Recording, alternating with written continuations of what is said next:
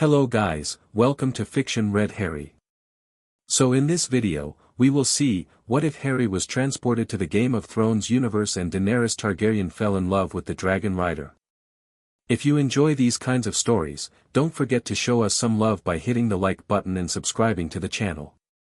Your support means the world to us.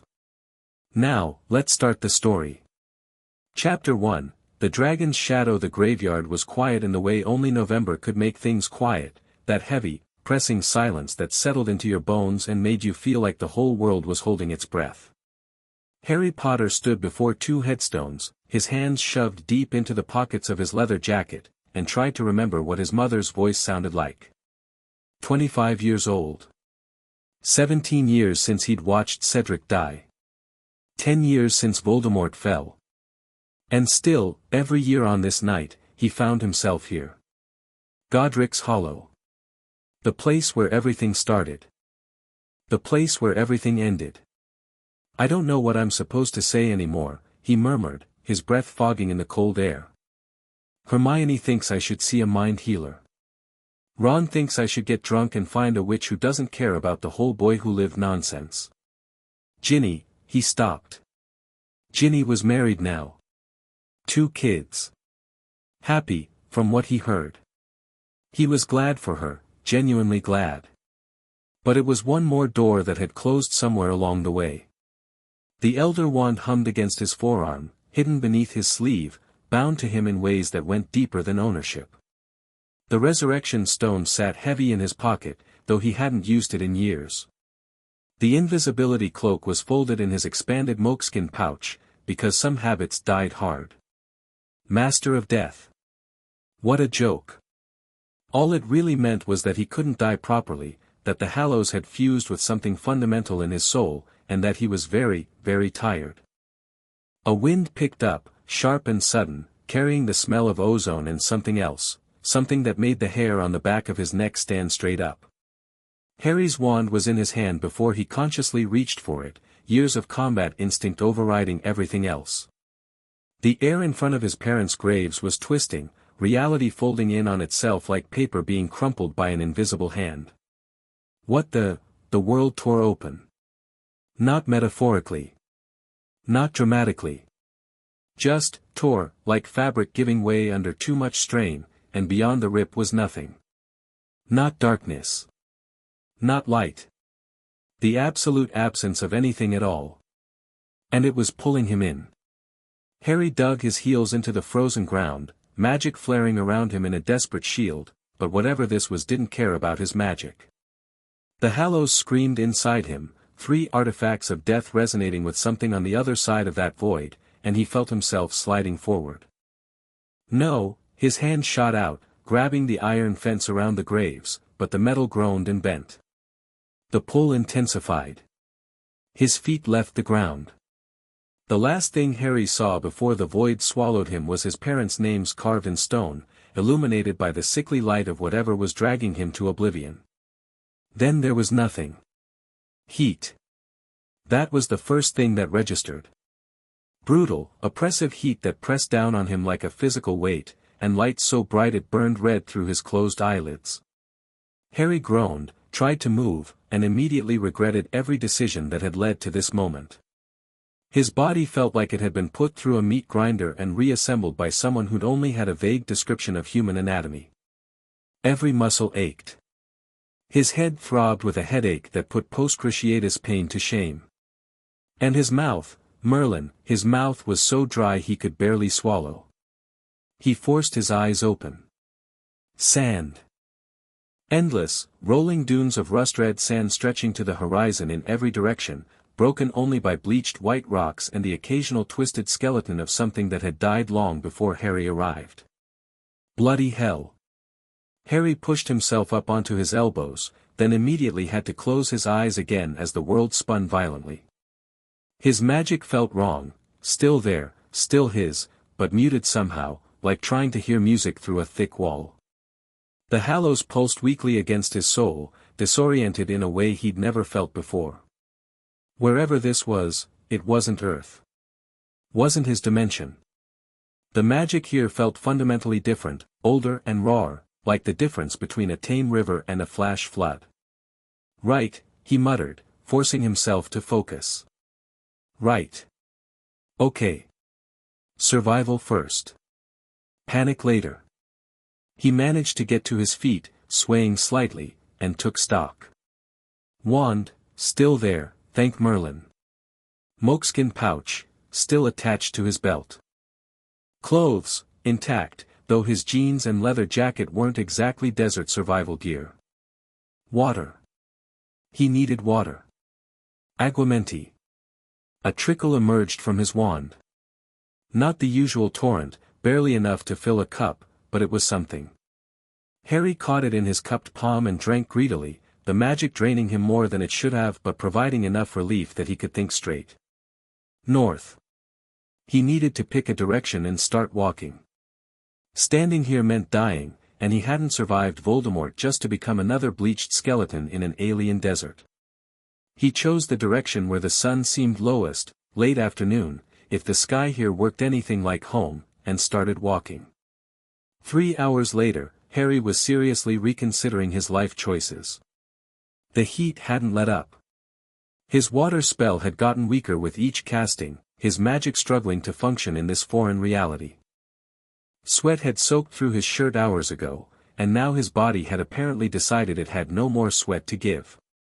Not good signs. The Elder Wand hummed anxiously against his arm, and Harry found himself talking to it, because at this point, why not? You know, when I imagined dying, this wasn't quite what I had in mind. Thought it'd be something dramatic. Saving someone. Going out in a blaze of glory. Not just, walking until I dropped in a desert that probably doesn't even have a name. The wand pulsed. Comfortingly. Mockingly. Hard to tell with an ancient artifact of death. Though I suppose I can't actually die, can I? Master of death and all that. What happens when the Master of Death dies of dehydration in the middle of nowhere? Do I just keep suffering forever? That's a cheery thought. His foot caught on something, and Harry stumbled, going down hard on one knee. He stayed there for a moment, breathing heavily, and looked at what had tripped him. A wheel. Half buried in the sand, wooden and clearly handmade. And beyond it, Harry's head snapped up. Wagon tracks, cutting through the sand, partially filled in but still visible. And in the distance, maybe a mile away, shapes that weren't rocks. Oh, thank Merlin. He pushed himself up and started moving faster, hope giving him energy he didn't actually have. The shapes resolved as he got closer, wagons, definitely wagons, arranged in a rough circle. Horses, or something like horses, standing listlessly in the meager shade the wagons provided. And people. People meant water. People meant survival. People also meant potential danger, his aura training reminded him, especially in an unknown world where he had no idea what the local customs were or whether they'd see a stranger as a threat. Harry slowed as he approached, one hand near his wand but not drawing it. Better to seem harmless until he knew what he was dealing with. The camp looked rough. Ragged tents, thin people, the general air of desperation that Harry recognized from refugee situations he'd dealt with during the war. Whoever these people were, they weren't thriving. A woman noticed him first. She emerged from behind one of the wagons, and Harry's steps faltered because she was carrying a sword, a curved blade that looked well used, and her dark eyes were fixed on him with immediate suspicion. "Cass Issa Syz," she demanded, the words completely foreign to Harry. He held up his hands, showing them empty. "I don't understand. I'm not a threat." More people were emerging now, drawn by the commotion. Weathered faces, suspicious gazes, hands moving to weapons. They were all dark-haired, olive-skinned, dressed in leather and rough-spun cloth that looked designed for horseback. Warriors, clearly. Not farmers or merchants. Skoros Syt Ixakazur. The woman with the sword stepped closer, and her blade came up. "I've Estragon." "I don't speak your language," Harry said slowly, keeping his voice calm. "Water? I need water." He speaks the common tongue. The new voice came from behind the gathered warriors, and the crowd parted like water. Harry forgot about the sword at his throat. The woman who walked forward couldn't have been more than 20, but she carried herself like she'd already lived several lifetimes. Silver blonde hair fell past her shoulders, tangled and dusty but somehow still striking. Her face was beautiful in a way that seemed almost unreal, high cheekbones, full lips, violet eyes that assessed him with a sharpness that reminded him uncomfortably of Professor McGonagall. She wore what had probably once been a fine dress, now stained and worn from hard travel, and something about the way everyone else deferred to her made it very clear who was in charge here. "Who are you?" she asked, her accent lilting and unfamiliar but her English perfectly understandable. "And how did you come to be in the Red Waste?" "My name is Harry Potter." He kept his hands visible, non-threatening. "And honestly, I have no idea how I got here. I was, somewhere else, and then I wasn't." Those violet eyes narrowed. "You expect me to believe you appeared from thin air? I expect you to believe whatever you want. But if you could spare some water, I'd be grateful enough to not care what you believe." A beat of silence. Then, surprisingly, her lips twitched. "You're either very brave or very foolish, speaking to me like that when my blood riders have blades drawn." "Probably foolish. It's been a long day." The woman studied him for another long moment, and Harry had the distinct impression he was being weighed and measured in ways he didn't fully understand. Finally, she nodded to one of the warriors. "Tepagon Zirila Rovilian." The warrior who'd first confronted him, a young woman with a fierce face and suspicious eyes, reluctantly sheathed her sword and disappeared into one of the wagons. She returned with a water skin, which she shoved at Harry with poor grace. He drank carefully, not gulping despite his desperate thirst, because he remembered enough survival training to know that would just make him sick. The water was warm and tasted of leather, and it was the most delicious thing he'd ever experienced. "Thank you," he said when he'd finished. "Truly. I am Daenerys Stormborn of House Targaryen," the silver-haired woman said. "Queen of the Undulls, the Rhoynar, and the First Men. Khaleesi of the Great Grass Sea. And you, Harry Potter, are either a gift from the gods or a spy sent by my enemies." She tilted her head slightly, those violet eyes never leaving his. "I haven't yet decided which." Harry blinked. That was a lot of titles. "I'm definitely not a spy. Don't even know who your enemies are." "Everyone." She said it simply, without self-pity. "Everyone is my enemy." Before Harry could respond to that rather bleak worldview, a sound cut through the desert air, a sound that made his heart stop and his brain refuse to process what his ears were telling him. A screech. High and piercing. Coming from above. Harry looked up. A dragon. A bloody dragon, small but unmistakable, dove out of the sky and landed on Daenerys Targaryen's shoulder.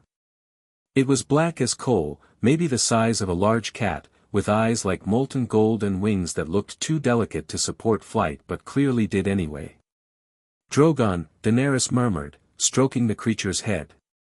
Two more shapes descended, a green one and a cream and gold one, settling on a nearby wagon and eyeing Harry with disconcerting intelligence. The green one, in particular, had fixed him with an intensity that made something in his chest resonate. The hallows pulsed.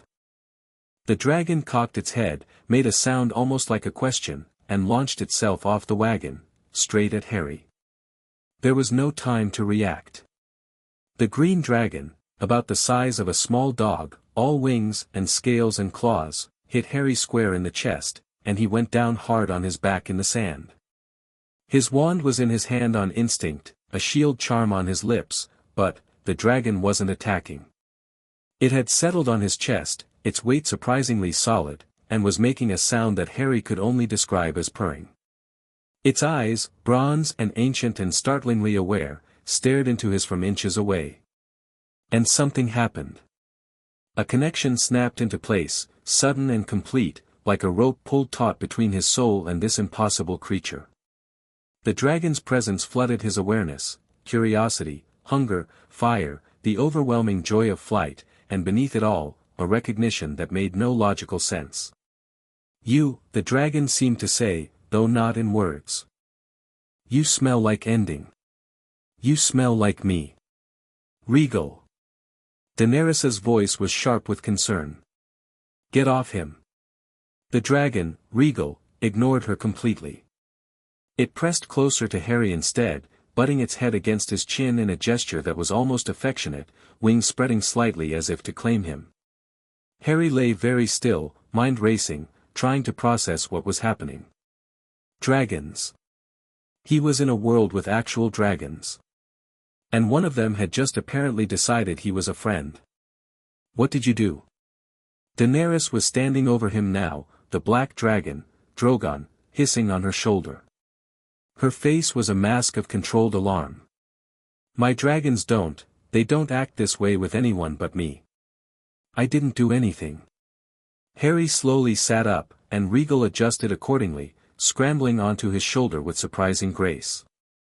The dragon was heavier than expected, its claws pricking through his jacket, but the warmth of it against his neck was oddly comforting. He just flew at me. Daenerys corrected automatically, then shook her head as if that wasn't the point. Regal has never shown interest in anyone. She burned the last person who tried to touch her. Harry turned his head slightly, meeting the dragon's bronze gaze. Yeah. You don't want to burn me? Regal made that purring sound again and settled more firmly onto his shoulder. The Dothraki warriors were murmuring among themselves, their suspicion giving way to something else, something that looked uncomfortably like awe. The woman who'd first confronted Harry was staring at him with wide eyes, her hand making some kind of gesture that might have been religious. Daenerys's expression had shifted too. The calculation was still there, but now there was also intense curiosity, and the faintest edge of hope. You're not just a lost traveler, are you? She said quietly. No ordinary man draws a dragon's loyalty. I'm not ordinary. Harry saw no point in lying about it. Where I come from, I'm what they call a wizard. I have magic. The silence that followed was so complete Harry could hear the wind moving across the sand. Magic, Daenerys repeated. Yes. Show me. It wasn't a request. For all her youth, there was iron in this woman's voice, an expectation of obedience that probably came naturally to someone who called herself a queen. Harry considered refusing. He was exhausted, his magic was behaving strangely in this world, and he had no idea if demonstrations would paint him as useful or as a threat. But then again, he'd just been claimed by one of her dragons. Hiding his abilities seemed pointless at this stage. He raised his free hand, concentrated, and murmured, Lumos. Light blossomed from his palm, bright and silver, pushing back the shadows of approaching evening. It wasn't his usual effortless spell, he could feel the magic struggling against the foreign nature of this reality, but it worked. A globe of pure light, hovering above his skin. Several of the Dothraki stepped back, hands flying to weapons. But Daenerys moved forward, her eyes wide and fixed on the light with something like hunger. It's real, she breathed. The stories said magic was returning, but, what stories? She dragged her gaze from the light to his face. The warlocks of Qarth. They claim the dragon's birth has woken magic in the world again. That's where we're going, Qarth. If we can reach it before we all die of thirst. Harry extinguished the light, his arm dropping heavily. That spell shouldn't have tired him, but in this world, it felt like he'd run a mile. How far is Qarth? Days. Perhaps a week. Daenerys looked around at her people, and Harry saw it then, past the titles and the regal bearing. Saw the desperation underneath. These people were dying. Running out of food, out of water, out of options.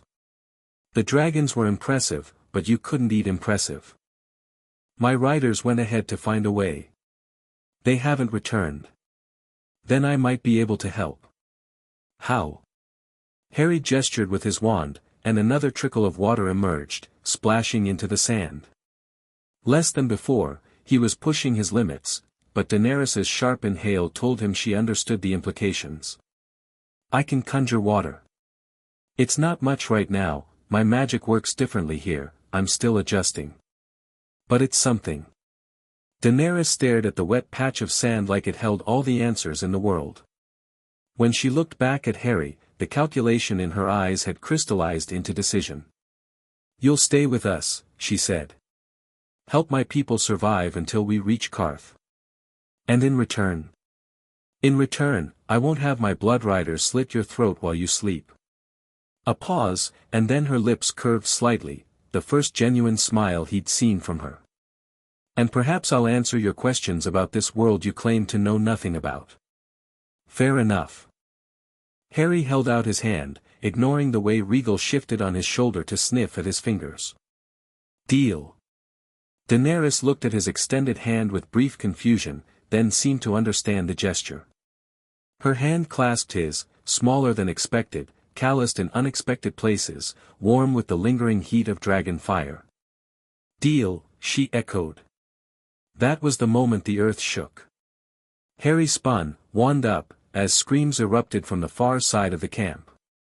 Something was coming through the sand, several somethings, massive shapes moving beneath the surface like sharks through water, circling the wagons.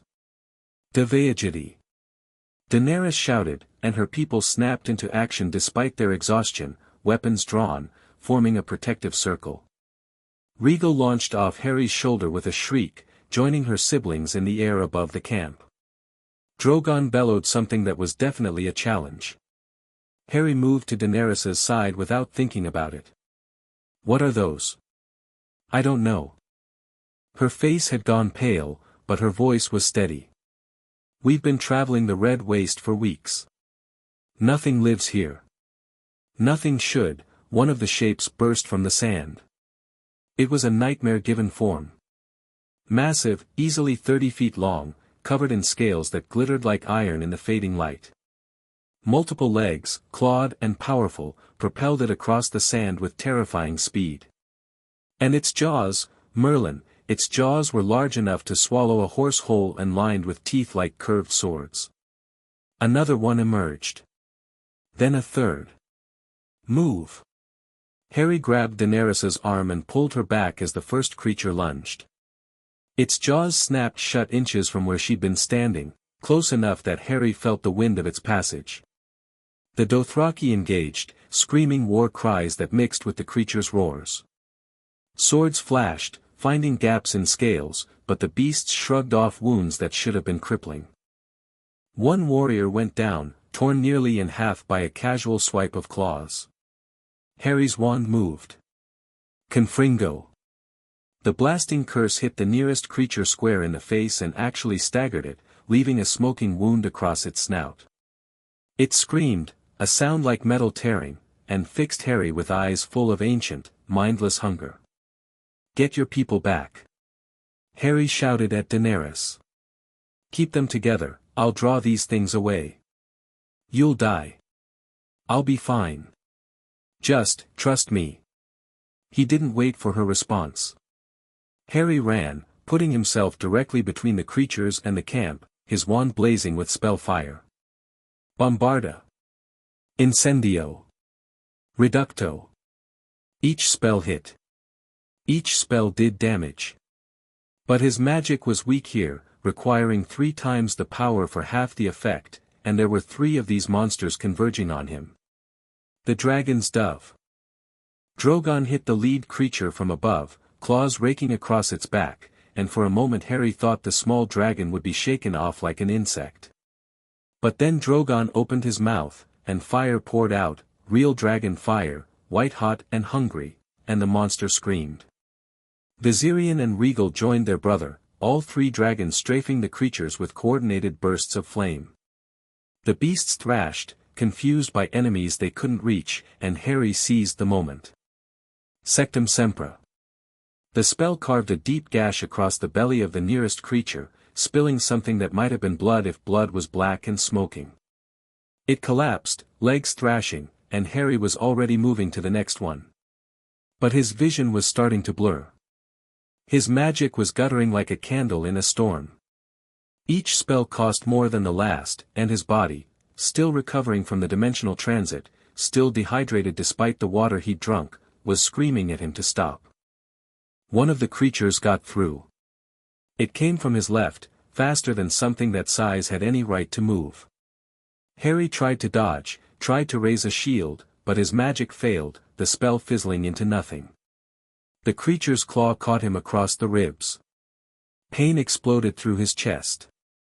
He was airborne, tumbling, hitting the sand hard enough to drive the breath from his lungs. His wand fell from nerveless fingers. Blood, hot and wet, spread across his side. The creature loomed over him, mouth opening for the killing blow. No, Harry thought distantly. Not like this. Not in some random desert fighting some random monster. The hallows flared. It wasn't a conscious decision. Something inside Harry, some survival instinct older than thought, reached for the power he'd always kept contained, the power that came from being the master of death. The creature's jaws descended. And stopped. The monster went still. Completely, utterly still. Its eyes, bright with hunger a moment ago, glazed over, going dim and dark. It swayed once, twice, and then collapsed sideways, landing in the sand with a ground-shaking thump. Dead. Instantly, completely dead. Harry stared at it, his hand still raised, something dark and cold radiating from his palm. The sensation was familiar, horribly familiar, the same feeling he got when the resurrection stone activated, when the barrier between life and death became permeable. He'd just killed something with death magic. Not a spell. Just, death. The remaining creatures were backing away, their primitive instincts recognizing something that their hunger had blinded them to before. They could feel it now. What Harry was. What he carried. They turned and fled, diving back beneath the sand and disappearing toward the horizon. The silence they left behind was deafening. Harry tried to sit up and immediately regretted it. The gash across his ribs was deep, blood soaking his shirt and jacket, pain pulsing with every heartbeat. His vision swam, the world tilting dangerously. Harry. Daenerys was running toward him, her silver hair streaming behind her, the black dragon following in the air above. Her face was pale with shock, but her hands were steady as she dropped to her knees beside him. Don't move. You're injured, notice that. His voice came out weaker than he intended. The creatures. Gone. What did you do to that last one? Harry couldn't answer. The darkness at the edge of his vision was spreading, his body finally surrendering to exhaustion and blood loss. The last thing he saw before unconsciousness claimed him was Regal landing beside him, the green dragon's worried chirp echoing strangely in his ears. He dreamed of ice. Endless, impossible ice, stretching across a landscape that might have been tundra or might have been the void between worlds. Snow fell in sheets so thick he could barely see, and the cold was alive, hungry, reaching for him with fingers that burned. And there, in the heart of the blizzard, something watched. Blue eyes. Not human. Not animal. Something else entirely, ancient and patient and filled with a malevolence that went beyond mere evil into something cosmic. Something inevitable. Master of death, a voice whispered, and the sound of it made Harry's soul shudder. You do not belong here. And yet, here you are. Harry tried to speak, tried to demand answers, but his voice wouldn't work. The cold was seeping into him, freezing his thoughts, slowing everything down. You carry death with you, the voice continued. I can taste it. Across all the leagues between us, I can taste what you are. And I wonder. A shape moved in the blizzard. Tall. Wrong.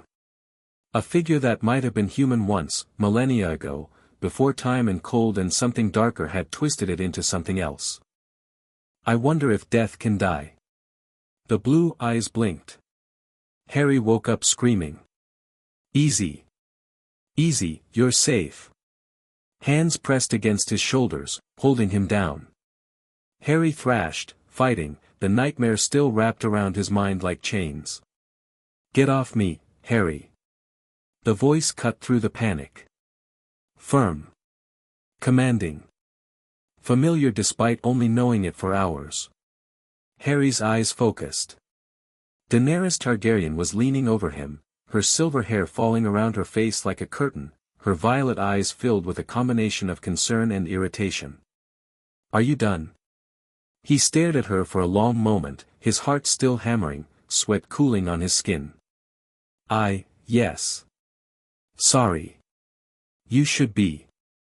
You've been unconscious for 2 days. We were starting to think you might not wake up. 2 days. Harry tried to sit up and was surprised when the movement didn't result in agony.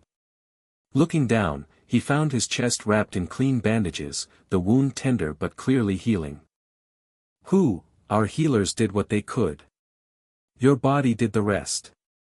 Daenerys's mouth twisted slightly. You heal remarkably fast for someone who nearly died. The benefits of being master of death. Not immortal, exactly, but very hard to kill permanently. Harry looked around. He was inside one of the wagons, lying on a rough pallet, daylight filtering through gaps in the canvas covering. The sound of movement outside suggested the camp was active, people talking, horses, or whatever they were, making noise, the distant shriek of dragons. Where are we? Still in the Red Waste. We couldn't move while you were unconscious, you were too badly injured to transport. A pause. Also, your dragon wouldn't let anyone near the wagon. My dragon? As if summoned by the words, Regal pushed through the canvas flap, her bronze eyes finding Harry immediately. The dragon made a sound that was definitely relief, scrambling across the wagon to curl up against his uninjured side. The connection between them pulsed warm and bright. She'd been worried. She'd been terrified, actually, in the instinctive way animals fear the loss of pack members. Harry found himself scratching under her chin without thinking about it. She hasn't left your side, Daenerys said quietly. Even when we tried to feed her, she wouldn't go far. I've never seen a dragon bond like this. I don't understand it either. Harry watched Regal's eyes half close in contentment. I've worked with magical creatures before, hippogriffs, thestrals, but nothing like this. It's like she recognized you. Yeah. Daenerys was silent for a long moment. When Harry looked at her, he found her studying him with an intensity that made him feel slightly transparent. What you did to that lizard lion, she finally said. The third one. How did you do it? Lizard lion. So that's what those things were called. Harry considered lying, considered deflecting, but something about the directness of her gaze made that feel like a betrayal. I killed it. Not with a spell, or not exactly. Just, killed it. Just killed it. Where I come from, there are objects called the Deathly Hallows. 3 artifacts associated with death itself. He touched his chest, where the Elder Wand's shape pressed against his forearm, where the stone sat in his pocket, where the cloak was folded in his pouch. I possess all 3. That makes me something called the Master of Death. He expected disbelief. Mockery. Fear. Instead, Daenerys nodded slowly. Death walks with you.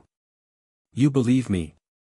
I walked into a fire and emerged unburned with 3 dragons hatching from stone. Her smile was brief, almost sharp. I stopped believing in impossible the night my husband died. There was grief in that statement, old grief buried deep. Harry recognized it. Carried the same kind himself. I'm sorry. Don't be. His death gave me my children. She reached over and stroked Regal's head, the dragon leaning into the touch without leaving Harry's side. And now, apparently, it's given me you. I'm not a gift. No. Her eyes met his. You're something more dangerous than that. You're a choice. My choice. Whether to trust you or not. Harry held her gaze. And what do you choose? I choose to watch. To learn. To see what kind of man Harry Potter really is. She stood, brushing dust from her skirt with practiced ease. Rest. We march for Qarth in the morning. My blood riders returned last night, the city will receive us. Though I imagine they'll be very interested in meeting the wizard who fell from the sky. She left before Harry could respond, the canvas flap swinging shut behind her. Regal lifted her head and made a questioning sound. Yeah, Harry murmured, settling back against the pallet, exhaustion already pulling at him again. I have no idea what I've gotten into either. But his last thought before sleep claimed him wasn't of dragons or queens or the dangers ahead. It was of blue eyes in a snowstorm. Watching. Waiting. Qarth announced itself long before they reached its walls. First came the greenery, a thin strip of vegetation that widened gradually as they traveled, fed by some underground water source that Harry couldn't see but could definitely feel. His magic responded to the moisture in the air like a man dying of thirst, which, a week ago, he nearly had been. Then came the road, actual stone, worn smooth by centuries of travel, cutting through the gradually softening landscape like a scar. And finally, the walls. Harry had seen impressive fortifications before. The walls of Hogwarts. The gates of the Ministry. Even the barriers around Azkaban, though he tried very hard to forget that particular trip. The walls of Qarth made them all look like garden fences. 3 layers of stone, each taller than the last, stretched across the horizon in both directions. The outermost wall was carved with images of animals, horses and snakes and eagles in endless procession. The middle wall displayed war scenes, armies clashing in frozen stone fury. The innermost wall, tallest of all, depicted figures that might have been gods or might have been kings, staring down at the approaching travelers with blank granite eyes. The 3 walls of Qarth, Daenerys said, riding up beside Harry. They'd given him a horse once he could sit upright, a sturdy creature that seemed resigned to carrying a rider who clearly had no idea what he was doing. The greatest city that ever was or ever will be, they call it. Modest. The Qartheen are many things. Modest isn't one of them. Harry could believe it. As they approached the main gate, he could see crowds gathering, merchants, nobles, common folk, all craning to get a look at the woman who called herself Queen and the dragons that followed in the air above. And at Harry, specifically. Word had spread during the journey. About the wizard who'd fallen from the sky. Who'd bonded with one of the dragons. Who'd killed a lizard lion with nothing but a touch of his hand. Harry could feel the weight of their stares, the whispered speculation, and it reminded him uncomfortably of his first arrival at Hogwarts. The same mixture of curiosity and fear. The same sense of being evaluated as a potential tool or a potential threat. Some things, apparently, were universal across dimensions. The gate opened, and a delegation emerged, silk-robed figures with elaborate hairstyles and expressions carefully schooled to reveal nothing. 13 of them, Harry counted, arranged in what was clearly a significant pattern. The 13, Daenerys murmured. The merchant princes who rule Qarth. They've agreed to receive us, but they'll expect payment for their hospitality. What kind of payment? That depends on what they want. Her jaw tightened. And I suspect what they want hasn't changed since I first asked for entry. The lead figure, a tall man with dark skin and rings on every finger, stepped forward.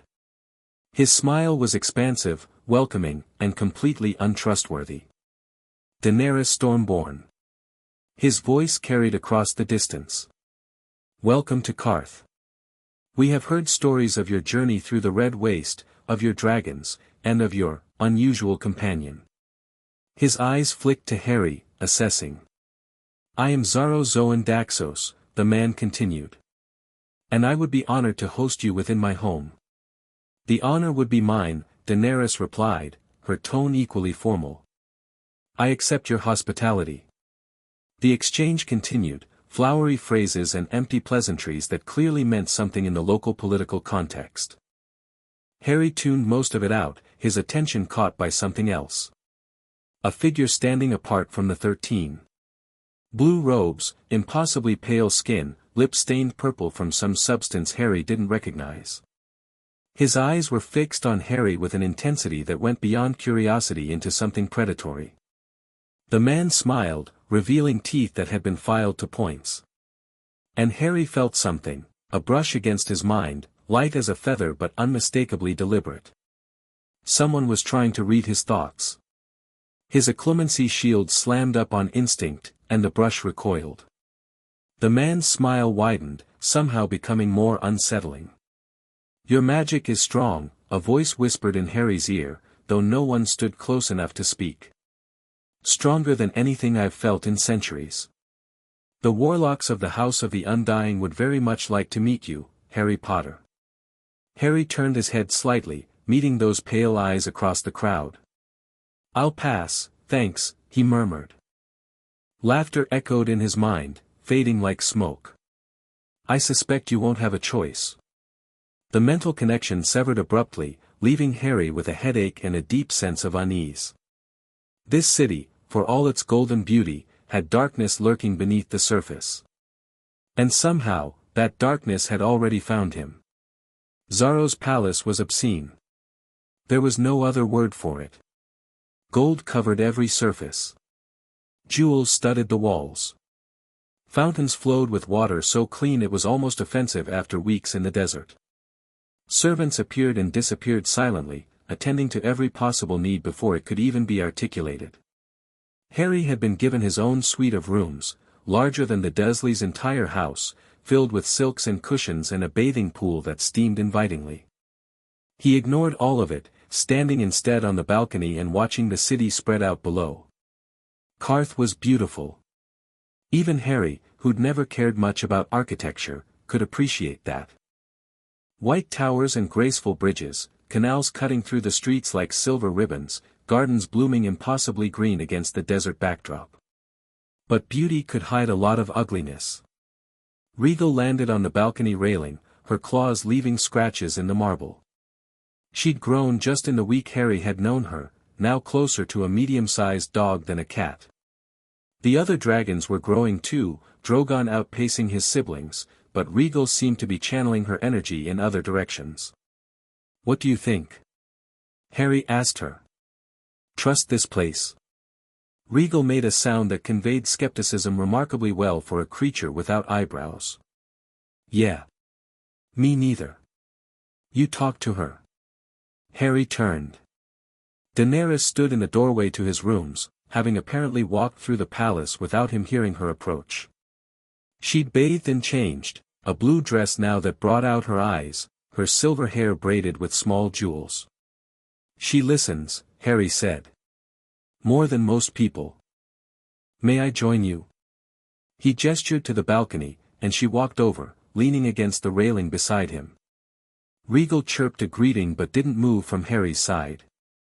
"Xaro has offered me a proposition," Daenerys said after a moment of silence. "What kind of proposition?" "Marriage. In exchange for half his wealth and ships to carry my army to Westeros."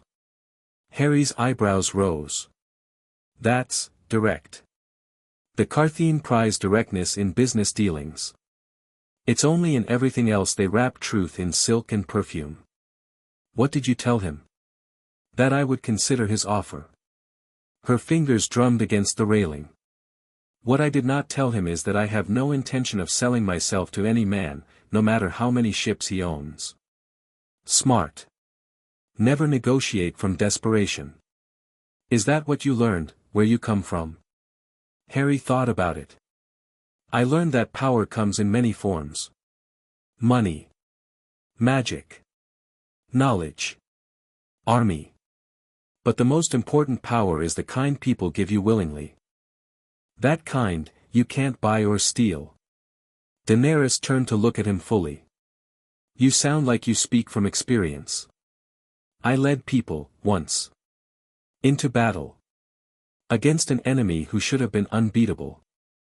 The memories rose, unbidden, Hogwarts burning, friends falling, the terrible weight of knowing that every decision he made meant life or death for hundreds of people. We won. But not because I was stronger than him. Because the people who followed me chose to follow. That choice made all the difference. And the enemy? What happened to him? I killed him. And then I spent the next 10 years trying to figure out who I was supposed to be without a war to fight. It was more than he'd meant to say. More than he'd told anyone, really, even Ron and Hermione. But something about the quiet of this balcony, the strange woman beside him, the impossible situation he'd found himself in, it loosened the words. You were lost, Daenerys said softly. I was. Maybe I still am. Then perhaps we were meant to find each other. She smiled slightly. Two lost rulers, wandering in the desert. You're a ruler. I'm just, the man who bonded with my dragon. Who killed monsters with a touch. Who speaks truth when lies would be easier. Her hand found his on the railing. In Qarth, they'll see you as a weapon to be acquired or a threat to be eliminated. They won't understand what you actually are. And what's that? Someone worth following. Harry stared at her, surprised by the certainty in her voice. She barely knew him. They'd spent maybe 10 hours in actual conversation over the past week, most of it practical discussions about travel and survival. But then again, he thought, maybe that was exactly how you learned who someone really was. Not through grand proclamations and heroic speeches, but through small moments. The water he'd conjured for dying strangers. The way he'd put himself between the monsters and her people without hesitation. The quiet conversations during long desert nights, neither of them sleeping. I don't want to be a ruler, he said finally. I did that once. I won't do it again. I'm not asking you to rule. Her fingers squeezed his. I'm asking you to stay. To help me win a throne I've never even seen. To fight for a people who will probably never thank you. Why would I do that? Daenerys's smile turned slightly mischievous. Because you're a hero. And heroes can't help themselves. Harry wanted to argue. Wanted to point out that heroes got people killed, that heroism was just another word for luck that hadn't run out yet, that he'd spent years trying to escape that particular identity. But Regal chose that moment to nudge against his hand, her warmth seeping into his skin, and he felt the bond between them pulse with something like hope. Maybe that was the answer. Maybe he couldn't go home, the ritual that had pulled him here wasn't something he could recreate, not without understanding magic that worked on rules completely foreign to anything he knew. Maybe he was stuck in this world, with its dragons and its politics and its frozen nightmares lurking in the north. If he had to be stuck somewhere, there were worse options than standing beside a silver-haired queen who looked at him like he was more than a scar and a title. I'll stay, he said. For now. See where this goes.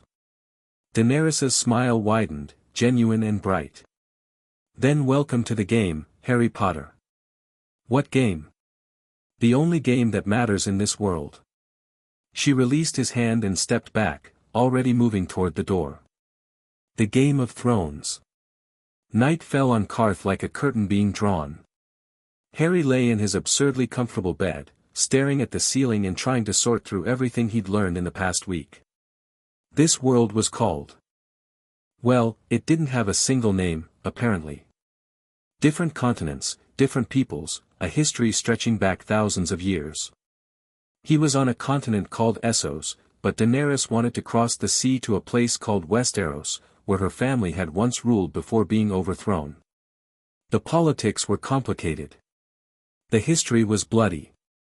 And somewhere in the far north, beyond a massive wall built to keep out ancient enemies, something old and cold was stirring.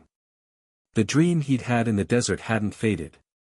If anything, it had grown sharper in memory. Blue eyes.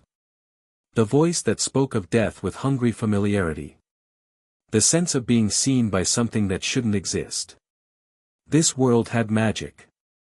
The dragons were proof of that. But it also had something else, something darker than anything Harry had faced before. Master of Death, the voice had called him. You do not belong here. Neither do you, Harry murmured to the darkness. Whatever you are. No response. He hadn't expected one. Sleep, when it finally came, was mercifully dreamless. The summons arrived at dawn. A servant knocked on Harry's door, bowing deeply when he opened it. The warlock Piet-Pri requests your presence at the house of the Undying, my lord. He says you will want to hear what he has to offer. Harry's hand tightened on the doorframe. The pale figure from yesterday. The one who'd brushed against his mind. Tell him I'm not interested. He said you would say that. The servant's eyes were glassy, Harry noticed. Not quite focused. Like someone speaking words that weren't their own. He said to tell you that he knows about the blue eyes in the snow. He said to tell you that he can show you why they watch. Ice ran down Harry's spine. He said to tell you, the servant continued, that the Night King sends his regards. The servant collapsed. Harry caught him before he hit the ground, lowering him gently to the floor. The man's pulse was weak but steady, alive, not dead, just empty. Like a cup that had been drained. Footsteps in the hall. Daenerys, still in her sleeping clothes, alarm on her face. I heard, what happened? Warlocks. Harry straightened, his jaw tight. They know something. About what brought me here. About the thing I saw in my dream. Harry, I have to go see them. No. She grabbed his arm, her grip surprisingly strong. The House of the Undying is a trap. Everyone knows this. They lure people in with promises and steal their souls. Then I'll be careful. You can't be careful with warlocks. They don't play by any rules we understand. Neither do I. Harry met her eyes. Whatever is coming, whatever those blue eyes represent, I need to know. If there's any chance these warlocks have answers.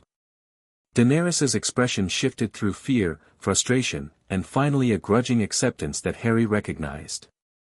The face of someone who understood that sometimes you had to walk into danger even when every instinct screamed against it. Then I'm coming with you. It's dangerous.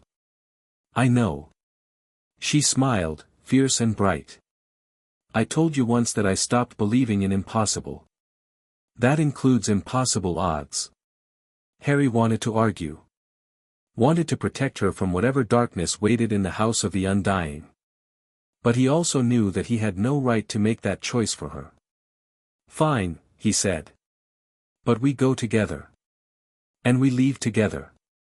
Together, Daenerys agreed. On the balcony outside, Regal lifted her head and shrieked. The game, as Daenerys had called it, was about to begin. Chapter 1 and Chapter 2, Fire and Blood and something else. The House of the Undying didn't look like much. Harry had expected something dramatic, towering spires, black stone, maybe some lightning for atmosphere. What he got was a squat grey building that seemed to crouch at the edge of Qarth's garden district like a toad waiting for flies. That's it? He asked, unable to keep the skepticism from his voice. The warlocks prized deception above all else. Daenerys stood beside him, dressed in practical riding leathers rather than the silk Zaro had gifted her. Smart woman. What you see is what they want you to see. And what's actually there? No one knows. Those who enter rarely return. Those who do. She trailed off. Those who do what? They're different. Changed. Her violet eyes fixed on the grey building with an intensity that spoke of personal stakes. My brother Viserys spoke of coming here once, to learn the secrets of dragon binding. Our host in Pentos talked him out of it. Said the warlocks would take more than they gave. Sounds like most magical bargains I've encountered. They approached the entrance, a simple wooden door that shouldn't have been ominous but somehow was. The air around the building felt wrong, heavy with something that made Harry's skin prickle. His magic stirred uneasily, recognizing a kindred power but not trusting it. Regal circled overhead, her bronze scales catching the morning light. She'd wanted to come with them, had actually tried to follow Harry through the streets, but he'd convinced her to stay airborne. Whatever was inside this place, he didn't want the warlocks getting their hands on a dragon. Drogon and Viserion had stayed at Xaro's palace, which Daenerys had been reluctant about until Harry pointed out that keeping all 3 dragons together made them a single target. Spread out, they were insurance. You're thinking strategically, she'd said, sounding both surprised and pleased. I've had practice. Now, standing before the House of the Undying, Harry wondered if any amount of strategy would matter. The magic emanating from this place was old. Not older than him, necessarily, he'd touched artifacts that predated human civilization, but old in a different way. Patient. Hungry. Ready? He asked. No. Daenerys squared her shoulders. But that's never stopped me before. Harry pushed open the door. The interior made no sense. They stepped through into what should have been a single room but was instead a corridor stretching into darkness. The walls were stone, damp and cold, lit by torches that burned with blue flame and cast no shadows. This is wrong, Harry murmured, drawing his wand. The building isn't this big. Space means nothing here. Daenerys's voice was steady, but he could see her hand resting on the knife at her belt. The warlocks bend reality to their will. Lovely. They walked. The corridor seemed endless, doors appearing on either side at irregular intervals, some wooden, some iron, some made of materials Harry couldn't identify. Through each door came sounds, whispers, screams, laughter, music. None of it felt real. Don't open them, Daenerys said when Harry slowed near one. Whatever you see, whatever you hear, it's not real. Not unless they want it to be. How do you know? The stories. Everyone in Essos knows the stories. Her jaw tightened. Always go through the first door on the right. Never through any other. And never, ever turn back. Harry filed that information away. First door on the right. Got it. They found it eventually, a door of pale wood, unremarkable except for the symbol carved into its surface. A stylized eye, the pupil made of something that glittered like liquid. Together, Daenerys said. Together. They pushed through. The room beyond was vast, impossibly vast, a domed chamber that could have held Hogwarts' Great Hall 3 times over. The walls were covered in murals, dragons and battles and things that Harry's mind refused to fully process, and at the center stood a raised dais. Piet Pri waited for them there. Up close, the warlock was even more unsettling than he'd appeared from a distance. His skin wasn't just pale, it was translucent, blue veins visible beneath the surface like rivers on a map. His purple-stained lips curved in a smile that never reached his eyes. Welcome, welcome. His voice echoed strangely, coming from multiple directions at once. The Mother of Dragons and the Master of Death. What an honor. You know what I am, Harry said. Not a question. We know many things. The warlocks have watched the world for millennia, gathering secrets like others gather gold. Piet Pri descended from the dais, his robes trailing behind him like smoke. We felt you arrive, Harry Potter. The moment you crossed between worlds, magic itself trembled. You brought something with you. Something that doesn't belong here. The Hallows. Yes. 3 artifacts of death, bound to a living soul. The warlock's eyes glittered with avarice poorly disguised as curiosity. Do you understand how rare that is? How valuable? I'm not for sale. Everyone is for sale. The price simply varies. Piet Pri's gaze shifted to Daenerys. The Mother of Dragons knows this. She sold her innocence for an army. Her husband for her children. What would you sell for the Iron Throne, Daenerys Stormborn? Nothing you could offer. Daenerys's voice was ice. We came for information, not bargains. Information is a bargain. Everything is. The warlock spread his hands. But very well. Ask your questions. I will answer, some of them. Harry stepped forward. The blue eyes. The voice in the snow. What is it? Pietpri's smile faltered, the first genuine reaction Harry had seen from him. You've seen him already. That's unexpected. Concerning, even. Seen who?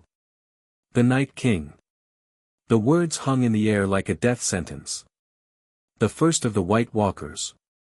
The commander of the army of the dead. He waits beyond the wall in the far north, gathering his forces for the long night that will end all life. Daenerys drew a sharp breath. The children's stories. The tales old Nan used to tell my brother. Not stories. History. Prophecy. Pietpri began to pace, his movements oddly jerky, like a puppet with loose strings. Thousands of years ago, during the first long night, the dead rose and nearly consumed the world. They were pushed back, defeated, sealed behind a wall of ice and magic. But not destroyed. Never destroyed. And now they're waking up, Harry said. They've been awake for some time. But they've been waiting. Waiting for the right moment. Waiting for. The warlock stopped, fixing Harry with an intensity that bordered on madness. Waiting for you. The temperature in the chamber dropped. Harry felt it like a physical blow, not natural cold, but something else. Something that came from inside him, from the Hallows responding to the mention of their counterpart. Explain, he demanded. The Night King was made, not born. The children of the forest created him as a weapon against men, using magic they didn't fully understand. Magic of death. Pietpri's voice dropped to a whisper. He is death's champion in this world. And you are death's master in another. Do you see now why he watches? Why he waits?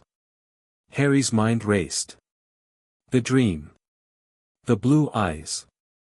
The voice that had spoken of death with such familiarity. I wonder if death can die. He wants the Hallows. He wants you. The Hallows are merely the prize inside the package. Pietpri laughed, a sound like breaking glass.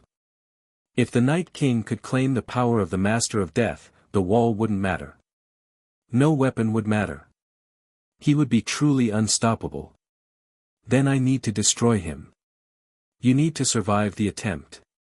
The warlock gestured, and images appeared in the air, maps, armies, figures that Harry didn't recognize. The Night King commands hundreds of thousands of wights. Dead men raised to serve, feeling no pain, knowing no fear. His generals, the White Walkers, can freeze a man's blood with a touch. His magic grows stronger each day the world ignores him. Then why hasn't he attacked? The wall. Ancient magic binds him, prevents him from crossing. Pietpri's smile returned, sharp and knowing. But magic is failing. The dragon's rebirth sent ripples through the foundations of the world. Your arrival sent more. The Night King will break free eventually. The only question is whether anyone will be ready when he does. Daenerys stepped forward, her posture rigid. Why are you telling us this? What do you want? What we've always wanted, Daenerys Stormborn. Power. The warlock spread his arms wide. Stay with us. Let us study the dragons, the Hallows, the magic that binds you both. Help us grow strong enough to face what's coming. And in return? In return, you survive.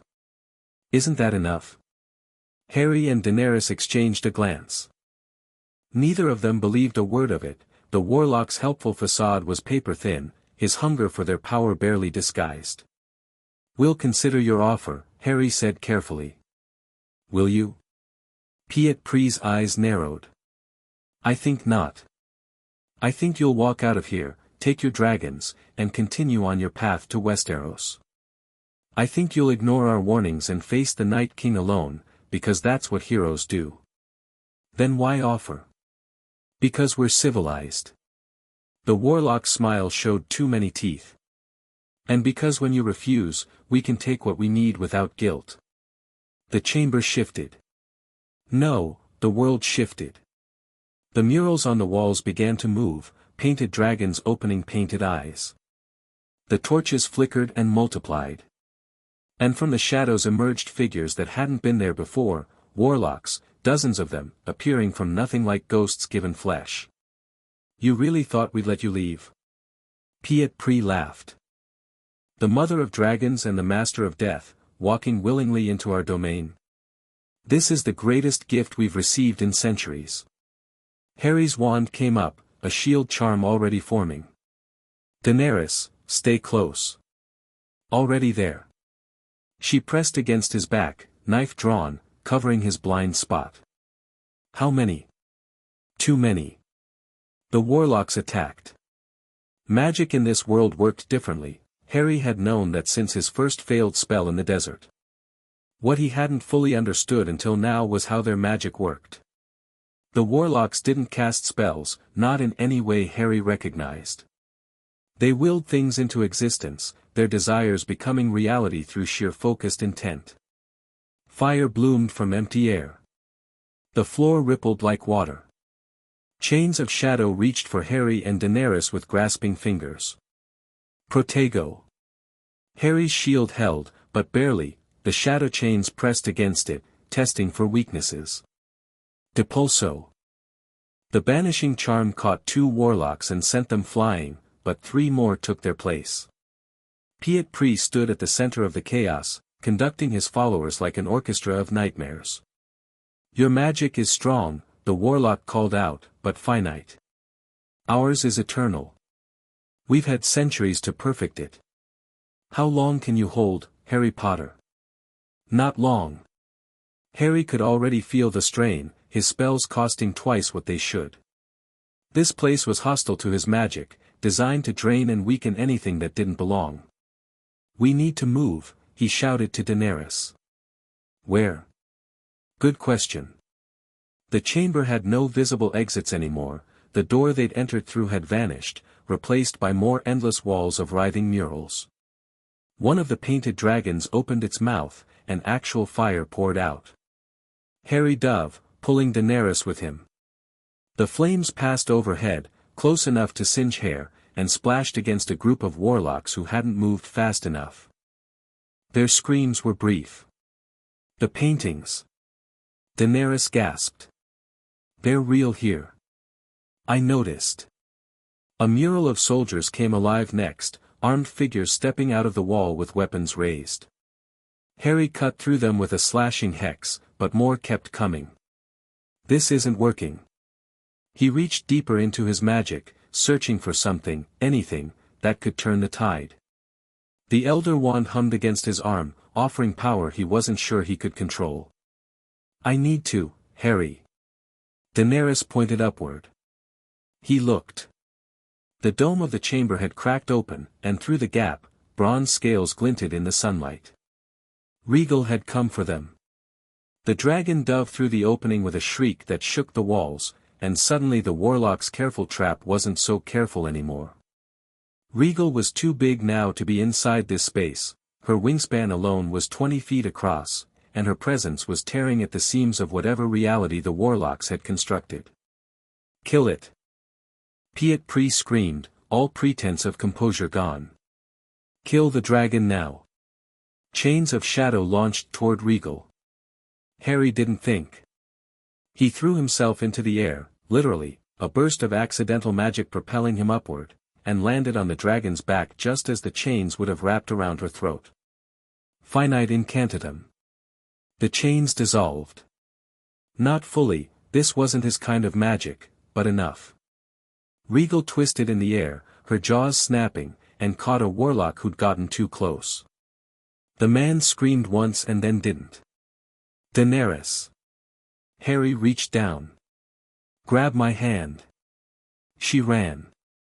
3 warlocks tried to intercept her, and she killed them, knife through the throat, knife through the eye, blade rammed up under a rib cage, with a viciousness that reminded Harry these weren't ordinary people he was trying to protect.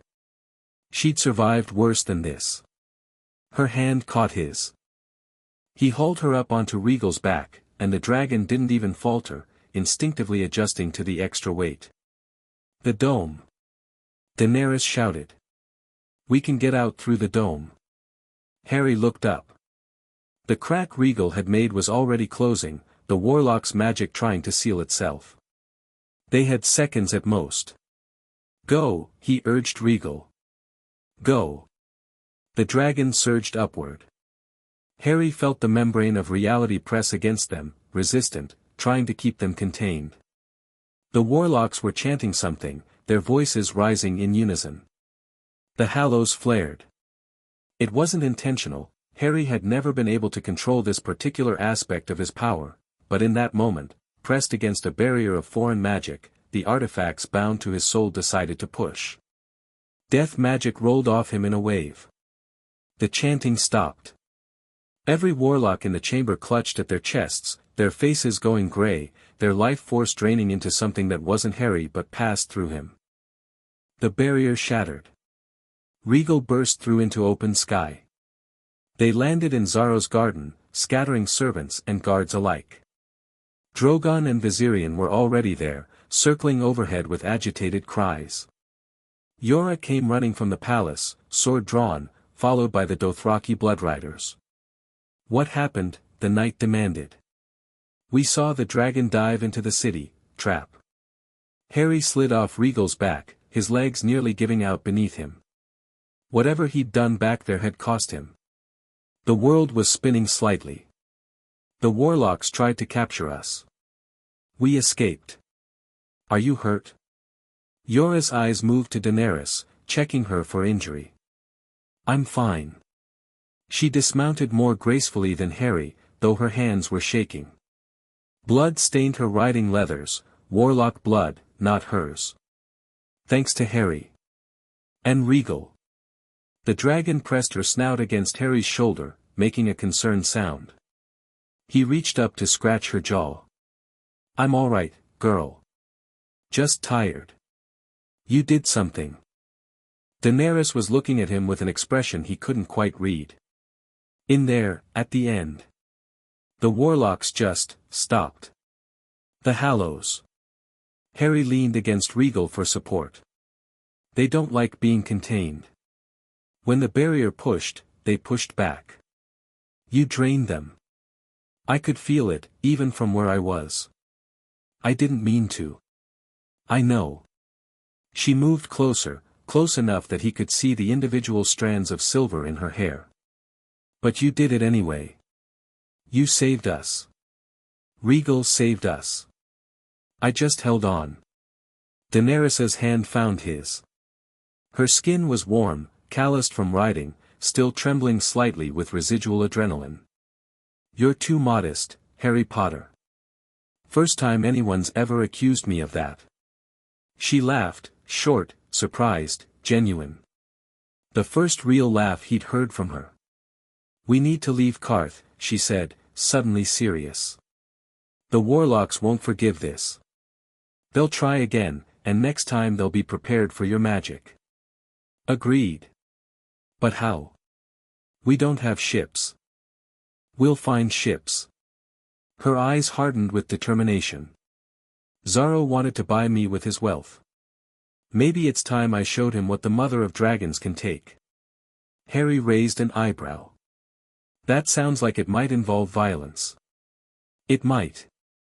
She squeezed his hand once, then released it. Rest. Recover your strength. Tonight we plan. Tomorrow. Tomorrow. Daenerys smiled, fierce and bright. Tomorrow, we remind Qarth why they should fear dragons. Harry spent the afternoon in his chambers, trying to recover. It wasn't working. His body was exhausted, that was normal, expected, the kind of tired that sleep could fix. But something else was wrong, something deeper. The hallows felt agitated. Stirred up by what had happened in the House of the Undying, by the foreign magic pressing against them, by the death they'd dealt without his conscious consent. The resurrection stone kept pulsing against his hip. The Elder One hummed in a low continuous tone. The cloak, folded in his pouch, seemed to shift and rustle even though nothing touched it. And in the back of his mind, faint but persistent, he could feel cold eyes watching. "You used our gift well," the Night King's voice whispered. "You would make a fine servant. Get out of my head." "I am not in your head, Master of Death. I am merely paying attention." Amusement colored the words. The warlock spoke truth. "You interest me greatly."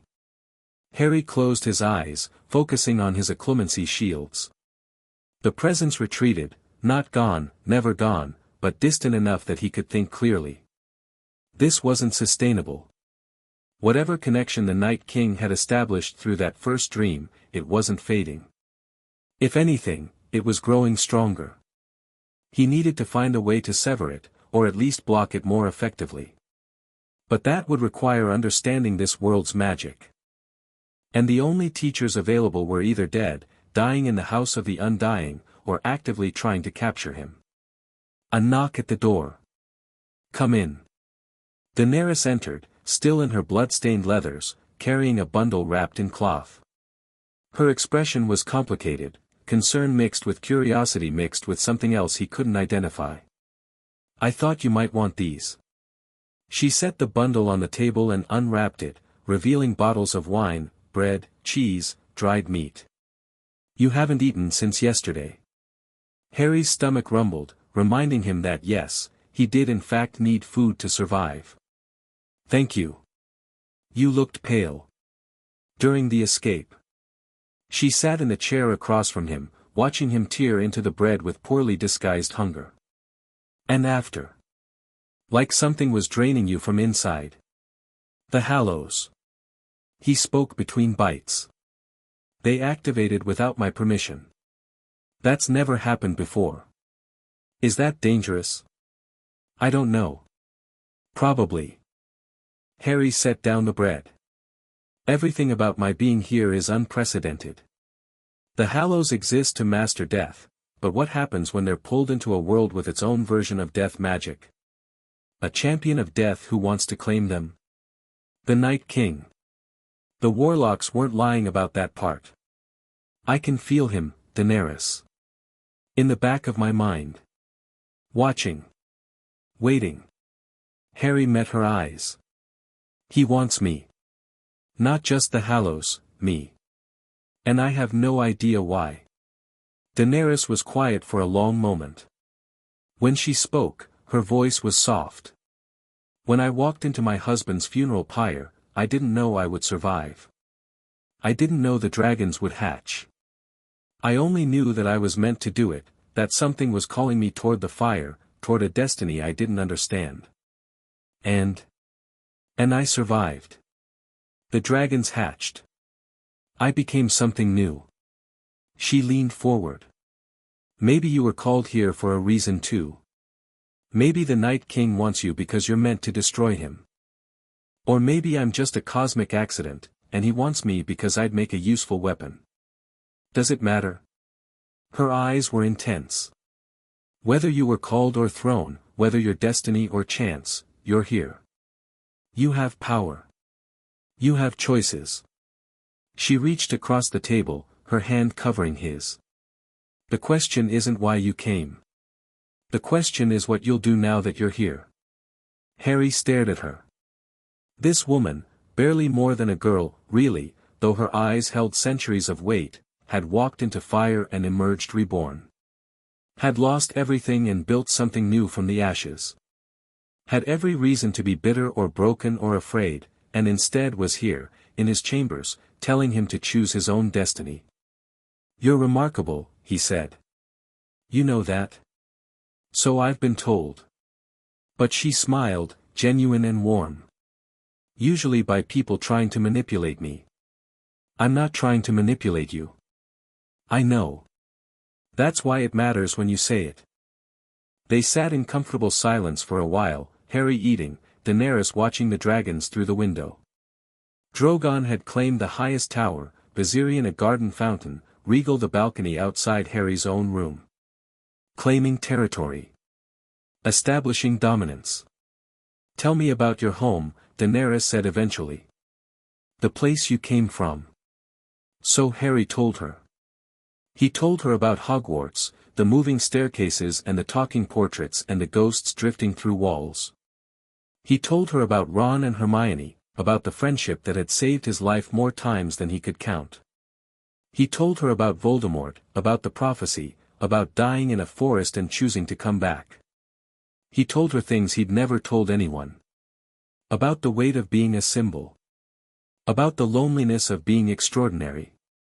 About the way people looked at him, seeing the boy who lived, the chosen one, the man who conquered, and never seeing him. Daenerys listened to all of it. And when he finished, she said something that no one had ever said before. "You're not a hero there. You're a survivor. Like me." Harry blinked. What? A hero chooses to fight. Wants to fight. You didn't. You were thrown into a war you never asked for, forced to become something you never wanted to be. She squeezed his hand. I understand that. I was sold to a Dothraki warlord when I was barely grown. Traded like property. Every choice I've made since then has been about becoming more than what others made me. And have you? Become more? I don't know yet. Her smile was sad.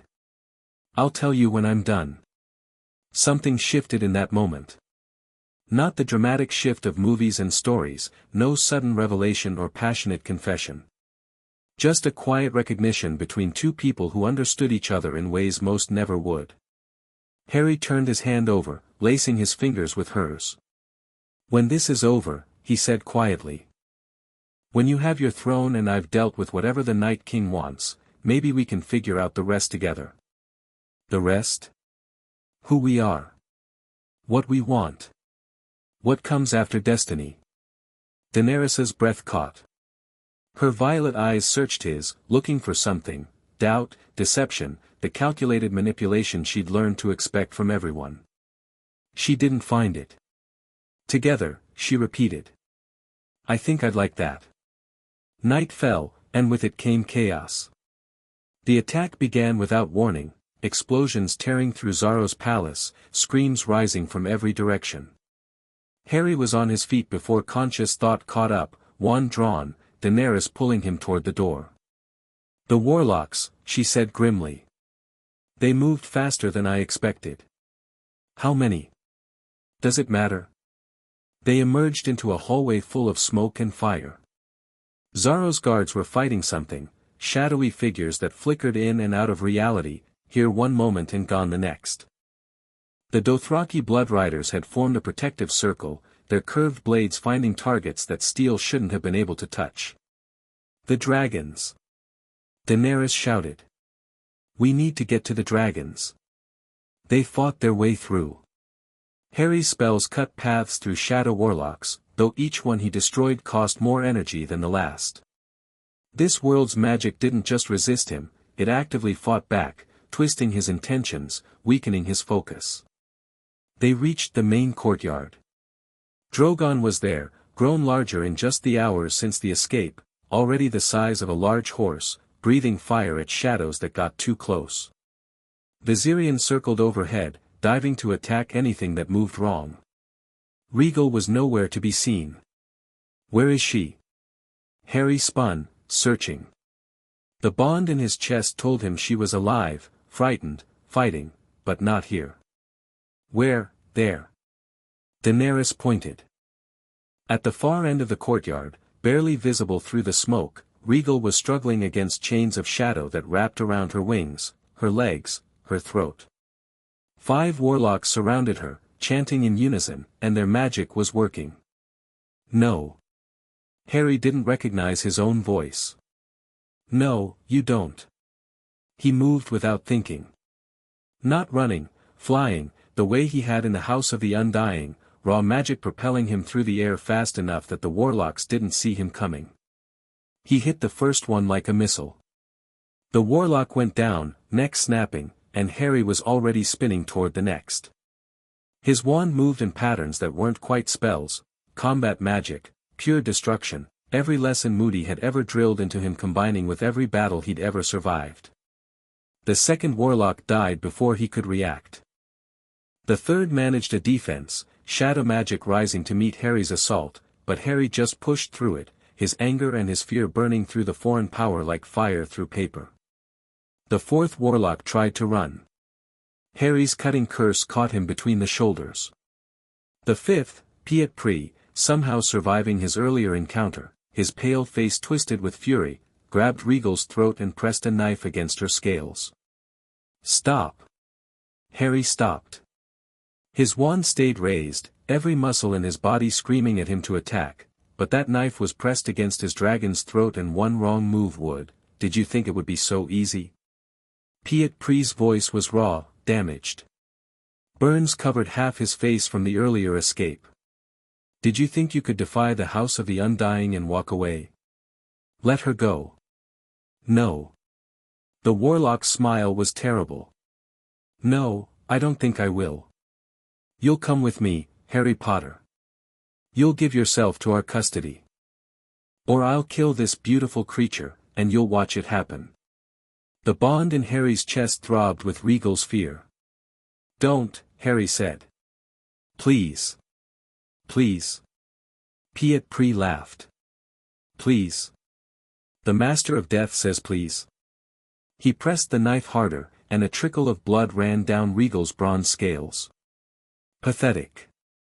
You have all that power, and you beg like a. Harry let go. Not of his magic. Of his control.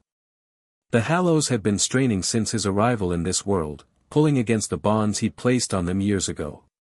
He'd been so careful, so measured, never letting them fully loose because he didn't know what would happen if he did. He found out.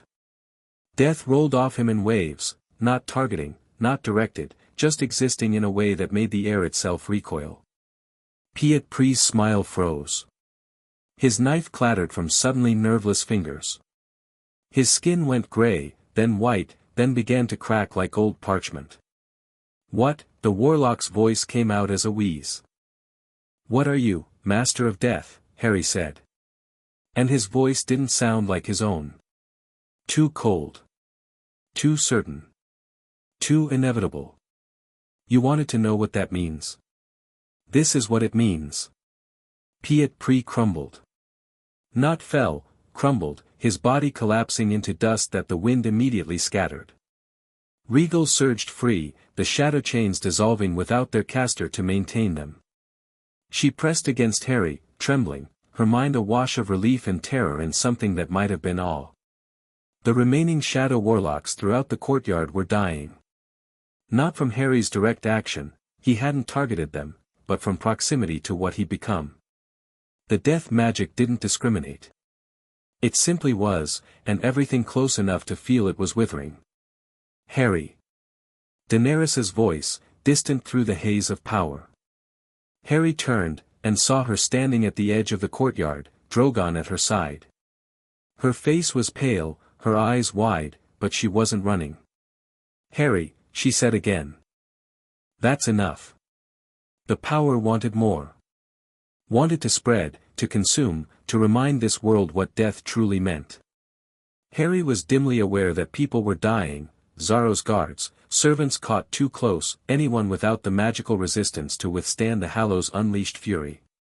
But Daenerys wasn't dying. She stood in the midst of death's overflow and burned, her Targaryen fire meeting his darkness, neither consuming the other. That's enough, she repeated. Come back to me. Harry reached for his control. Found it in tatters. Reached deeper, past the Hallows, past the power, to the part of himself that was still just a boy who'd wanted a family. Who'd wanted to be normal. Who'd wanted to save people, not destroy them. He pulled back. The death magic retreated, slowly, reluctantly, but it retreated. The Hallows settled into something like dormancy, satisfied by what they'd tasted, willing to wait. Harry's legs gave out. Daenerys caught him before he hit the ground. I've got you, she murmured, holding him up. I've got you. I killed, his voice cracked. I killed, you saved Regal. You saved us. Her arms tightened around him. Whatever else happened, you saved us. Harry wanted to argue. Wanted to explain that what he'd done was monstrous, uncontrolled, everything he'd spent years learning to suppress. But he was so tired. And she was warm. And Regal was pressing against his other side, her mind full of love and gratitude and no judgment at all. "We need to leave," Daenerys said. "Now, tonight, before anyone can regroup. Zaro can rot.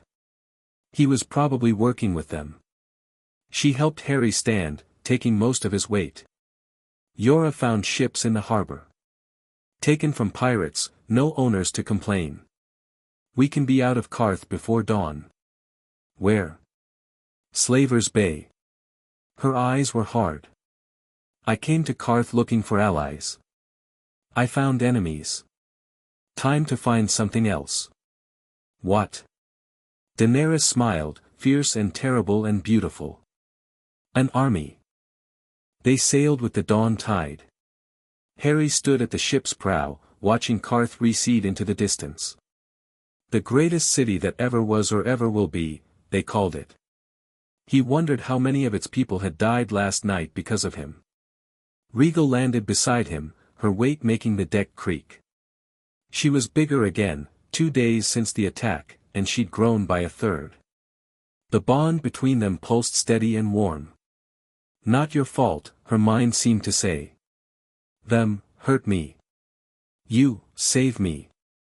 It's not that simple." "Is simple." Regal butted her head against his hand. "Pack protect pack. You, protect." "Good." Harry laughed despite himself. "I think I liked it better when you couldn't communicate." The dragon made a sound that was definitely indignant. Footsteps behind him.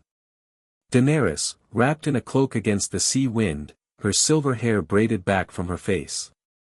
She looked tired, they all did, but there was steel in her spine that hadn't been there a week ago. "The warlocks," she said without preamble. "How much of a threat are they?" "Less than they were. I killed their leader and at least a dozen of their order. But there will be more." "Will they follow?" "Probably. The Hallows are too valuable to let escape." Harry turned to face her. "I'm a liability, Daenerys. Everyone who comes near me is in danger. Then I'll have to stay close." She moved to stand beside him, looking out at the same retreating cityscape. "So I can protect you." "That's not, I meant you should distance yourself. Keep your people safe." "My people are already in danger. They've been in danger since the moment I decided to reclaim my birthright." Her shoulder pressed against his. "At least with you, they have a fighting chance. I could destroy them by accident. You saw what happened in the courtyard. I saw you lose control for the first time since you arrived." Her voice was matter of fact. "It won't happen again. You can't know that. I know you." She turned, and their faces were suddenly very close. "I've watched you for weeks now. The way you ration your magic, the way you measure every spell. You're more careful than anyone I've ever met. What happened with Piet Pri wasn't carelessness. It was love." Harry stared at her. "Love? You love that dragon?" She nodded toward Regal. "You love her the way I love Drogon, completely, irrationally, willing to do anything to keep her safe. That's not a weakness, Harry. That's a strength. It almost got everyone killed. Almost isn't certainty. And you pulled back. When I called you, you pulled back." Her hand found his. "That means you can do it again. As many times as necessary." Harry wanted to believe her. Wanted to accept that what had happened was an aberration, not a preview of things to come. But the Night King's voice still echoed in his memory. "You would make a fine servant." "There's something else," he said. "The Night King, the warlock's master in the north. He's been talking to me. In my head." Daenerys's expression sharpened. "Since when?" "Since the desert. Since before, maybe. He felt me arrive." Harry took a breath. He wants me to join him. To use my power for his cause. And will you? Of course not. Then what's the problem? The problem is that I don't know how to stop him. I've tried blocking him out, but he's always there. Watching. Waiting. Harry's hand tightened on the railing. What if he can do more than watch? What if he can control me? Can he? I don't know. Daenerys considered this for a long moment. Then she did something Harry didn't expect, she laughed. What? You're worried about being controlled by an ancient evil? She shook her head. Harry, I was married to a Dothraki warlord who thought he owned me. I've been manipulated by warlocks, merchants, and my own brother since I was a child. Everyone has tried to control me. Her smile was sharp. No one has succeeded. This is different. Is it? Power is power, whether it comes from politics or magic. She stepped closer, close enough that he could see the violet flecks in her eyes. You're the master of death. Master. That means the power serves you, not the other way around. If this Night King wants to make you a servant, show him what it means to try to collar a force of nature. Harry searched her face for doubt, for fear, for any sign that she understood how truly dangerous his situation was. He found only certainty. You're insane, he said. Probably. She grinned. But I'm also right. And you know it. Regal made a sound that was definitely agreement. Harry closed his eyes. The Night King's presence lurked at the edge of his consciousness, cold and patient. But between Harry and that ancient evil stood a silver-haired queen who had walked through fire, and 3 dragons who were growing stronger by the day, and something else, something newer and more fragile. Hope. All right, he said. All right. We do this your way. Our way, Daenerys corrected. Together, remember? Together. She kissed him.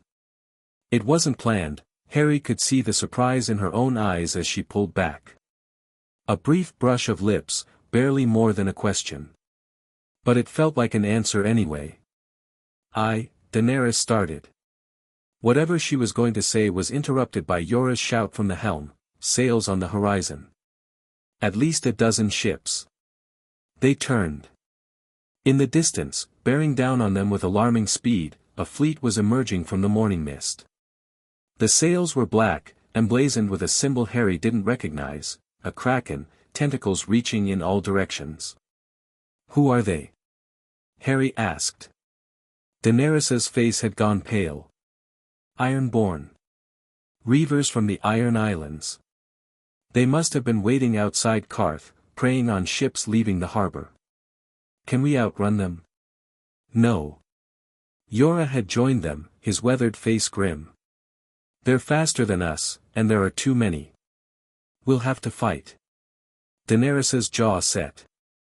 Then we fight. Harry looked at the approaching fleet, at the dragons circling overhead, at the woman who had just kissed him standing ready for battle. Well, he said, drawing his wand. At least it won't be boring.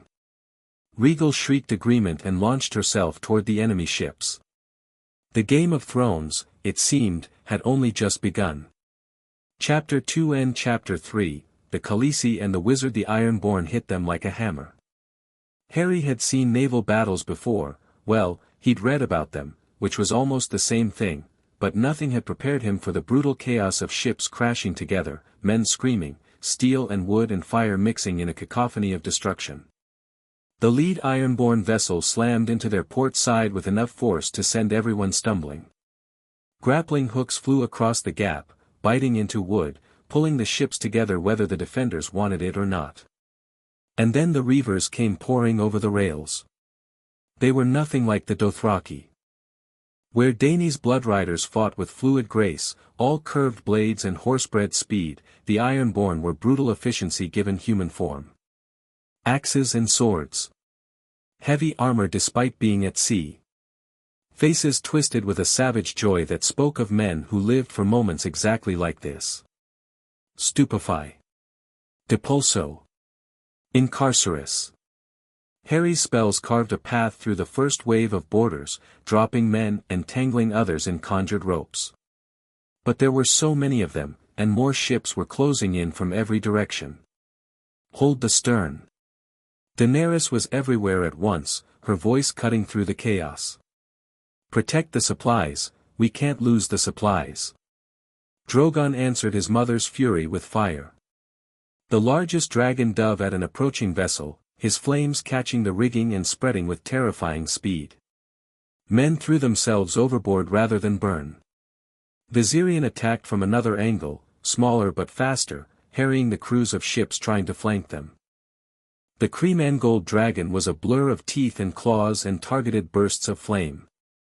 Rhaegal stayed close to Harry, responding to his movements as if they shared one mind. When an ironborn axe swung at his head, she intercepted it, catching the man's arm in her jaws and tearing it clean off. Bombarda. Harry's blasting curse hit the deck of the nearest enemy ship, exploding wood and bodies in a spray of destruction. The vessel began taking on water immediately. Enough. The voice cut through the battle like a blade. Harry turned.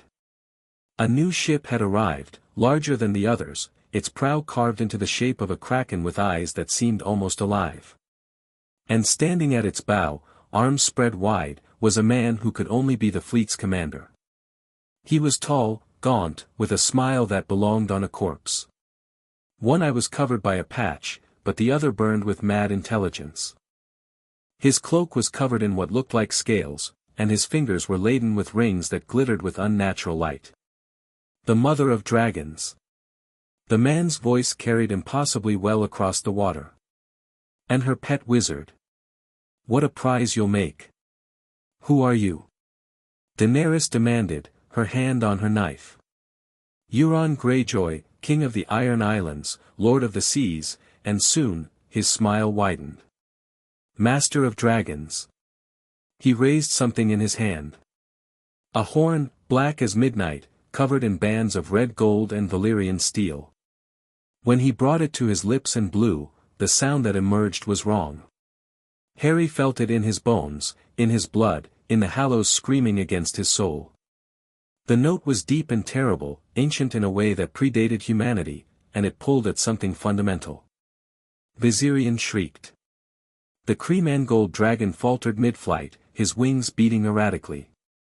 His eyes, normally bright and alert, went glassy, unfocused. He turned away from the ship he'd been attacking and began flying toward Euron's vessel. Viserion. Daenerys's scream was raw with terror. Viserion, no.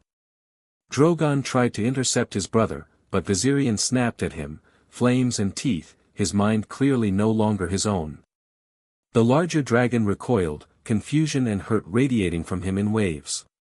Dragon Binder. Euron crowed, laughing. The horn of the ancient Valyrians. Your pets are mine now, little queen.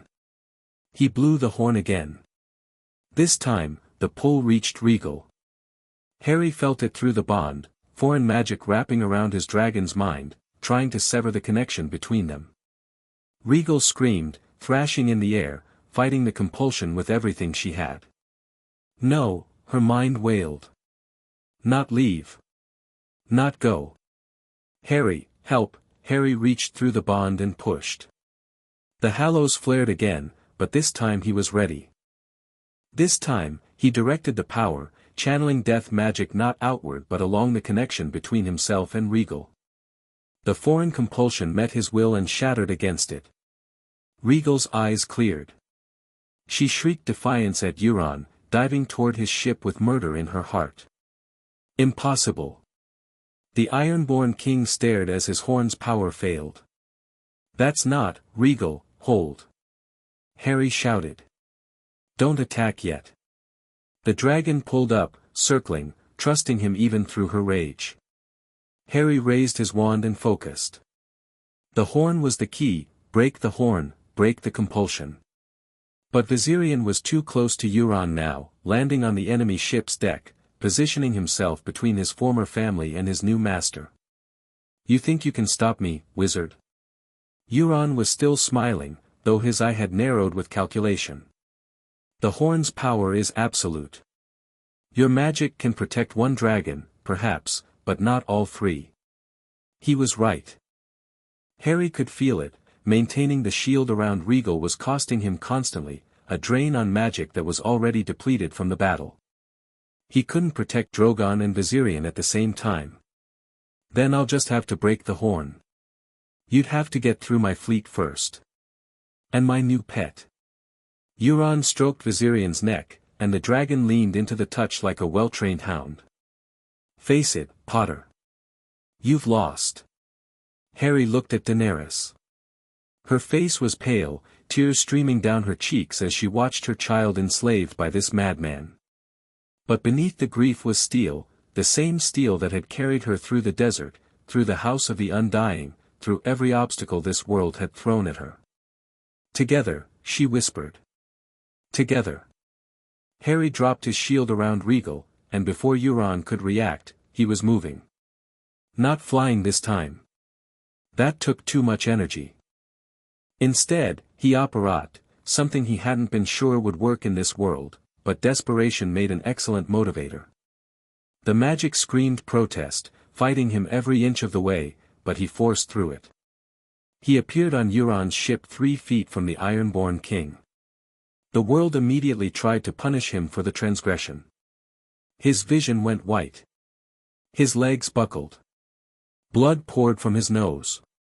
But his hand was already closing on the horn. No. Euron's sword flashed, but Regal was faster. She crashed into the ship's rigging, her weight sending the whole vessel lurching sideways. Euron stumbled, his strike going wide. Harry ripped the horn from the king's belt. The artifact fought him. Ancient Valyrian magic, designed to bind dragons, recognizing him as a threat and resisting with everything it had. The horn burned in his grip, heat that should have charred his flesh. The Hallows answered. Death magic poured into the horn, corrupting the binding spell at its core. The artifact screamed, an actual sound, metal somehow producing a wail of agony, and then cracked. Viserion blinked. The dragon shook his head like he was waking from a nightmare. His eyes found Daenerys across the water, and he launched himself toward her with a cry that was pure relief. Euron's sword found Harry's side. The blade punched through leather and flesh, cold steel grating against bone. Harry gasped, his grip on the ruined horn loosening, and Euron twisted. You've cost me a dragon, the Ironborn King hissed, his face inches from Harry's. I'll take payment in blood. Harry's hand came up. Not with his wand, that had fallen when Euron stabbed him. Just his bare palm, pressed against the king's chest. You first. Death magic surged. But Euron wasn't Piet Pri. The Ironborn King had his own protections, rings that flared with defensive enchantments, a cloak of dragon skin that absorbed magic like a sponge. The death touch that should have ended him merely staggered him back. Interesting. Euron pulled his sword free, and Harry collapsed to his knees. Very interesting. You're full of surprises, wizard. Harry. Daenerys's voice, distant and desperate. Run. Euron wiped his blade on his cloak. Take your dragons and run. I have what I need now. What, knowledge? The Ironborn King smiled, and it was the smile of a man who had just won a game no one else knew was being played. I know what you are, Harry Potter. The horn's magic showed me, when you broke it. Master of Death. Bearer of the Hallows. He laughed. Oh, the things we could accomplish together. Never. Never is a long time. And I am a patient man. Euron turned to his crew. Let them go. We've taken enough prizes today. Harry tried to stand, tried to fight, but his body had finally reached its limit. The stab wound was pumping blood, his magic was guttering like a candle in a hurricane, and the world kept tilting in ways that had nothing to do with the rolling sea. Regal landed beside him, her mind full of panic and protective fury. She scooped him up in her claws, gently, so gently, and launched back toward Daenerys' ship. The last thing Harry saw before unconsciousness claimed him was Euron Greyjoy's smile, growing smaller but no less terrible as the distance increased. "We'll meet again," the smile seemed to say. "Count on it." Harry dreamed of ice again. The Night King was waiting for him, standing in the heart of a blizzard that should have been blinding but somehow wasn't. His blue eyes gleamed with something that might have been amusement. "You've been busy," the ancient creature observed. "Making enemies. Breaking artifacts. Impressing queens. Stay out of my head. I've told you before, I'm not in your head. I'm simply interested." The Night King began to walk, and the blizzard parted around him like water around a stone. "The Ironborn King. He saw what you are. Do you think he'll keep that knowledge to himself? Does it matter? Everything matters. Every piece of information, every alliance, every betrayal. The Game of Thrones isn't won with armies alone. It's won with secrets." The Night King stopped, tilting his head in that inhuman way. "Tell me, Master of Death, how many secrets can you afford to lose? Is there a point to this? Just conversation. We have so few opportunities to speak, you and I." The ancient creature's smile was a wound in reality. "But I'll offer you one truth, free of charge: the Ironborn King has ambitions beyond your comprehension. He seeks power that would make your Hallows look like children's toys. And he will burn this world to ash to get it. Then I'll stop him. Will you? When you couldn't even stop him from escaping with your blood on his sword." The Night King laughed, the sound like cracking ice. "You're weakening, Harry Potter. This world is draining you. Every spell, every fight, every moment you spend here takes more than it should." Harry didn't respond. He couldn't, because the Night King was right. He'd felt it since his arrival, the constant drain on his magic, the way even simple spells cost twice what they should. "You need help," the Night King continued. "Allies who understand what you are. Teachers who can show you how to adapt." He spread his arms wide. "I could be that teacher. I could show you things about death magic that no living creature has ever known. In exchange for what? Your service. Your loyalty. Your power, bent to my purpose." The ancient creature's smile widened. "But not yet. You're not desperate enough yet. So I'll wait. I'm very good at waiting." The blizzard began to close in, the dream starting to fade. "We'll speak again, Master of Death. Soon." Harry woke to the smell of salt and blood. He was lying in a narrow bunk, his torso wrapped in bandages, the gentle rocking of a ship beneath him. Pale light filtered through a porthole, suggesting early morning or late evening. "You're awake." Daenerys sat in a chair beside the bunk, her silver hair unbraided, her eyes shadowed with exhaustion. She looked like she hadn't slept in days. "How long?" Harry's voice came out as a croak. 3 days. We weren't sure you'd wake up at all." She leaned forward, pressing a cup of water to his lips. "Drink." Slowly. He drank, the cool water soothing his throat. "Euron? Gone. His fleet scattered after you broke the horn. I think most of them were only following him because of it." Her jaw tightened. "He took 3 of our ships and half our supplies, but we're alive." "Viserion?" "Recovered. He won't leave my side now." A ghost of a smile. "I think he's embarrassed." Harry tried to sit up and immediately regretted it. Pain lanced through his side, sharp enough to steal his breath. "Don't." Daenerys's hand pressed him back down. "The blade caught your kidney. Without proper maesters, infection is a real risk. You need rest." "I need to, you need to rest."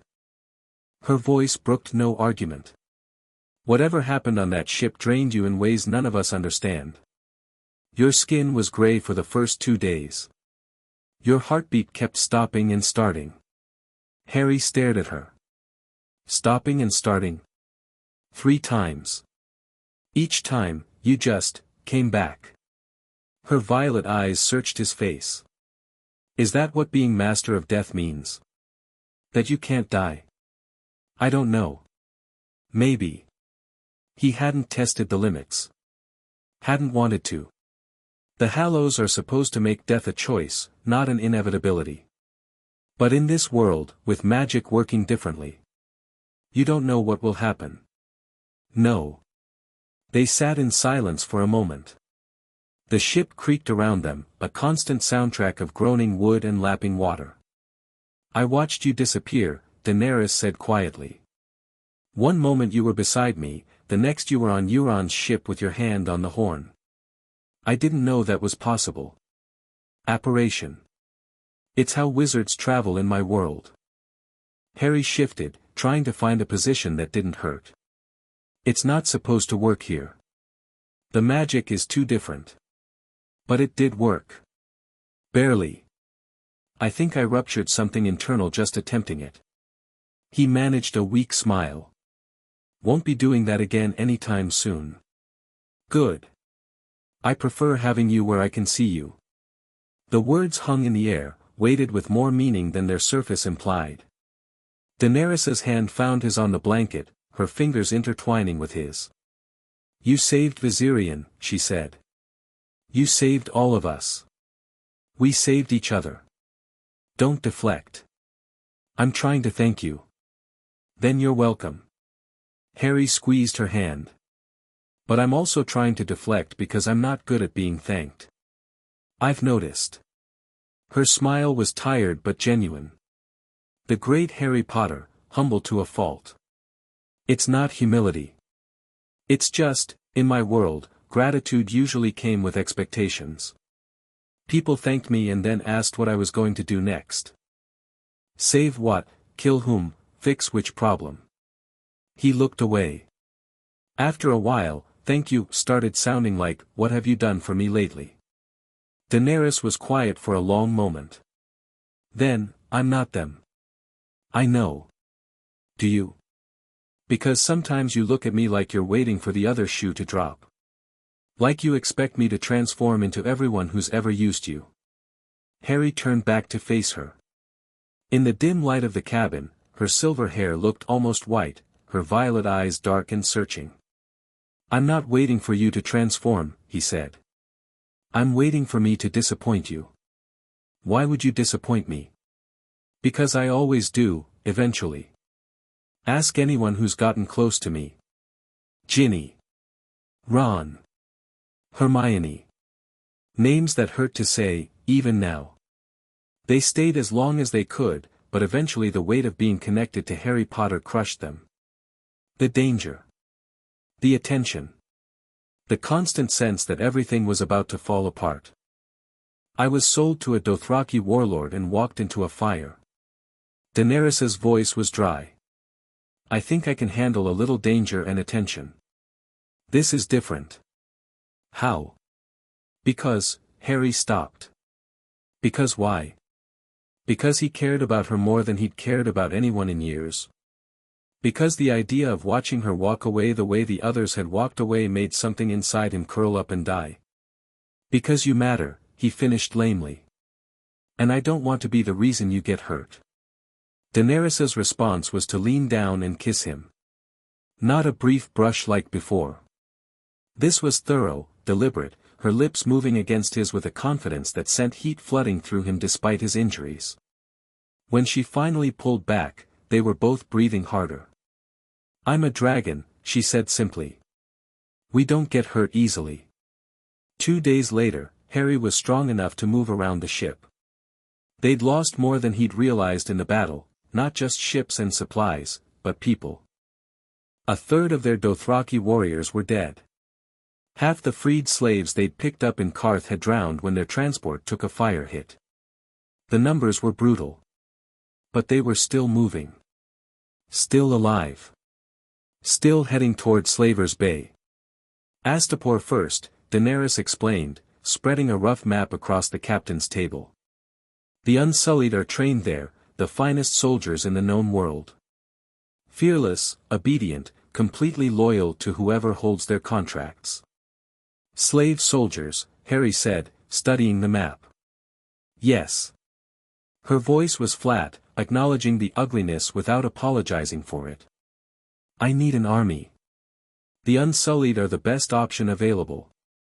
And you're comfortable with that? Buying people? I'm comfortable with doing what's necessary. Her violet eyes met his. I intend to free every slave I can, Harry. But first I need power. Power requires soldiers. The morality of it. She shook her head. I'll wrestle with the morality once I have a throne. It wasn't an answer Harry loved. But he understood it, understood the brutal calculus of building something from nothing, the compromises required when you had more ambition than resources. The Unsullied, he said, changing the subject. What do you know about their training? Everything brutal. They're cut as boys, raised to feel no pain, conditioned to absolute obedience. The training kills more than it graduates. Sounds like Voldemort would have approved. Daenerys's eyebrow rose. The enemy from your world. He used methods like this. He used whatever worked. Fear, torture, dark magic. Harry's jaw tightened. He built an army of fanatics willing to die for his cause. Took everything I had to bring him down. And yet you did. And yet I did. Yora entered the cabin, his weathered face grave.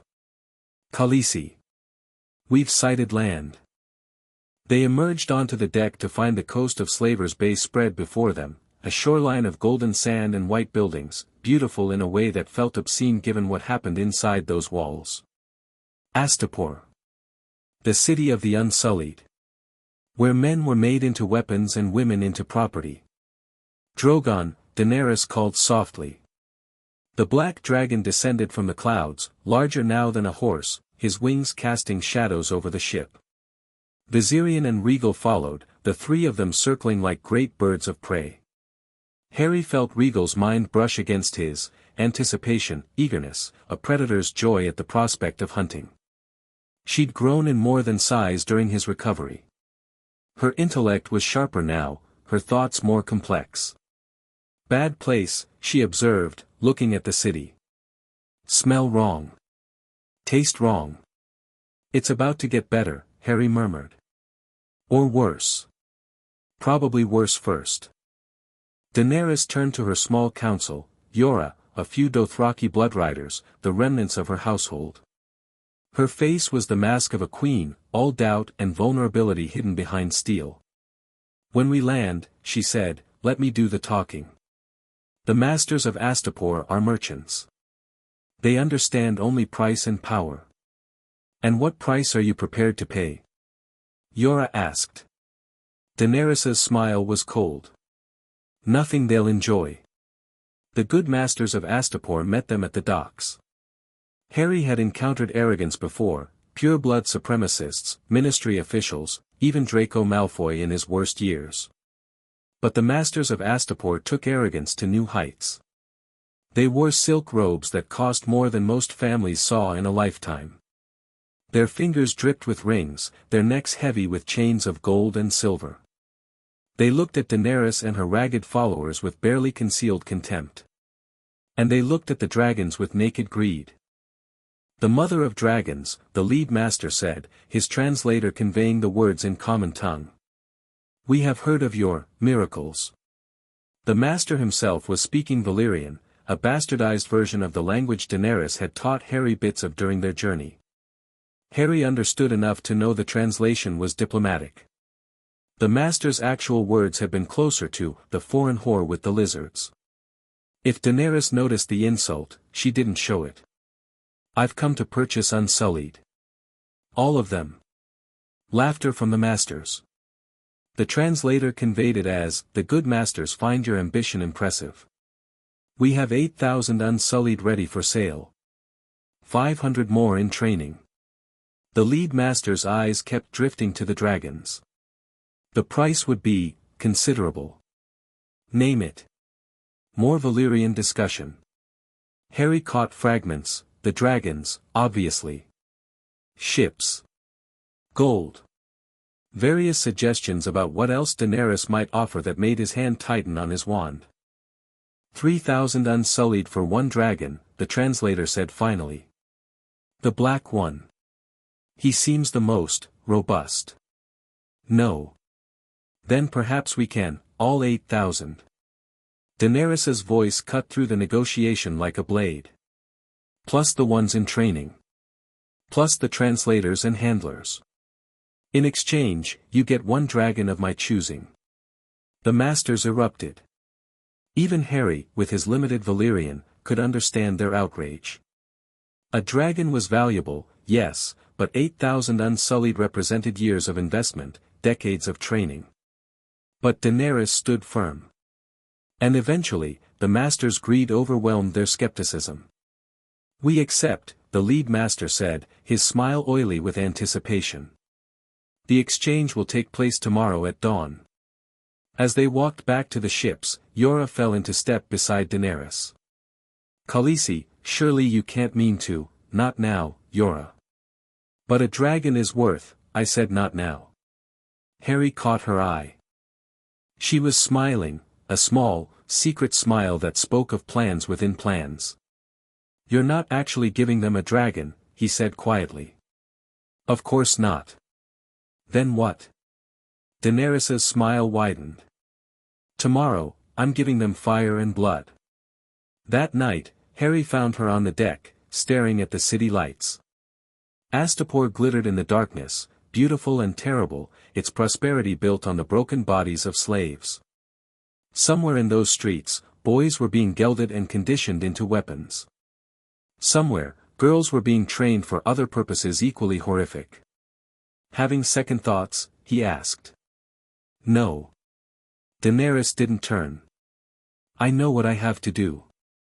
I'm just, preparing myself.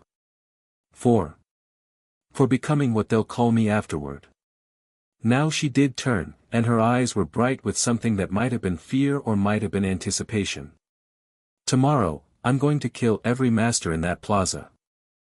I'm going to free 8,000 soldiers and turn them against the men who made them.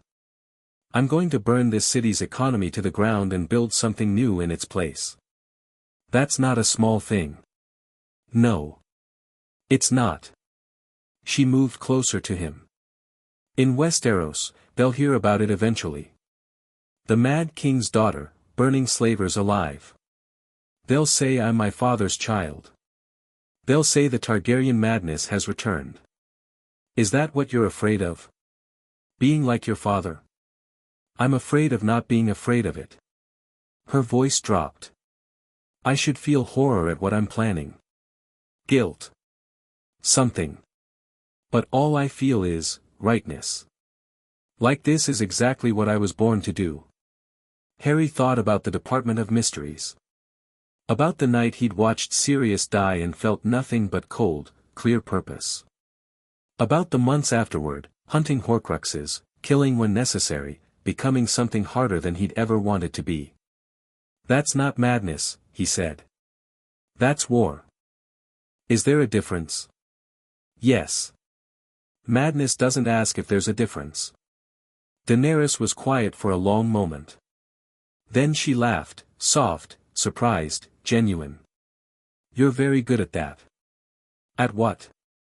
Making the terrible things seem less terrible. She took his hand. Will you stand with me tomorrow?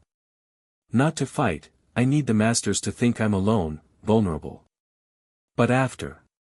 When it's done. Always. She kissed him then, soft and slow, and Harry felt something shift in his chest.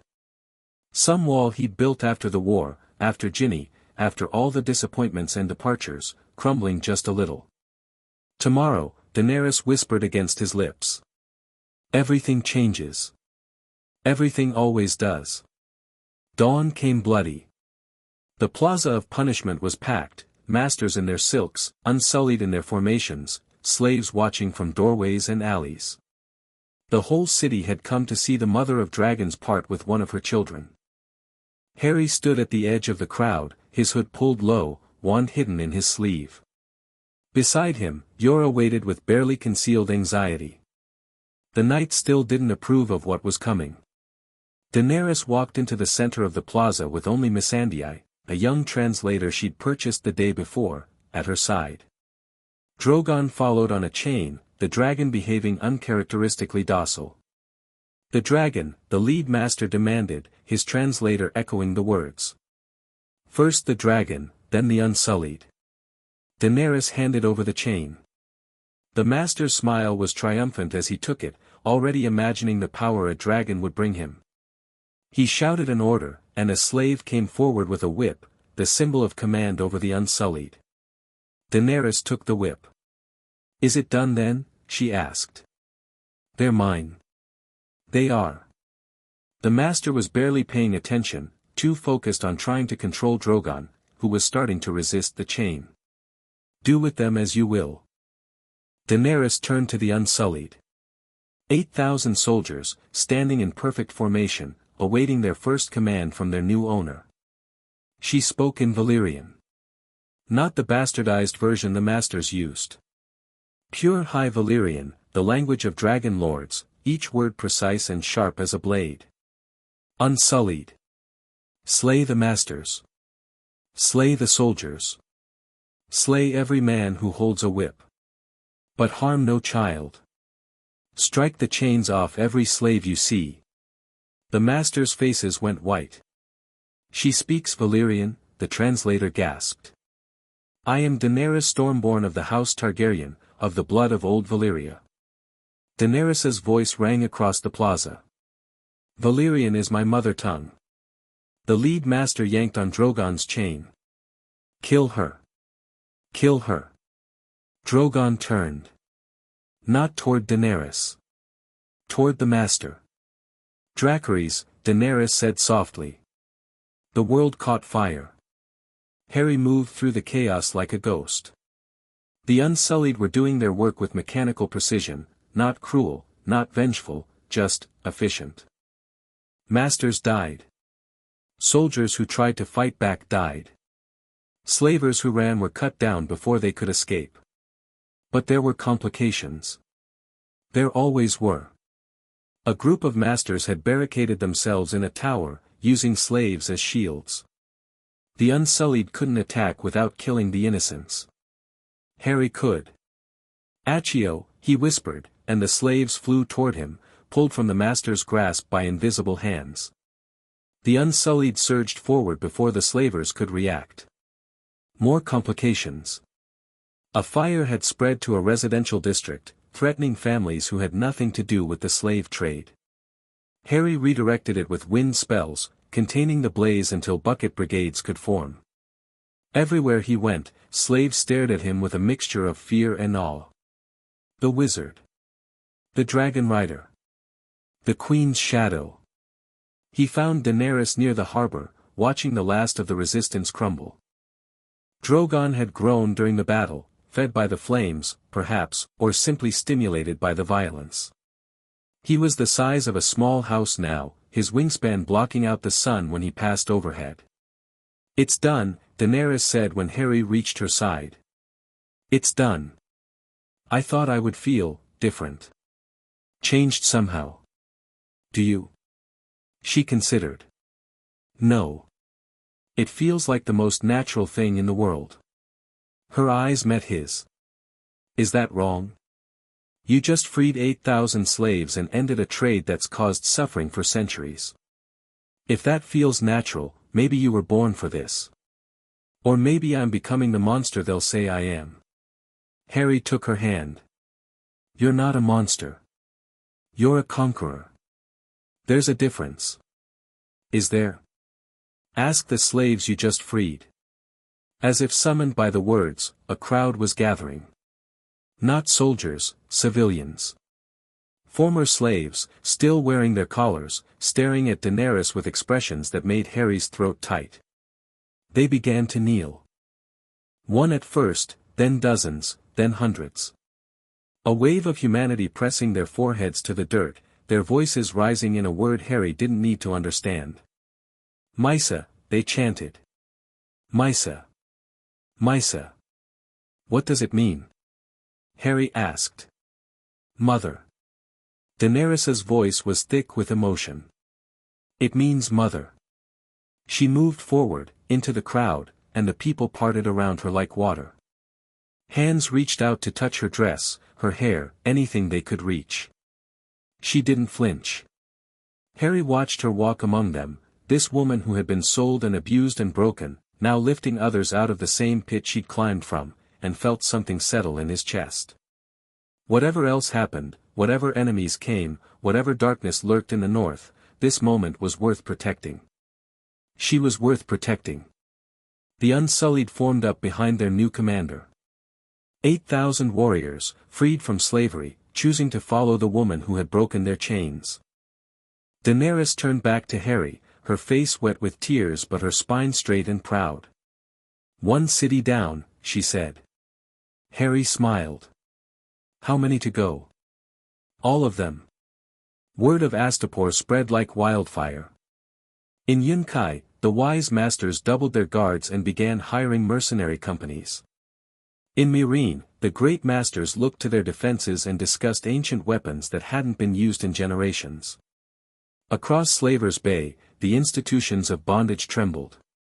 And in a ship sailing toward the region, Euron Greyjoy smiled as his spies brought him the news. "The queen grows bolder," he murmured. "And her wizard grows stronger." The Ironborn king touched the scars on his palm, burns left by Harry's death magic, healed now but still visible. "Good. Let them conquer. Let them build. The higher they rise, the farther they'll fall." He turned to the shadow in the corner of his cabin.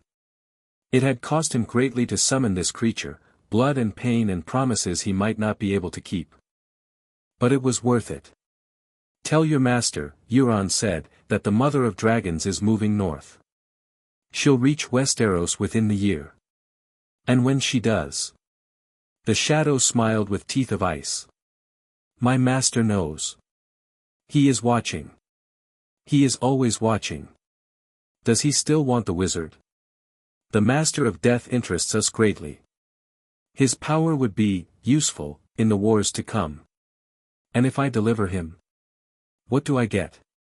The shadow's smile widened. "Everything you've ever wanted, Euron Greyjoy. Everything, and more." Harry dreamed that night. Not of ice, for once. Of fire. He stood in a throne room that didn't exist yet, or maybe did exist, somewhere, somewhen, in a future that might never come. Iron swords melted into a chair. A red carpet leading to power. Daenerys sat on the throne, crown on her head, dragons flanking her like guardians. And beside her, where a king might stand, was an empty space. Waiting. "You could have it," a voice said. "Not the Night King, someone else, something else." A woman's voice, old and young and ageless all at once. "The throne. The queen. The world. All you have to do is reach out and take it. I don't want a throne. Everyone wants something. What do you want, Harry Potter?" He considered. What did he want? Not power, he'd had power, and it had brought him nothing but grief. Not fame, same story. Not revenge, not wealth, not glory. "I want to matter," he said finally. "Not as a symbol or a weapon or a chosen one. Just, matter. To someone. For who I am, not what I can do." The voice laughed, warm and sad. "Then you already have what you want. You just haven't realized it yet." Harry woke with tears on his face and no memory of why. Beside him, Daenerys slept peacefully, her silver hair spread across the pillow like moonlight on water. He watched her breathe until dawn. The army marched. 8,000 unsullied, moving in perfect formation. Thousands of freed slaves following behind, armed with whatever they could carry. 3 dragons circling overhead, growing larger with each passing day. And at the head of it all, the mother of dragons and her wizard, riding side by side. "Yunkai next?" Harry asked. Yunkai next. Then Meereen. Daenerys's eyes were fixed on the horizon. And then Westeros. That's a lot of conquering. I have a lot of enemies. Harry laughed. Fair enough. They rode in comfortable silence for a while, the army stretching behind them like a serpent of steel and humanity. The sun beat down from a cloudless sky, and somewhere in the distance, slaves were waking to hear rumors of freedom. Harry. Thank you. He glanced at her. For what? For being here. For not running when things got difficult. She smiled, soft and genuine. For making me feel like I'm not alone. You're not alone. You never were. I was. For a long time. Her hand found his across the space between their horses. Not anymore. Their fingers intertwined. And Harry felt, for the first time since arriving in this world, like he might actually belong somewhere. The army marched on. Toward war. Toward destiny. Toward whatever the future held. Together. Chapter 3 and Chapter 4, The Breaker of Chains. Yunkai burned. Not the whole city, Daenerys had been specific about that. Only the fighting pits. Only the slave markets. Only the places where human beings were bought and sold like cattle. Harry stood on a hill overlooking the chaos, watching the Unsullied move through the streets with their terrible efficiency. 3 days of siege had broken the wise master's will to fight. Now came the reckoning. You're not down there. He turned. Daenerys had dismounted from her horse, her silver hair braided for war, her violet eyes reflecting the distant flames. Didn't seem necessary. Grey Worm has it under control. That's not why. She moved to stand beside him. You've been pulling back from the fighting. Ever since Astapor. Harry didn't deny it. She deserved honesty. I killed people in Astapor. Not in combat, with death magic. Just, touched them and they died. He watched a column of smoke rise from what had been one of the largest slave markets in the known world. Every time I use that power, it gets easier. And that terrifies me. Should it? Shouldn't it terrify you? Daenerys considered the question with the seriousness it deserved. In Astapor, you used that power to save slaves who would have died otherwise. In Qarth, you used it to protect Regal. In the battle with Euron, you used it to break the horn that was enslaving Viserion. She turned to face him fully. Power isn't evil, Harry. How you use it, that's what matters. The Night King uses the same kind of power. And you're not the Night King. How do you know? How do you know I won't become something like him, if I keep, because I know you. Her hand found his cheek, warm against his skin. I've watched you ration water for strangers when you were dying of thirst yourself. I've seen you risk your life for a dragon you'd known for days. You carry guilt for deaths you couldn't prevent and power you didn't ask for. Her thumb traced his cheekbone. You are not capable of becoming a monster, Harry Potter. You care too much. Caring doesn't stop the darkness. No. But it gives you something to fight for. She smiled, sad and knowing. I carry darkness too. The fire in my blood, the madness that consumed my father. Every Targaryen is born wondering which side of the coin they'll land on. And which side did you land on? I don't know yet. Ask me when I'm done conquering. Harry laughed despite himself. You're impossible. I'm a dragon. We don't do possible. A horn sounded from the city, 3 short blasts, the signal Grey Worm had arranged for victory. The fighting was over. Yunkai had fallen. Come on. Daenerys took his hand. Time to meet our newest subjects. The wise masters had gathered in the great plaza, stripped of their guards, their silk stained with soot and fear. They knelt before Daenerys like suppliants before a goddess, which Harry supposed was exactly the image she intended. You had slaves, Daenerys said, her voice carrying across the silent plaza. Thousands of them. Bed slaves. Pit fighters. Servants worked to death for your comfort. The eldest master raised his head. We have always had slaves. It is our way. It is, your way is over. The words were simple, final, absolute. Harry watched the masters' faces crumble as they realized that everything they'd built, everything they'd inherited, everything they'd assumed would last forever was ending in a single afternoon. From this day forward, no man, woman, or child in Yunkai will be property. Daenerys stepped forward, and the masters flinched back like she was flame-given form. Those who were enslaved are free. Those who enslaved will answer for their crimes. You cannot, the eldest master struggled to his feet, outrage overcoming fear. We have gold. We have connections. The other cities will unite against you, and when they do, Drogon landed behind Daenerys. The dragon had grown again, he was larger than a horse now, his wingspan casting half the plaza in shadow. His eyes fixed on the defiant master with predatory interest. When they do, Daenerys finished softly, they will burn like you will burn if you ever hold another human being in bondage. Do you understand? The master understood. They all did. That night, they celebrated. Wine flowed through the camp, good wine, liberated from the master's cellars. The Unsullied maintained their discipline, but even they seemed slightly less rigid than usual. And the freed slaves. The freed slaves danced. Harry watched them from the edge of the firelight, a cup of wine in his hand that he'd barely touched. Music played, drums and flutes and stringed instruments he didn't recognize, and bodies moved in patterns that spoke of joy long suppressed finally finding release. You should join them. Missandei appeared beside him, her dark skin gleaming in the firelight. The young translator had become one of Daenerys's closest advisors, her intelligence and linguistic gifts proving invaluable. I don't dance. Everyone dances. It's only a question of whether they admit it. Then I don't admit it. Missandei smiled. You're a strange man, Harry Potter.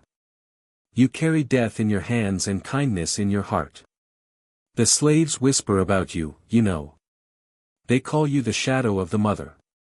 The shadow? Because you move where she cannot. You see what she cannot see. And you protect her from dangers she doesn't know exist. Harry thought about the 3 assassination attempts he'd quietly foiled in the past week alone. Poisoned wine. A hidden crossbow.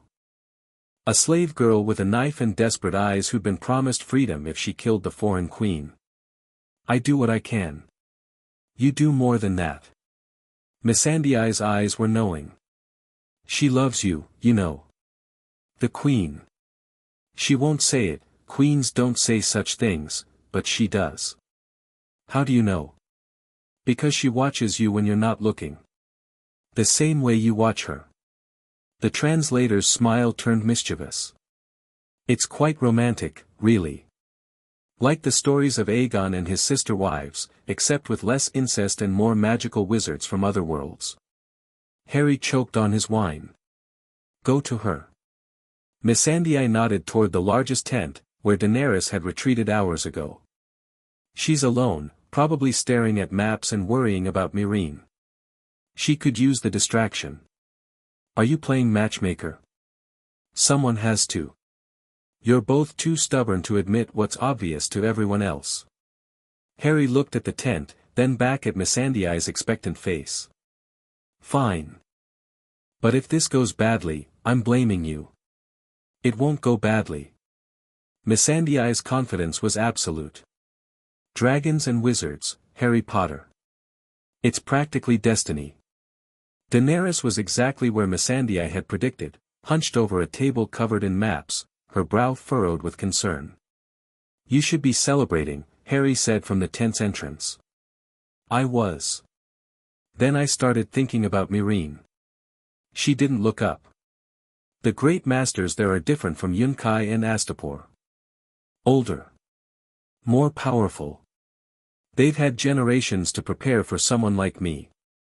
And that worries you? Everything worries me. That's my job.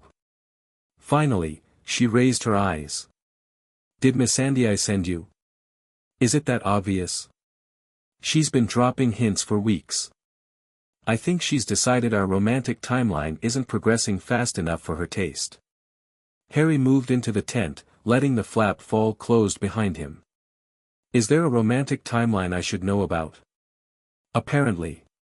Daenerys's lips twitched.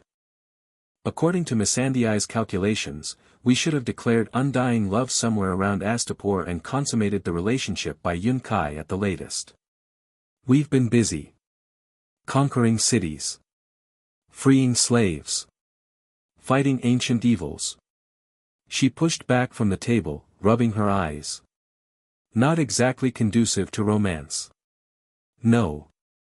Harry crossed to her, close enough to see the exhaustion lines around her eyes. But then again, normal romance was never really in the cards for either of us.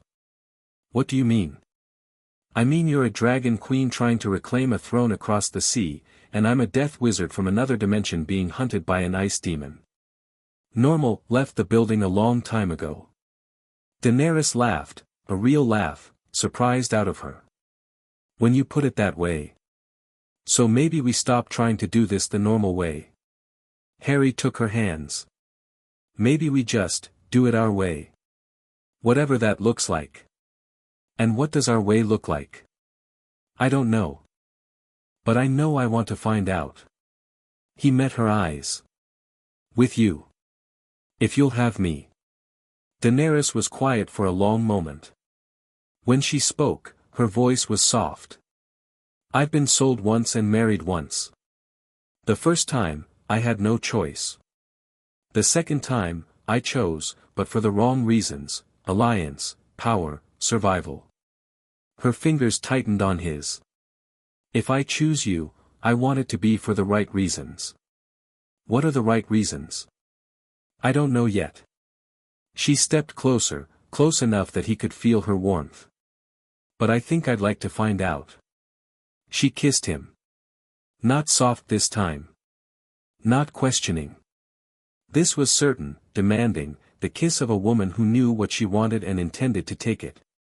Harry's hands found her waist, pulling her closer, and she made a sound against his lips that sent fire racing through his veins. This is probably a terrible idea, he managed between kisses. Probably. She was already working at the clasps of his jacket. Do you care? Not even slightly. They didn't make it to the bed. The table with its maps worked just as well. Afterward, they lay tangled together on the furs that covered the tent floor, watching the candlelight flicker across the canvas ceiling. That was. Daenerys paused, searching for words. Yeah. Very. Yeah. She laughed, rolling onto her side to face him. You're eloquent. Give me a minute. My brain is still rebooting. Her hand traced patterns on his chest, fingers finding old scars and newer ones. The lightning bolt on his forehead. The words carved into the back of his hand. The stab wound from Euron that had healed but left its mark. You've been hurt so many times. Comes with the territory. The territory of being a hero. The territory of being too stubborn to die. He caught her hand, pressing a kiss to her palm. What about you? Any scars I should know about? None that show. Her smile was sad. My brother used to tell me that dragons don't bruise. That Targaryen women should be perfect, unmarked, because we're living symbols of our house. She shook her head. He was wrong about so many things. Tell me about him. Your brother. Viserys. A complicated expression crossed her face. He was cruel and weak and occasionally kind. He raised me after our mother died, kept me alive through years of exile. And then he tried to steal my dragons and my crown, and my husband poured molten gold over his head. That's one way to handle a family dispute. Drogo was not a subtle man. Daenerys's voice was dry. But Viserys earned his death. He'd been earning it for years, every time he hit me, every time he sold me, every time he reminded me that I was property to be traded for an army. I'm sorry. Don't be.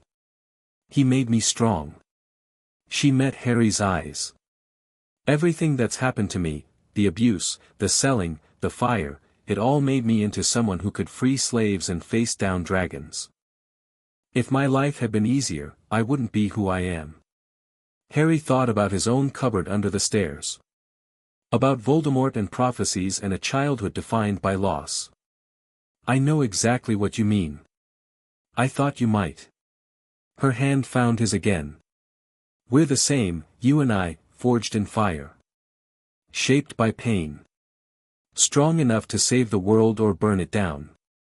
Which one are we going to do? Why not both? Her smile was fierce. We'll save the people worth saving and burn the rest. We'll build something new from the ashes. That sounds like a plan. It sounds like madness.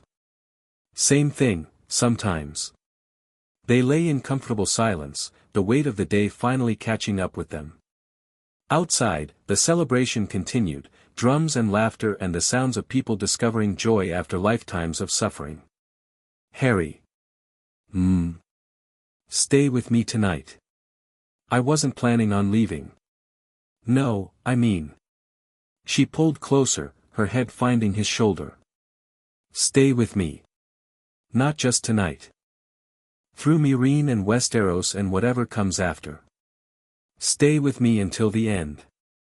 Harry thought about the Night King's voice in his dreams. About Euron Greyjoy's promise of revenge. About all the dangers ahead, known and unknown. Until the end, he agreed. And after, if you'll have me. Dragons mate for life, you know. Is that a proposal? It's a statement of fact. But she was smiling. The proposal can wait until we've conquered a continent or two. Fair enough. Sleep claimed them eventually, tangled together beneath furs that smelled of smoke and victory. Neither of them dreamed of ice that night.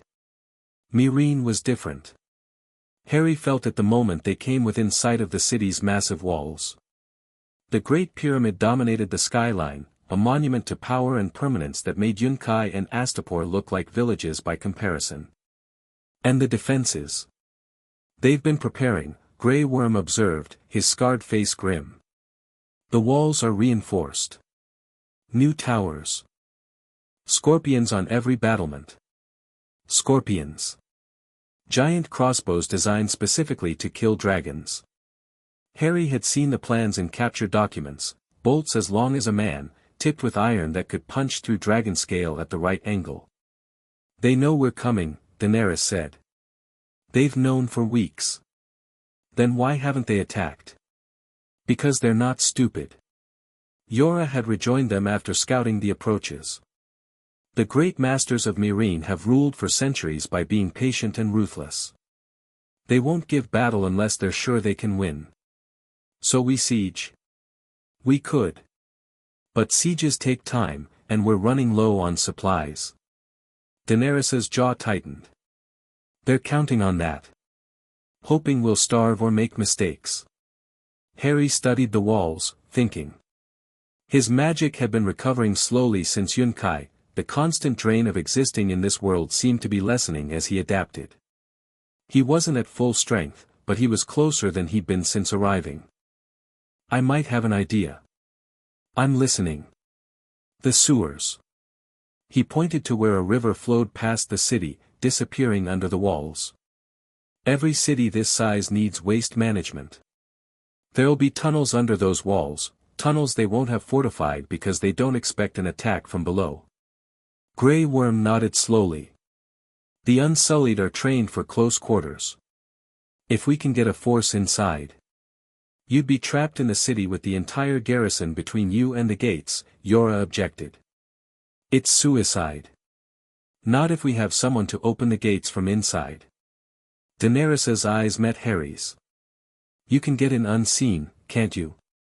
That cloak of yours. The invisibility cloak, yes. But what happens after I open the gates? I can't hold them against an army. You won't have to. Daenerys smiled, and there was dragon fire in it. You open the gates. The Unsullied pour in. And overhead. She pointed at the sky, where Drogon circled like a great black bird of prey. Overhead, the masters learn what fire and blood really means. Getting into Meereen was easier than Harry expected. The sewers were exactly where he predicted, ancient tunnels that had been built when the city was young and expanded haphazardly over centuries. They smelled terrible, obviously, but the invisibility cloak kept him hidden from the occasional guard, and his magic handled the rats and other vermin. What he hadn't expected was the resistance. He found them in a chamber beneath the Great Pyramid, slaves, dozens of them, armed with stolen weapons and the desperate courage of people with nothing left to lose. "Don't move," said their leader, a massive man with scars covering half his face. "We've been told about you. The Queen's shadow. The Death Wizard." Harry didn't lower his wand. "You've been expecting me." "We've been expecting someone. The Spider, Varys, he's called, he has ways of knowing things." The man's eyes were hard. "He said the Queen would send someone to open the gates. He said we should help." Varys. Harry had heard the name, a spymaster in Westeros, someone whose allegiances shifted like sand. Why would he help Daenerys? Because he thinks she can save the realm. Or burn it. Varys backs winners, and your queen looks like a winner. The man lowered his blade slightly. "I don't care about Varys or his games. I care about my people, the slaves of Meereen. Can you free them?" "That's the plan. Then we'll help you reach the gates." The man's name was Mosadder, and his resistance had been operating for years, quietly sabotaging the masters, hiding escaped slaves, waiting for the right moment to strike. Daenerys' arrival had given them that moment. "The garrison is focused on the walls," Mosadder explained as they moved through the tunnels. "They're not expecting attack from within. If we move fast. We move fast." They emerged in a storage chamber near the main gates. Harry counted guards, 30, maybe 40, all focused outward, watching for an army that was still miles away. "Can you take them?" Mosadder asked. "Watch me." Harry dropped the invisibility cloak. Stupefy. Stupefy. Stupefy. Stunning spells flew in rapid succession, each one finding a target. Guards crumpled. Officers shouted in confusion. And before anyone could organize a response, the slaves hit them from behind. It was over in seconds. 30 guards down, the gates undefended. Harry put his shoulder against the massive wooden doors and pushed. They didn't budge. Bombarda. The explosion blew the gates off their hinges. And through the gap came the Unsullied, 8,000 strong, pouring into Meereen like water through a broken dam. The Battle of Meereen lasted 3 hours. Harry spent most of it fighting fires, literally. The dragons were effective, terribly effective, but fire was indiscriminate.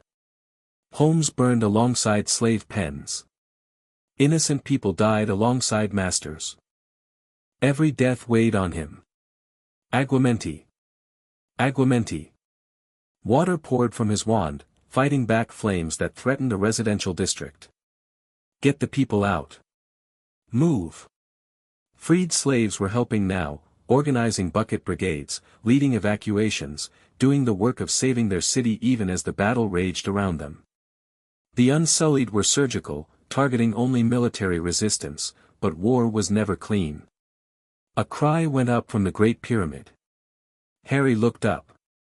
Drogon was circling the massive structure, bellowing challenges, but something was wrong. The dragons weren't attacking. He pushed through the streets, fighting against the tide of fleeing civilians, until he reached the pyramid's base. Daenerys was there, her face white with fury. "They have hostages," she said without preamble. "Children." The masters gathered every slave child in the city and locked them in the pyramid. If we attack, they burn. Yes. Harry looked up at the pyramid, that monument to power and cruelty, now a fortress holding innocent lives hostage. I can get in. Harry, the invisibility cloak. They won't see me coming. There are hundreds of masters in there. Thousands of guards. I won't fight them. I'll find the children and get them out. He met her eyes. It's what I do, Daenerys. Save people who can't save themselves. And if you can't save them, then at least I'll have tried. She kissed him, brief, fierce, desperate. Come back to me. Always. The pyramid's interior was a maze. Corridors twisted and turned, designed to confuse invaders. Guards patrolled in patterns that should have been predictable but somehow weren't. And everywhere, the sounds of battle echoed from outside, screams and steel and dragon fire.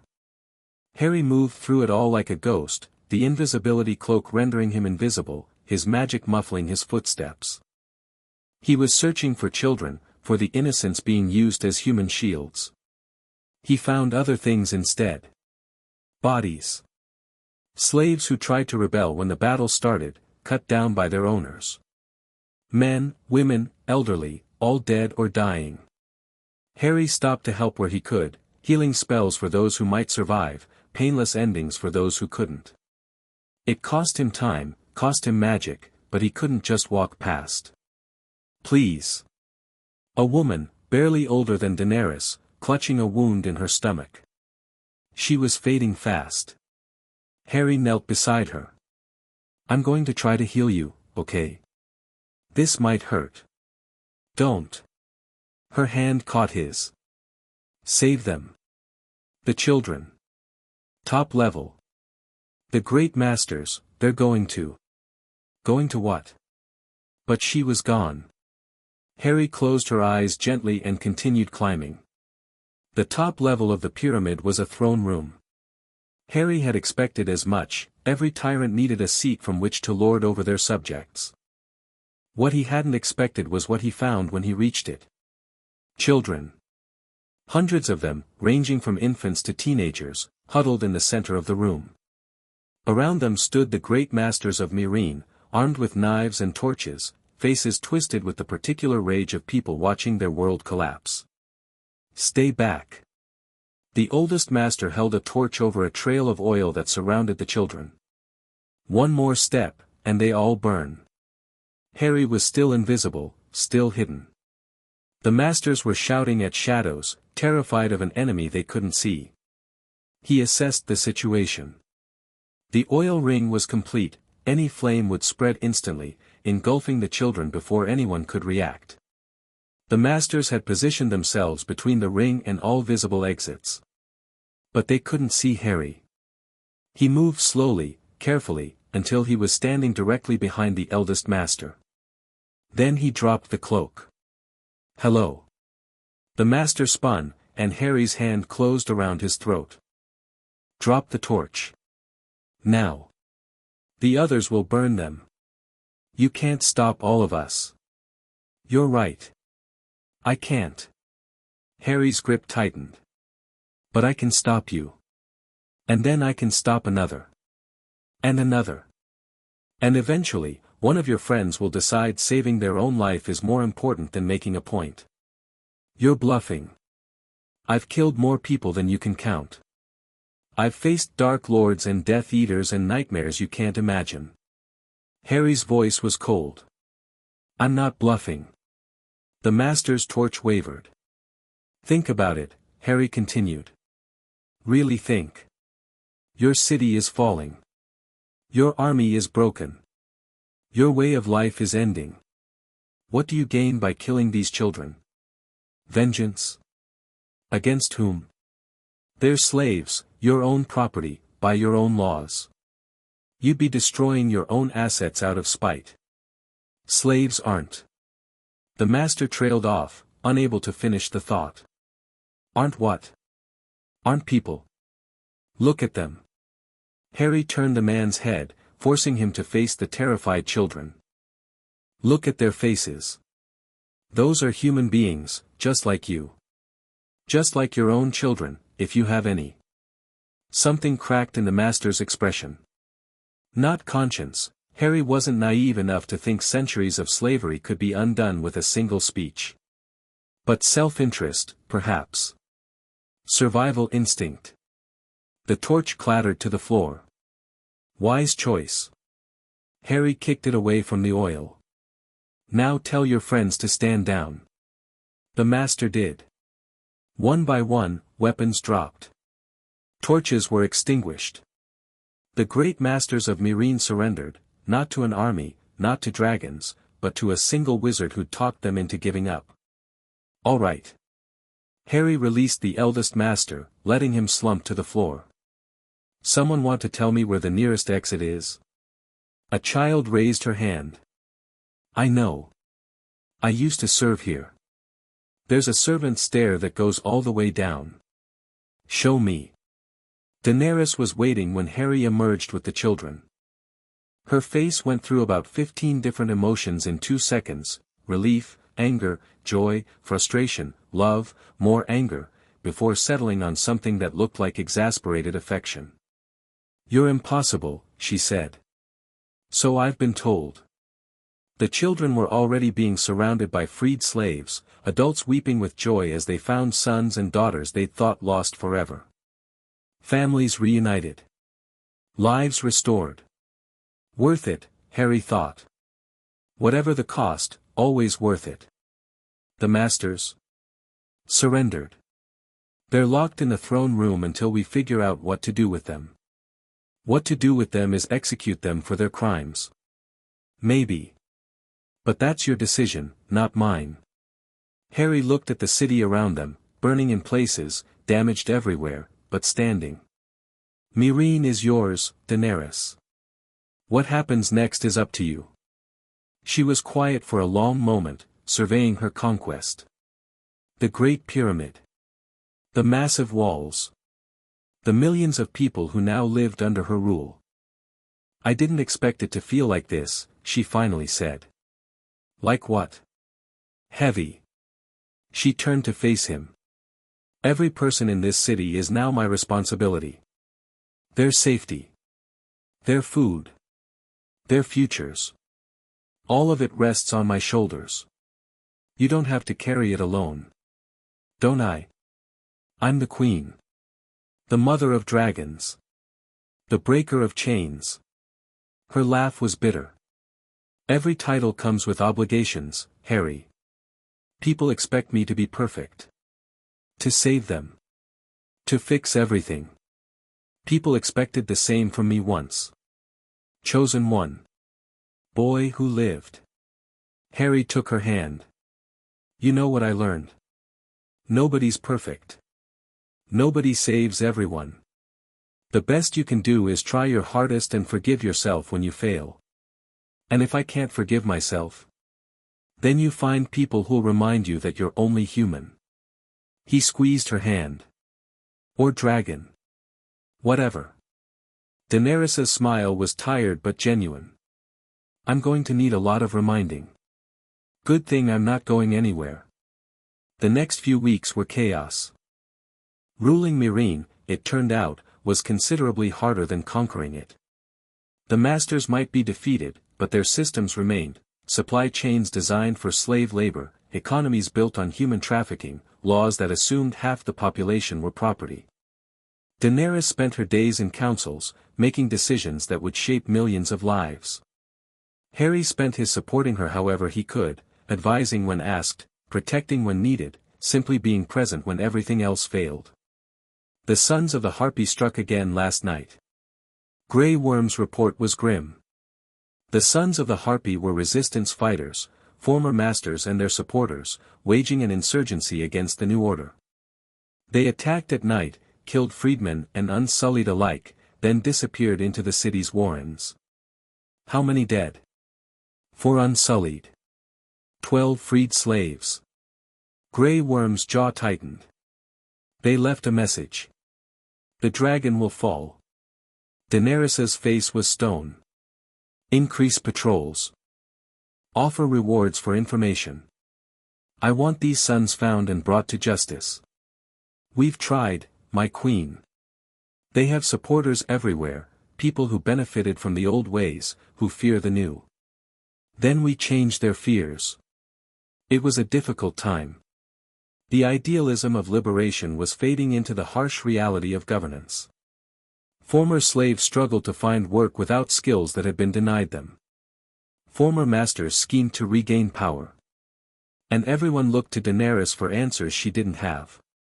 Maybe we moved too fast, she admitted one night, collapsed on their bed after yet another day of impossible decisions. Maybe I should have transitioned more slowly, given people time to adapt. Maybe. Or maybe the old system was so rotten that anything short of complete destruction would have failed. That's not comforting. It's not supposed to be. It's supposed to be honest. Harry pulled her close, and she let him, something that still surprised him sometimes. The Dragon Queen, allowing herself to be vulnerable. To need someone. The Night King spoke to me again, he said. Last night. She stiffened. What did he want? To gloat, mostly. He says the chaos here serves his purposes. That every death, every failure, weakens the world against what's coming. Harry's voice was flat. He also offered to help. Help. His idea of help. Magic to crush the sons of the Harpy. Power to make Meereen bend to my will. He laughed, hollow and humorless. All I'd have to do is kneel. And you said? What do you think I said? Daenerys rolled over to face him. I think you told him exactly where he could put his offer. More or less. Good. Her hand found his cheek. The Night King represents everything we're fighting against. Control through fear. Power through death. He doesn't understand what we're building here. What are we building? I don't know yet. But it's ours, and that's what matters. The assassination attempt came 3 days later. Harry was walking through the market, ordinary enough, gathering supplies, showing the people that the Queen's wizard wasn't above common errands, when he felt it. Malice. Concentrated, focused, directed at him with killing intent. He moved without thinking. The crossbow bolt that would have taken him through the heart instead grazed his arm, slicing through leather and drawing blood. Stupefy. His spell caught the shooter, a man on a rooftop, already drawing a second bolt.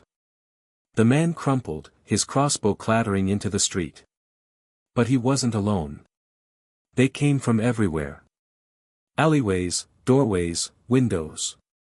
Masked figures in gold, armed with knives and short swords, converging on Harry from all directions. The sons of the Harpy. 30, maybe 40 of them. Took you long enough, Harry said, his wand already moving. Protego. A shield snapped into place, blocking the first wave of attacks. Harry turned in a slow circle, assessing. Too many to stun individually. Too many for precision work. Time to get creative. Confringo. The blasting curse hit the street in front of the nearest cluster, sending them flying. Harry followed up with a wave of conjured fire, not enough to kill, but enough to make the sons reconsider their approach. Incarcerus. Ropes wrapped around a pair trying to flank him. Another blasting curse cleared his escape route. But there were too many, and more kept coming. Harry felt the familiar drain of magic in a hostile world. His spells were effective but costly, each one pulling from reserves that didn't replenish fast enough. Think. What would Moody do? Constant vigilance, the old Auror's voice growled in his memory. And when that fails, fight dirty. Serpensortia. A massive snake burst from his wand, not venomous, but terrifying. The sons of the Harpy recoiled, some fleeing outright, their cultural fear of serpents overriding their fanaticism. It bought Harry the time he needed. Regal descended from the sky. The dragon was huge now, nearly the size of Drogon had been at Astapor, and her shriek sent the remaining sons scattering. She landed between Harry and the largest group, her teeth bared, fire glowing in her throat. Pack protect pack, her mind pressed against his. Hurt pack, hurt you, burn them. Not yet. Harry's hand found her snout. Capture, not kill. We need information. Regal's disappointment was palpable, but she obeyed. The Unsullied arrived minutes later, summoned by the commotion. They rounded up the wounded and captured sons with their usual efficiency. Khaleesi is coming, Grey Worm reported. She was concerned. I'm fine. Just a scratch. Your arm is bleeding significantly. Harry looked down. The crossbow graze was deeper than he'd realized, blood soaking through his sleeve. Okay, maybe more than a scratch. Daenerys arrived in a whirlwind of fury. She took one look at Harry's arm, his blood-stained clothes, the captured assassins, and her eyes went dragon-cold. Bring them to the Great Pyramid, she said. I want to know who ordered this attack. I want to know where they're hiding. I want to know everything. The Sons of the Harpy had made a mistake, Harry realized. They'd thought attacking him would weaken Daenerys. They were about to learn how wrong they were. The interrogation was efficient. Harry didn't participate, he was getting his arm treated by a healer, but he heard the results. Names. Locations. The scope of the conspiracy. Yunkai and Astapor are funding them, Daenerys reported when she came to check on him. The masters we deposed. They fled to their allies in the other cities and began planning revenge. So the war isn't over. The war is never over. She sat beside him, her earlier fury banked but still smoldering. I freed them. I broke their chains. And they repay me with assassins and insurgents. You expected gratitude. I expected. She trailed off, shaking her head. I don't know what I expected. Something better than this. Change takes time. You've upended centuries of tradition in months. Some people will adapt. Others will fight to the death for the old ways. Then they'll die. Harry recognized that tone. The dragon waking, fire rising, mercy burning away. Daenerys. Don't try to talk me out of righteous anger. Her eyes met his. They tried to kill you. You, specifically. Because you're mine and they want to hurt me. I can take care of myself. I know. But you shouldn't have to. Not here. Not in my city. She took his uninjured hand. I promised to protect you. I promised that you'd be safe with me. And I failed. You didn't fail. This is war. People get hurt in war. Then maybe the war needs to end. Her voice was cold. Maybe I need to remind everyone, the Sons of the Harpy, the Masters of Yunkai, anyone who thinks they can challenge me, exactly what happens when you threaten a dragon's mate. Harry's breath caught. Mate? Is that not the word? Her smile was sharp. I thought it was appropriate. Dragons mate for life, after all. You said that before. At Yunkai. I meant it then too. She leaned closer. Did you think I was joking? That what's between us was casual. I didn't know what to think. Then let me be clear. Her hand moved to his cheek, turning his face toward hers. You are mine, Harry Potter. And I am yours. Whatever titles we carry, whatever wars we fight, that doesn't change. It won't ever change. Harry searched her eyes for doubt, for uncertainty, for any sign that she was speaking from emotion rather than conviction. He found only truth. All right, he said. Then let's end this war. Together. Together. Her smile warmed. But first, you need to heal. The dragons and I can handle the Sons of the Harpy for a few days without you. I'm fine, you're bleeding through your bandages. She pressed him back against the bed. Rest. Recover. That's an order. You can't order me. I'm not your subject. No. You're my partner. Her kiss was gentle, careful of his injuries.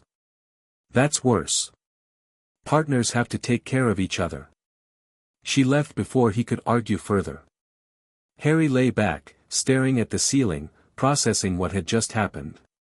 Mate. Partner. His. Somewhere in the back of his mind, he heard the Night King's laugh, cold and mocking.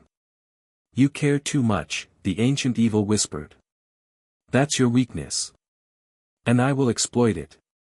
Shut up, Harry muttered. But the laughter continued, fading slowly into the silence of his healing chambers. Meereen burned that night. Not the whole city, just the places where the sons of the Harpy had been hiding. Daenerys was thorough. Harry watched from his window as dragons circled overhead, their fire precise and controlled. Not destruction for its own sake, targeted elimination of a threat that had tried to take what she loved. It was terrifying. It was beautiful. He understood, finally, why the Night King wanted him. Why Euron Greyjoy was so obsessed with controlling dragons. Power like this, absolute, primal, elemental, could reshape the world. In the right hands, it could save millions. In the wrong hands, it could destroy everything. The question was whose hands were the right ones. Harry watched his dragon queen rain fire on her enemies and decided, once again, that the answer was hers. Whatever came next, he would stand beside her. Whatever came next, they would face it together. The Game of Thrones was getting more dangerous. But so were they. Chapter 4 and Chapter 5, The Dragon Has Three Heads. The message arrived at dawn. Harry was practicing magic in the courtyard, the slow, methodical work of adapting his spells to this world's different rules, when Missandei appeared with a scroll bearing a seal he didn't recognize. From Westeros, she said. A man named Tyrion Lannister. Daenerys read the letter 3 times before speaking. He wants to join us. Her voice was carefully neutral. The dwarf of Casterly Rock. The imp. The man who killed his own father. Is that good or bad? I don't know yet. She handed him the scroll. He says he has information about my enemies. About the political situation in Westeros. About what I'll face when I finally cross the sea. Harry scanned the letter. The handwriting was elegant, the language precise, the arguments compelling. Tyrion Lannister presented himself as a man without options, exiled, hunted, with nothing to offer but his mind. He's clever, Harry said. This letter is designed to appeal to your pragmatism while playing on your curiosity. You think it's a trap. I think everything's a trap until proven otherwise. But that doesn't mean we shouldn't spring it. He returned the scroll. Where is he? Volantis. Traveling with a companion, a knight named Jorah Mormont. Harry's eyebrows rose. Jorah. The same Jorah who, the same. Daenerys's expression darkened. The man who spied on me for Robert Baratheon. The man I exiled for betraying my trust. And now he's coming back with a Lannister in tow. It seems fate has a sense of humor. They debated the matter for hours. The small council was divided, Grey Worm suspicious of any Westerosi, Missandei cautiously optimistic, the Dothraki bloodriders indifferent to political maneuvering. In the end, Daenerys made the decision herself. Send word to Volantis. Tell them I'll grant an audience, but under my terms.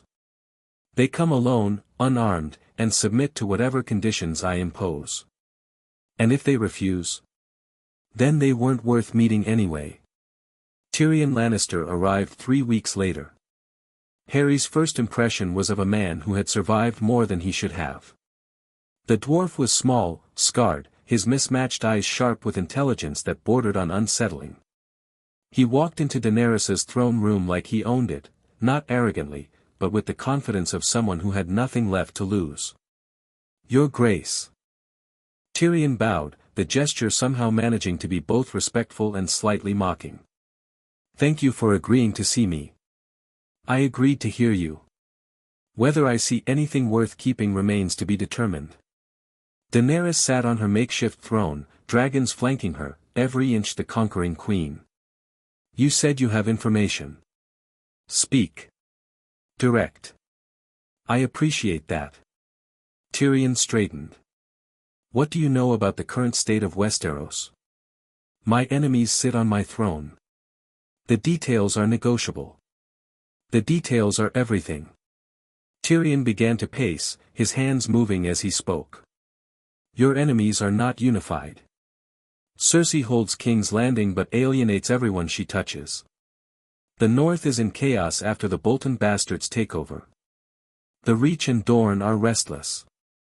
The Iron Islands are, well, the Iron Islands are always a problem." "Tell me something I don't know."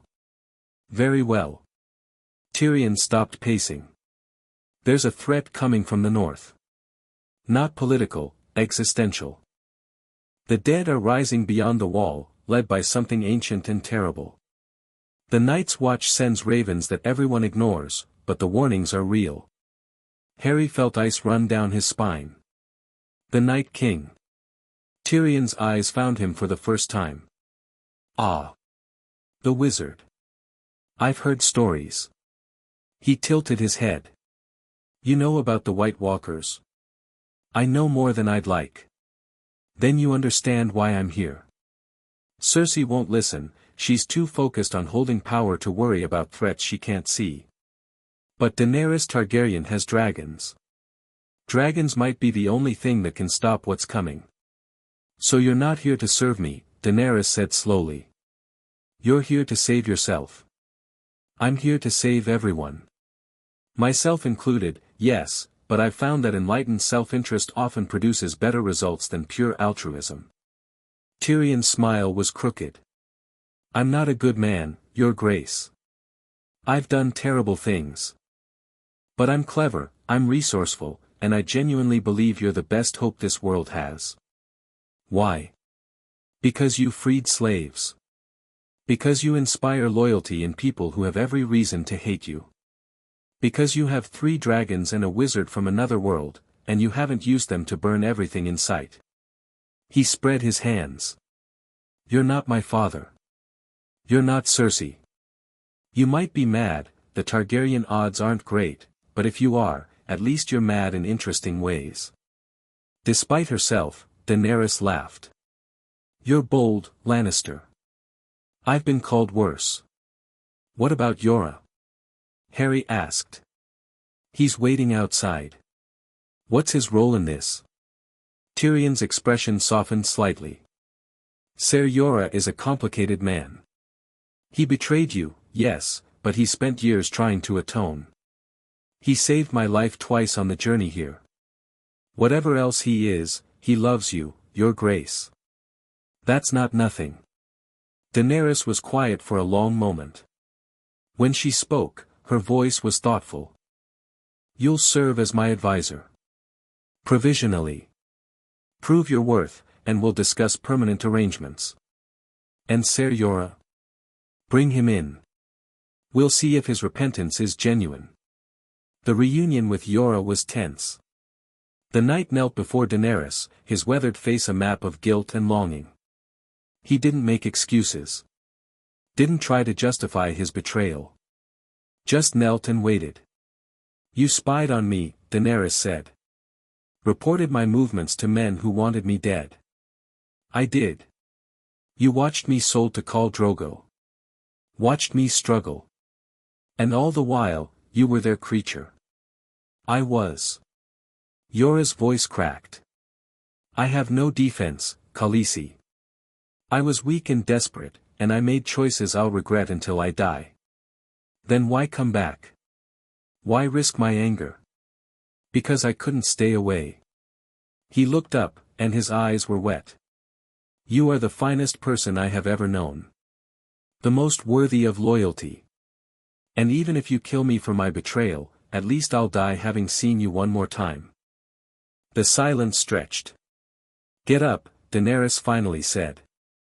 Yora rose, hope and fear warring on his face. You're not forgiven. I don't know if you ever will be. Her voice was ice. But Tyrion vouches for you, and I need experienced commanders. You'll serve, under Grey Worm's authority, not your own. Earn back my trust, and we'll discuss the future. Thank you, Khaleesi. Don't thank me yet. The next time you betray me, there won't be a conversation. Just fire. Yora nodded, accepting the terms. Harry watched the exchange with mixed feelings. Yora had betrayed Daenerys, yes, but the man's repentance seemed genuine. And Tyrion was right about one thing: love, however complicated, wasn't nothing. Walk with me, he said to Yora as the court dispersed. I have questions about Westeros. They walked the walls of Meereen, looking out over the city that Daenerys had conquered and was now trying to rule. The Night King, Harry said without preamble. What do you know? Yora's face darkened. Stories, mostly. Old Nan's tales about the long night, the army of the dead, the wall built to keep them out. I thought they were legends until I saw a white's hand in a merchant's cargo. Eastwatch by the sea, years ago. It was still moving. Still trying to grab things. He shuddered. I told myself it was a trick. Some sorcerer's joke. But I never quite believed that. The Night King is real. I've spoken to him. Yora stopped walking. Spoken? How? He invades my dreams. Offers me power, alliance, a place in his army. Harry's jaw tightened. I carry death magic, something he wants. Something that would make him unstoppable if he got it. And you're sure you can resist him? I'm sure I'll die trying. Yora studied him for a long moment. You love her. The Queen. It wasn't a question. I do. Then you understand why I came back. Why I couldn't stay away. The knight's voice was raw. She inspires that kind of loyalty. The kind that survives betrayal and exile and common sense. I understand. But Yora, Harry met his eyes. If you ever hurt her again, I won't wait for her permission. I'll kill you myself. I'd expect nothing less. They walked in silence for a while, two men bound by love for the same woman, finding an uneasy truce. What's your plan? Yora asked eventually. For the Night King. I don't have one yet. The Hallows might be the key, death magic against death magic. But using them fully. Harry shook his head. The last time I let them loose, people died. Innocent people. War always costs innocent lives. That doesn't make it acceptable. No. But it makes it reality. Yora stopped at a watchtower, looking north toward a horizon that seemed suddenly threatening. When I was young, I thought honor meant never compromising. Never accepting the ugly necessities of survival. Then I lost everything, and I learned that honor without wisdom is just another form of suicide. What's your point? My point is that the Night King won't care about your scruples. He won't hesitate to use every weapon at his disposal. If you hold back out of fear of what you might become. Yora turned to face him. You'll lose. And when you lose, everyone loses. Harry wanted to argue. Wanted to insist that there had to be another way, a path that didn't require becoming the monster to defeat the monster. But the memory of Piet crumbling to dust, of warlocks withering from proximity to his unleashed power, made the words stick in his throat. I'll think about it, he said finally. Do more than think. The dead are coming, Harry Potter. And they don't wait for anyone to be ready. The Sons of the Harpy attacked that night. Not the scattered insurgents of before, this was coordinated, massive, an assault from every direction at once. Hundreds of golden masks poured into the streets, targeting unsullied patrols, freed slave communities, anyone connected to Daenerys's rule. Harry was in the Great Pyramid when the first reports came in. They're everywhere. A messenger, bloody and terrified. The markets, the docks, the residential districts, how many? Thousands. They must have been gathering for weeks. An explosion rocked the pyramid. Harry felt the floor shake, heard screams from somewhere below. They're inside, he realized. The pyramid itself, G.O. Daenerys was already moving, calling for her dragons. Find them. Stop them. Harry ran. The pyramid's lower levels were chaos. Sons of the Harpy fought unsullied in the corridors, golden masks against bronze discipline. Bodies everywhere, attackers and defenders alike. Stupefy. Depulso. Incarcerus. Harry carved a path through the fighting, his spells dropping enemies but costing him with every cast. This world's hostility to his magic was worse than ever, as if the violence itself was feeding resistance. He found the source of the explosion in the pyramid's foundation, a massive breach where someone had used something like wildfire to blow through the walls. And pouring through that breach, not just sons of the Harpy. Soldiers. Real soldiers, in foreign armor, carrying weapons that weren't Meereenese. Yunkai, Harry breathed. They've brought an army. The invasion had begun. The battle for Meereen lasted 3 days. Harry barely slept. His magic was pushed to its limits and beyond, healing wounded defenders, battling through streets that ran with blood, trying to be everywhere at once and failing. The dragons made the difference. Drogon, Viserion, and Regal turned every open battle into a slaughter, their fire incinerating formations before they could form. But the enemy had learned. They fought in the narrow streets, in the buildings, in places where dragons couldn't follow without burning the city they were trying to save. We're winning, Daenerys said on the second night, her face gaunt with exhaustion. But it's costing us everything. The Yunkai forces. Broken. Their commanders are dead, their army scattered. She rubbed her eyes. But the sons of the Harpy fight on. Every house could hide an assassin. Every shadow could hold a knife. Then we need to end it. Decisively. How? Harry had been thinking about this. Dreading it. But Yora's words kept echoing in his mind. The Night King won't care about your scruples. Let me try something, he said. Something I've been afraid to use. The death magic. Controlled this time. Targeted. He met her eyes. I think I can sense them, the sons of the Harpy. Their killing intent is like a beacon to someone who carries death. If I can follow that beacon. You could find them. All of them. Maybe. I've never tried anything like this before. It might not work. It might, he stopped. Might what? Might kill me. Or drive me mad. Or turn me into something worse than the Night King. Harry's laugh was hollow.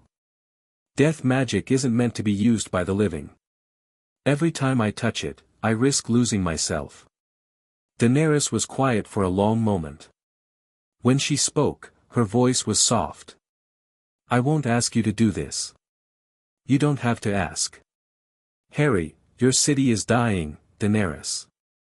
Your people are dying. And I have the power to stop it, if I'm willing to take the risk. He took her hands. I didn't come to this world to play it safe. I didn't fall in love with you to watch from the sidelines. Let me do this. And if you lose yourself, then you'll bring me back. He smiled, trying to project confidence he didn't feel. You're a dragon, remember? Dragons don't lose what's theirs. That's not funny. It's a little funny. She kissed him, fierce and desperate and full of words neither of them could say. Come back to me, she whispered. Always. Harry sat in the center of the Great Pyramid's throne room, cross-legged, alone.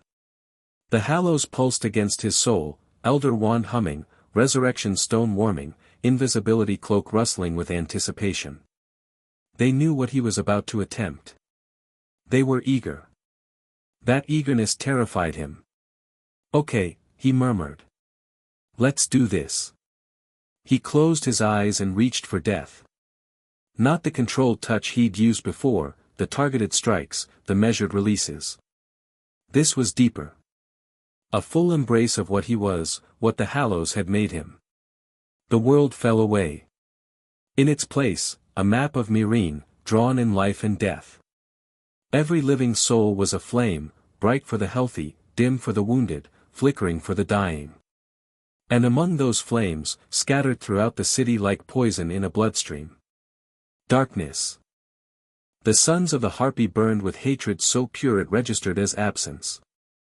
They weren't just willing to kill, they wanted it. Craved it. Every one of them was a void in the fabric of life. Harry could see them all. Hundreds. Thousands. Hidden in houses and tunnels and crowds, waiting for the moment to strike again. "Kill them," the Hallows whispered. "Reach out and snuff them like candles. It would be so easy. It would be." Harry could feel the power flowing through him, vast and terrible. One thought, and every son of the Harpy in the city would simply stop. But that wasn't the plan. Not killing, he murmured, fighting against the seductive pull of the power. Finding. Marking. He reached out with his consciousness, touching each dark flame with the lightest brush of death magic. Not enough to kill. Just enough to leave a mark, a signature that the Unsullied could track. One by one, the sons of the Harpy lit up like beacons. The process took hours. Harry lost track of time, lost track of himself, became nothing but a conduit for power he barely understood. The Hallows sang with joy, drinking in the death-touched energy of so many willing killers. "More," they urged. "There's always more." "No." Harry's voice was hoarse. "That's enough. Never enough. Never, I said enough." He wrenched himself back, severing the connection with an effort that left him gasping on the cold stone floor. His nose was bleeding. His hands were shaking. And somewhere deep inside, something felt different. Darker. "Harry?" Daenerys's voice, distant and worried. She was kneeling beside him, her hands on his face, her violet eyes searching his. "Did it work?" Harry tried to focus. "The marks. Did the Unsullied, they're following them now. Grey Worm says it's like the suns are glowing." Her voice cracked. "Harry, you've been unconscious for 6 hours." "I thought, I'm okay." He wasn't sure that was true, but it seemed like the right thing to say. "Just tired." "You're bleeding." "That happens sometimes." She helped him sit up, and the room spun violently before settling. The Hallows were quiet now, satisfied, perhaps, or simply waiting. "It worked," Harry said. "I can still feel them. The marks. They won't fade for days. Then we can find them. All of them. All of them." Daenerys's smile was fierce. "Rest. When you wake up, this war will be over." Harry wanted to stay awake, to see it through, but his body had other ideas. Consciousness slipped away like water through fingers. His last thought was of blue eyes in a snowstorm, watching with something that might have been approval. He woke to silence. Not the silence of sleep, the silence of aftermath. The battle sounds that had become background noise were gone, replaced by nothing. Harry pushed himself upright, ignoring the protests of his abused body. The throne room was empty except for Daenerys, sitting on her makeshift throne, staring at nothing. "It's over," she said without looking at him. "The sons of the Harpy are broken. The Yunkai forces have surrendered. Meereen is secure." "Then why do you look like that?" "Like what?" "Like someone who's just realized the cost of victory." Daenerys finally met his eyes, and what he saw there made his heart clench. 3,000 dead, she said. Unsullied, freedmen, innocent civilians caught in the crossfire. 3,000 lives, gone in 3 days. You saved 10 times that many, I know the math. Her voice was sharp. I know that rulers have to think in numbers, have to weigh lives against lives. But those 3,000 people had names, Harry. Had families. Had futures that ended because I wasn't strong enough to prevent this. You didn't cause this. The sons of the Harpy exist because I upended their world. Because I broke chains that had held for centuries. Because I forced change on people who weren't ready for it. She laughed, bitter and tired. Every decision I make costs lives. Every choice has consequences. How do you bear it? Knowing that people die because of you. Harry moved to stand beside her throne. You don't bear it. You carry it. There's a difference. Is there? Bearing something means you can set it down eventually. Carrying it means it's part of you forever. He took her hand. I carry everyone I couldn't save. Sirius. Remus. Fred. Dobby. Hundreds of names I'll never forget. They're with me always, not as guilt, but as purpose. They remind me why I fight. And does it help? Having purpose? Sometimes. Other times, I just miss them. He squeezed her hand. But I'd rather carry the weight of the dead than become someone who doesn't feel it at all. The moment those deaths stop mattering is the moment I've lost myself. Daenerys was quiet for a long moment. When she spoke, her voice was small. I'm afraid, Harry. Of what? Of becoming my father. Of losing myself in fire and blood until that's all I am. She turned to face him fully. The Targaryen madness is real. I feel it sometimes, the urge to burn everything, to let the dragon consume me.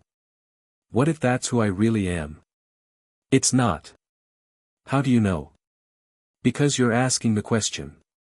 Harry cupped her face in his hands. Mad people don't wonder if they're mad. They're too busy being certain they're right. The fact that you worry about it, that you feel the weight of 3,000 deaths, that's proof you're not your father. That's not very reassuring.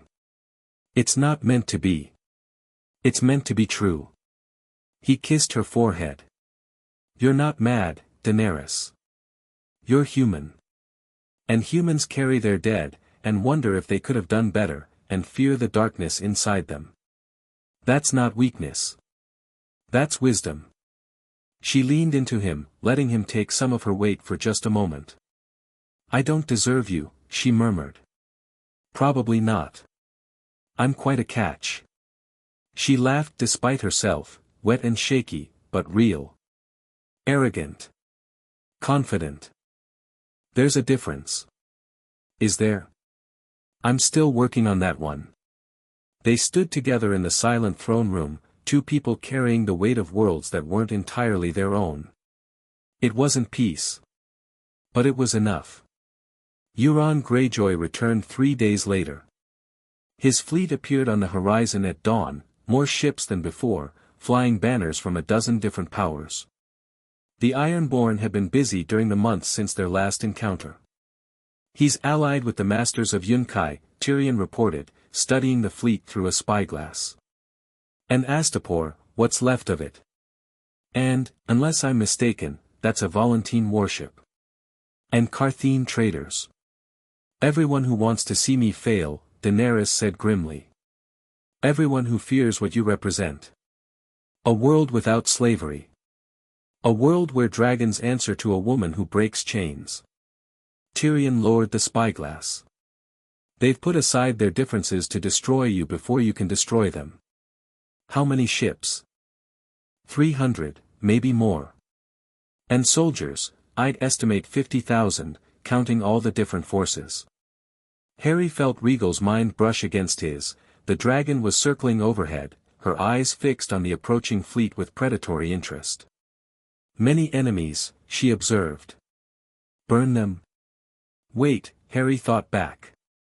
We need to be smart about this. We can't fight that many, Grey Worm said. Not directly. Our forces are depleted from the sons of the Harpy. We have dragons, Yora pointed out. Dragons can be killed. The Dornish proved that during Aegon's conquest. Tyrion shook his head. We need another approach. Something they won't expect. Harry had been quiet, thinking. The fleet was massive, yes, but it was also vulnerable. Wooden ships. Packed close together. Crewed by people who'd never faced magic before. I might have an idea, he said. That night, Harry flew. Rhaegal carried him over the black water, invisible beneath the cloak, silent as death itself. The enemy fleet sprawled below them, hundreds of ships at anchor, lights twinkling from decks and cabins, completely unaware of what approached. Ready? Rhaegal asked. Ready. The plan was simple in concept, terrifying in execution. Harry would infiltrate the fleet, find the commanders, and remove them. Without leadership, the alliance would fracture. Without unity, they couldn't coordinate an attack. Assassination. Cold, calculated assassination. Harry had killed before. In battle, in defense, in the desperate moments when there was no other choice. But this was different. This was hunting. Predatory. The kind of killing that changed you. Necessary, he reminded himself. To protect Daenerys. To save the city. But Yora's words echoed in his mind, twisted now into something darker. The Night King won't care about your scruples. Neither can you. The flagship was easy to find, the largest ship, the most lights, the most guards. Euron Greyjoy would be there, holding court like the king he claimed to be. Harry landed on the deck invisible, silent, the cloak hiding him from every eye. Guards passed within inches, never knowing he was there. He found Euron in the captain's cabin, surrounded by maps and alliance representatives. The Ironborn king was laughing at something, his one eye gleaming with mad intelligence. Tomorrow, we burn them. Euron declared. The mother of dragons will learn what happens when you challenge the seas. One of the representatives, a younkish noble, by his dress, looked uncertain. And the wizard? The one who destroyed Dragonbinder. The wizard is a man. Men die. Euron's smile was vicious. I've prepared something special for him. Something even death magic can't. He stopped mid-sentence. His eye had found Harry. Not the cloak, the eye patch. It gleamed with unnatural light, and Harry realized with sick certainty that Euron had acquired something new. Something that could see through invisibility. Well, well. Euron rose slowly. The Shadow himself. Come to assassinate me in my own cabin. The other representatives scrambled back as Harry let the cloak fall away. His wand was already in his hand. Something like that. Brave. Stupid, but brave. Euron's hand moved to his belt, drawing a blade that gleamed with the same unnatural light as his eye patch. I've been preparing for this meeting, you know. Ever since you broke my horn. I made inquiries. About death magic. About how to counter it. And I found teachers. Euron's smile widened. The same teachers who served your friend in the north. They were very informative. Harry felt his blood run cold. The Night King. Such a generous lord, for those willing to bargain. Euron raised his blade. He wants you alive, actually. Says you're too valuable to waste. But I think I'll take a piece of you first, call it payment for the horn. Harry struck first. Avada Kedavra. The green light of the killing curse lanced toward Euron, and the Ironborn king deflected it. The blade in his hand sang with power, redirecting the unblockable curse into a wall where it left a smoking crater. Impressed? Euron was already closing the distance. You're not the only one who can learn new tricks, Potter. They fought. Euron was fast, faster than any normal human, enhanced by whatever bargain he'd made with the Night King's servants. His blade found gaps in Harry's shield, nicking his arm, his leg, drawing blood with each pass. But Harry had fought Dark Lords. Had dueled Death Eaters. Had survived things that should have killed him a dozen times over. Confringo. The blasting curse caught Euron's guard, sending him stumbling back. Harry followed up with chains of fire, ropes of conjured steel, everything in his arsenal thrown at once. Euron blocked, dodged, deflected, but he was losing ground. The cabin was too small for his speed to matter, too confined for him to bring his full abilities to bear. Enough. The Ironborn King's blade burst into cold blue flame. If I can't have you alive, I'll take you dead. He lunged. Harry's hand came up. Death magic poured out in a wave of absolute darkness. Euron's blade absorbed some of it, that impossible weapon, forged with the Night King's power, designed specifically to counter what Harry was. But it couldn't absorb all of it. Couldn't stop the tide of ending that the Hallows unleashed. The blade shattered. Euron screamed as the death magic touched his hand, his arm, spreading through him like ice through water. His skin grayed, cracked, began to flake away.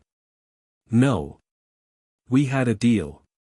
He promised, he lied, Harry said coldly. That's what monsters do. Euron Greyjoy, king of the Iron Islands, terror of the seas, crumbled to dust. The representatives stared in horror. Leave, Harry told them. Go back to your ships. Tell them Euron is dead and the alliance is over. Anyone who stays will join him. They ran. Harry stood in the empty cabin, surrounded by maps and schemes and the dust of a dead king, and felt nothing at all. That absence of feeling terrified him more than anything Euron could have done. The fleet scattered with the dawn. Without Euron's mad charisma and magical enhancements holding them together, the alliance fractured exactly as planned. Ships turned on each other in the chaos, decades-old rivalries reasserting themselves.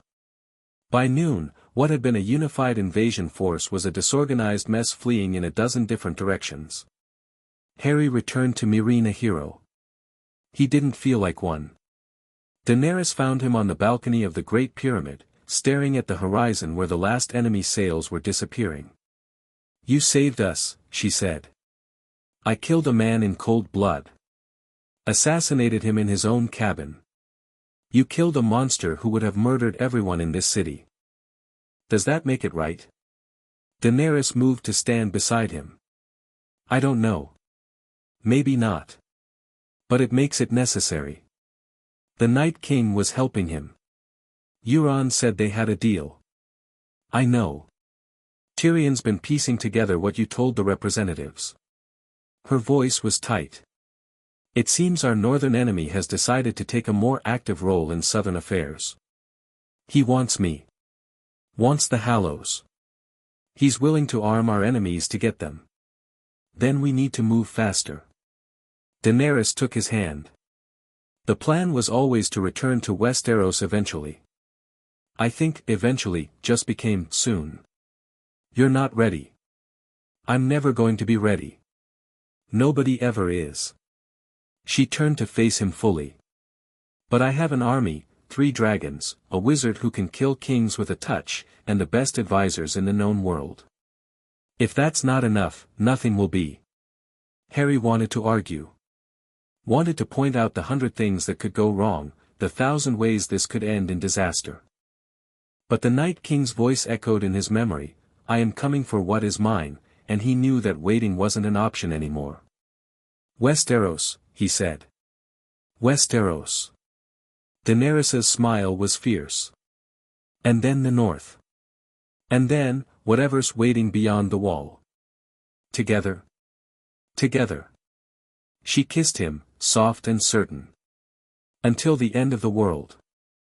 Harry held her close and didn't mention that the end of the world was exactly what he was afraid of.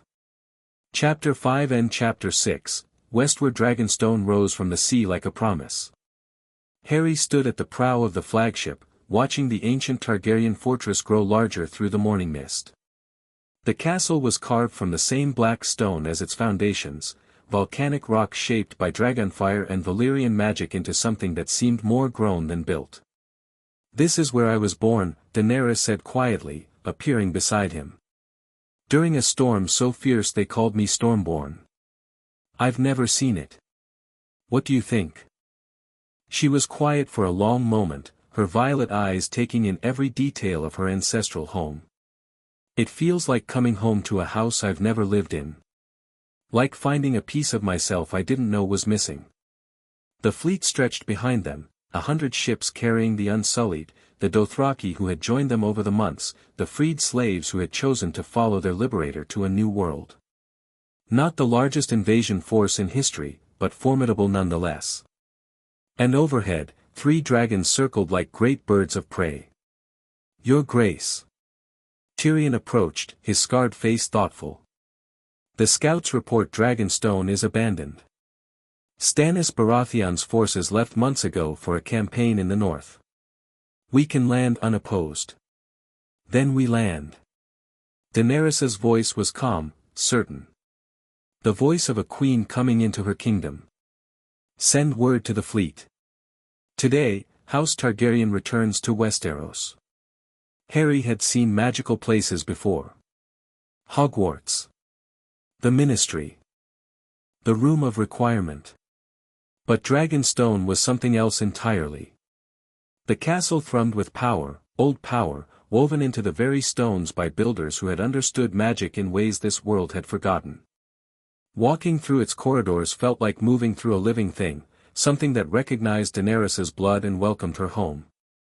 The throne room. Daenerys pushed open massive doors carved with dragon motifs. "This is where my ancestors sat when they ruled the 7 kingdoms." The room was impressive, a great table carved in the shape of Westeros dominated the center, surrounded by high windows that let in the gray light of an overcast sky. At the far end, a seat that was more altar than chair waited empty. Daenerys walked to it slowly, running her fingers along the ancient wood. "My brother used to tell me stories about this place. How Aegon planned his conquest from this room. How our family ruled for 300 years from this island." She sat, and something shifted in the air, a recognition, perhaps, from the castle itself. "I used to dream about sitting here. And now? Now I'm wondering how many people I'll have to kill to keep it." Harry moved to stand beside her. "Hopefully fewer than you think. Tyrion's been sending ravens, there are potential allies throughout the 7 kingdoms. People tired of Lannister rule. Potential allies who'll want something in return. Land. Titles. Marriage." Her laugh was bitter. "Everyone wants something. What do you want?" Daenerys was quiet for a long moment. "I want the throne. I've wanted it my whole life, the birthright that was stolen from my family, the chance to prove that Targaryens aren't all mad. And I want." She trailed off, something vulnerable flickering across her face. "I want it to matter. Not just power for power's sake. I want to build something better. Protect the people who can't protect themselves. Make the world worth living in." "Yes." She looked at him. "Is that naive?" "Probably. But naivety isn't the worst sin." Harry took her hand. "The worst sin is cynicism. Deciding that nothing matters because everything's corrupt anyway. At least naivety tries. You're very wise for a wizard who fell out of the sky. I've had practice being naive. Lots of practice." She laughed, real and warm, and for a moment, the weight of crowns and conquests fell away. Then a knock came at the door. "Your Grace." Varys entered, his bald head gleaming in the candlelight. The spymaster had joined them in Meereen, appearing as if from nowhere with information and connections that proved invaluable. Harry still didn't trust him, but he couldn't deny the man's usefulness. "A raven has arrived. From the north." Daenerys's expression sharpened. "What does it say?" "Jon Snow, the king in the north, requests an audience." He wishes to discuss. Varys paused delicately. An existential threat to all of Westeros. Harry felt ice run down his spine. The Night King. It had to be. Jon Snow arrived 3 weeks later. Harry watched from the battlements as the northern ships entered Dragonstone's harbor. The king in the north was younger than he'd expected, dark-haired, dark-eyed, with the kind of face that had seen too much too young. He looks like someone who's died and come back, Harry thought, and then wondered where that impression had come from. The meeting in the throne room was tense. "I'm not here to bend the knee," Jon said bluntly, standing before Daenerys' seat with a stubbornness that bordered on suicidal. "I'm here because something worse than your war is coming, and we need to face it together. Something worse than war for the Iron Throne. The dead." Jon's voice was flat, certain. "The army of the dead, led by the Night King. They're real. I've seen them. I've fought them. And they're coming for everyone." Tyrion shifted uncomfortably. "The White Walkers are legends, they're not." Harry stepped forward, and every eye in the room turned to him. "I've spoken to the Night King. In dreams, in visions. He's real, he's powerful, and he wants something I have." Jon's gaze sharpened. "You're the wizard. The one Tyrion mentioned. Harry Potter. And yes, I know about the dead. Then you know we don't have time for politics. The wall won't hold forever. When it falls, everyone dies." Harry nodded. "I know." The room was silent. Daenerys' advisors exchanged worried glances. But Daenerys herself was watching Harry with an expression he couldn't quite read. "Tell me," she said finally. "Everything you know about this Night King." Harry told her. He told them all, about the dreams, the voice in the darkness, the ancient evil that wanted to claim him. About the hallows and death magic and the terrible power that made him valuable to something that commanded armies of the dead. When he finished, the silence was heavier than before. "You're saying," Tyrion said slowly, "that the greatest threat to our conquest isn't Cersei Lannister. It's an ice demon in the far north who's been personally communicating with our wizard." "Yes. And that if this demon gets hold of Harry, he becomes unstoppable. Essentially. And that we need to abandon our war for the throne to fight an enemy most of Westeros doesn't believe exists." "I wouldn't say abandon," Harry said. "More like, reprioritize." Tyrion put his head in his hands. The negotiations took days. Jon Snow wanted Daenerys' dragons and armies to march north immediately. Daenerys wanted assurances that she wouldn't be leaving her conquest half-finished only to return and find Cersei Lannister stronger than ever. Both of them had valid points, and neither was willing to back down. Harry stayed out of most of it. His job was to provide information about the Night King, to answer questions about what they'd be facing. The politics were beyond his expertise, and honestly, beyond his interest. But he paid attention. He learned. "You understand her," Jon said one evening, finding Harry on the battlements watching the sunset. "The Dragon Queen. You know how she thinks. Better than most. Is she what they say? Another mad Targaryen?" Harry considered the question carefully. "She burned slavers alive and liberated tens of thousands of people. She struggles every day with the weight of the deaths her decisions cause. She worries constantly about becoming her father." He turned to face Jon. "Does that sound mad to you?" "It sounds complicated. Everything worth doing is complicated. The simple path is usually the wrong one." Harry studied the Northern King, the weight he carried, the impossible choices he'd made. "You died, didn't you? And came back." Jon went still. "How did you know?" "I've been the master of death for years. I can sense these things." Harry's voice was gentle. "What was it like? The other side?" "Nothing." Jon's voice was hollow. "Just, nothing. No light at the end of a tunnel. No loved ones waiting. Just darkness, and then waking up gasping on a table while a red priestess stared at me. The Lord of Light's power. That's what Melisandre claims. I don't know what to believe anymore. Jon's hands tightened on the battlement stones. Before I died, I thought I knew what I was fighting for. The Night's Watch. The North. Protecting people from threats they didn't understand. Now you're not sure anything matters. Something like that. Harry nodded slowly. I felt the same way after my war ended. I'd spent my whole life fighting, against Voldemort, against death, against destiny. When it was over, I didn't know who I was anymore. Didn't know what I was supposed to do with a life I'd never expected to have. What changed? I found something worth living for. Harry's eyes drifted toward the castle, toward the woman inside who had given him purpose again. Not a cause. Not a war. Just, a person. Someone who made the world feel worth saving. Jon followed his gaze. You love her. More than I can explain. And if you have to choose between saving her and saving everyone else.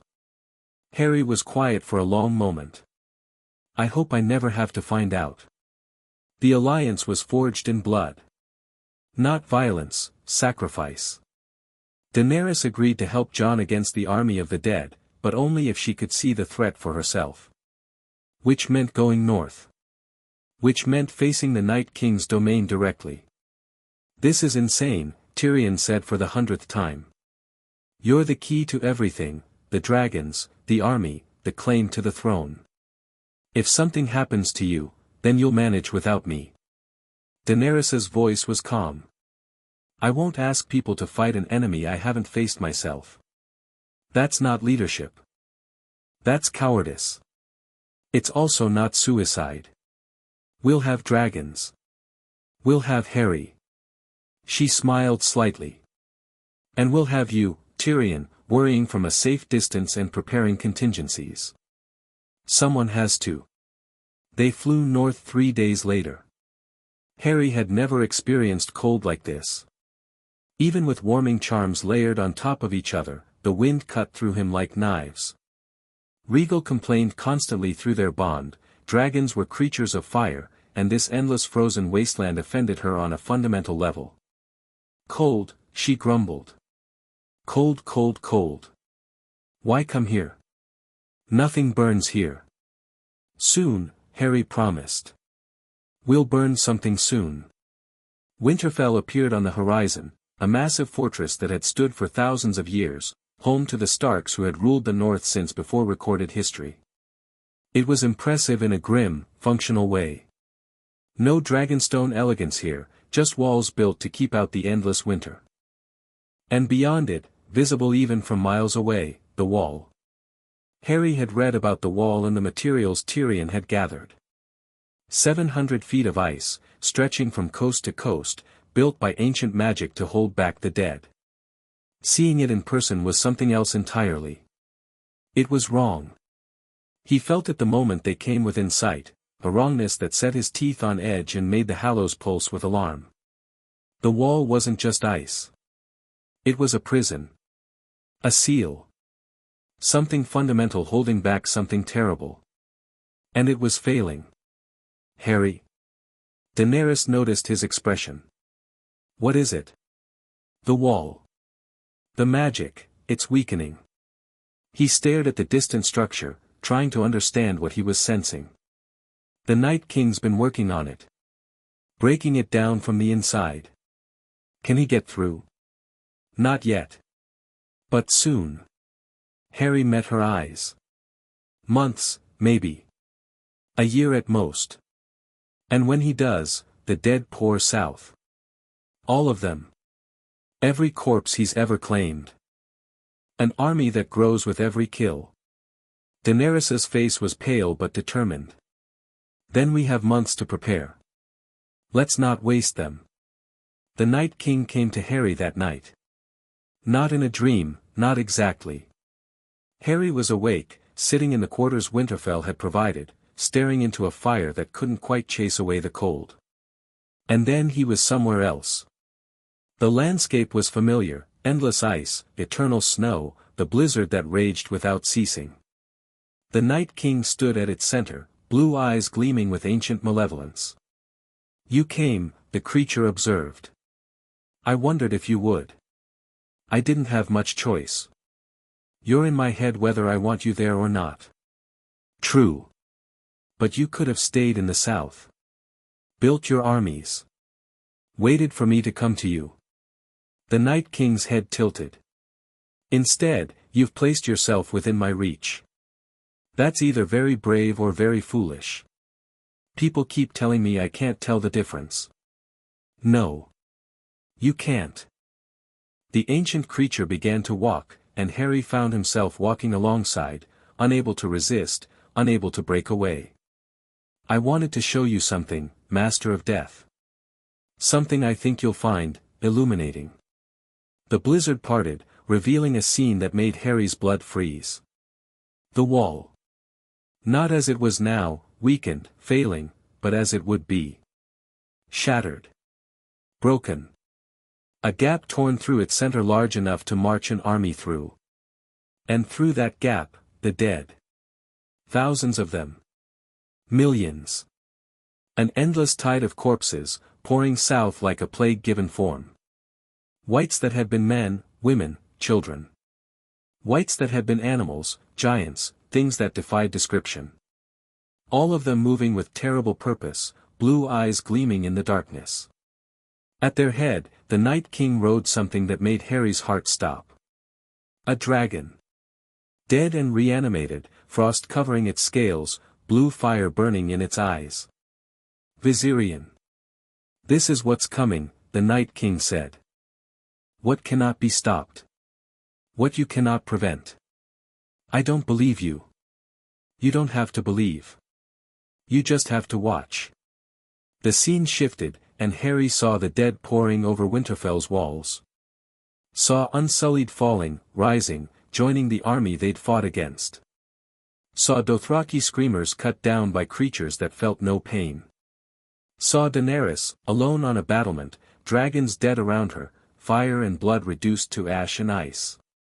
"This is how it ends," the Night King whispered. "This is how it always ends. Death comes for everyone, Harry Potter.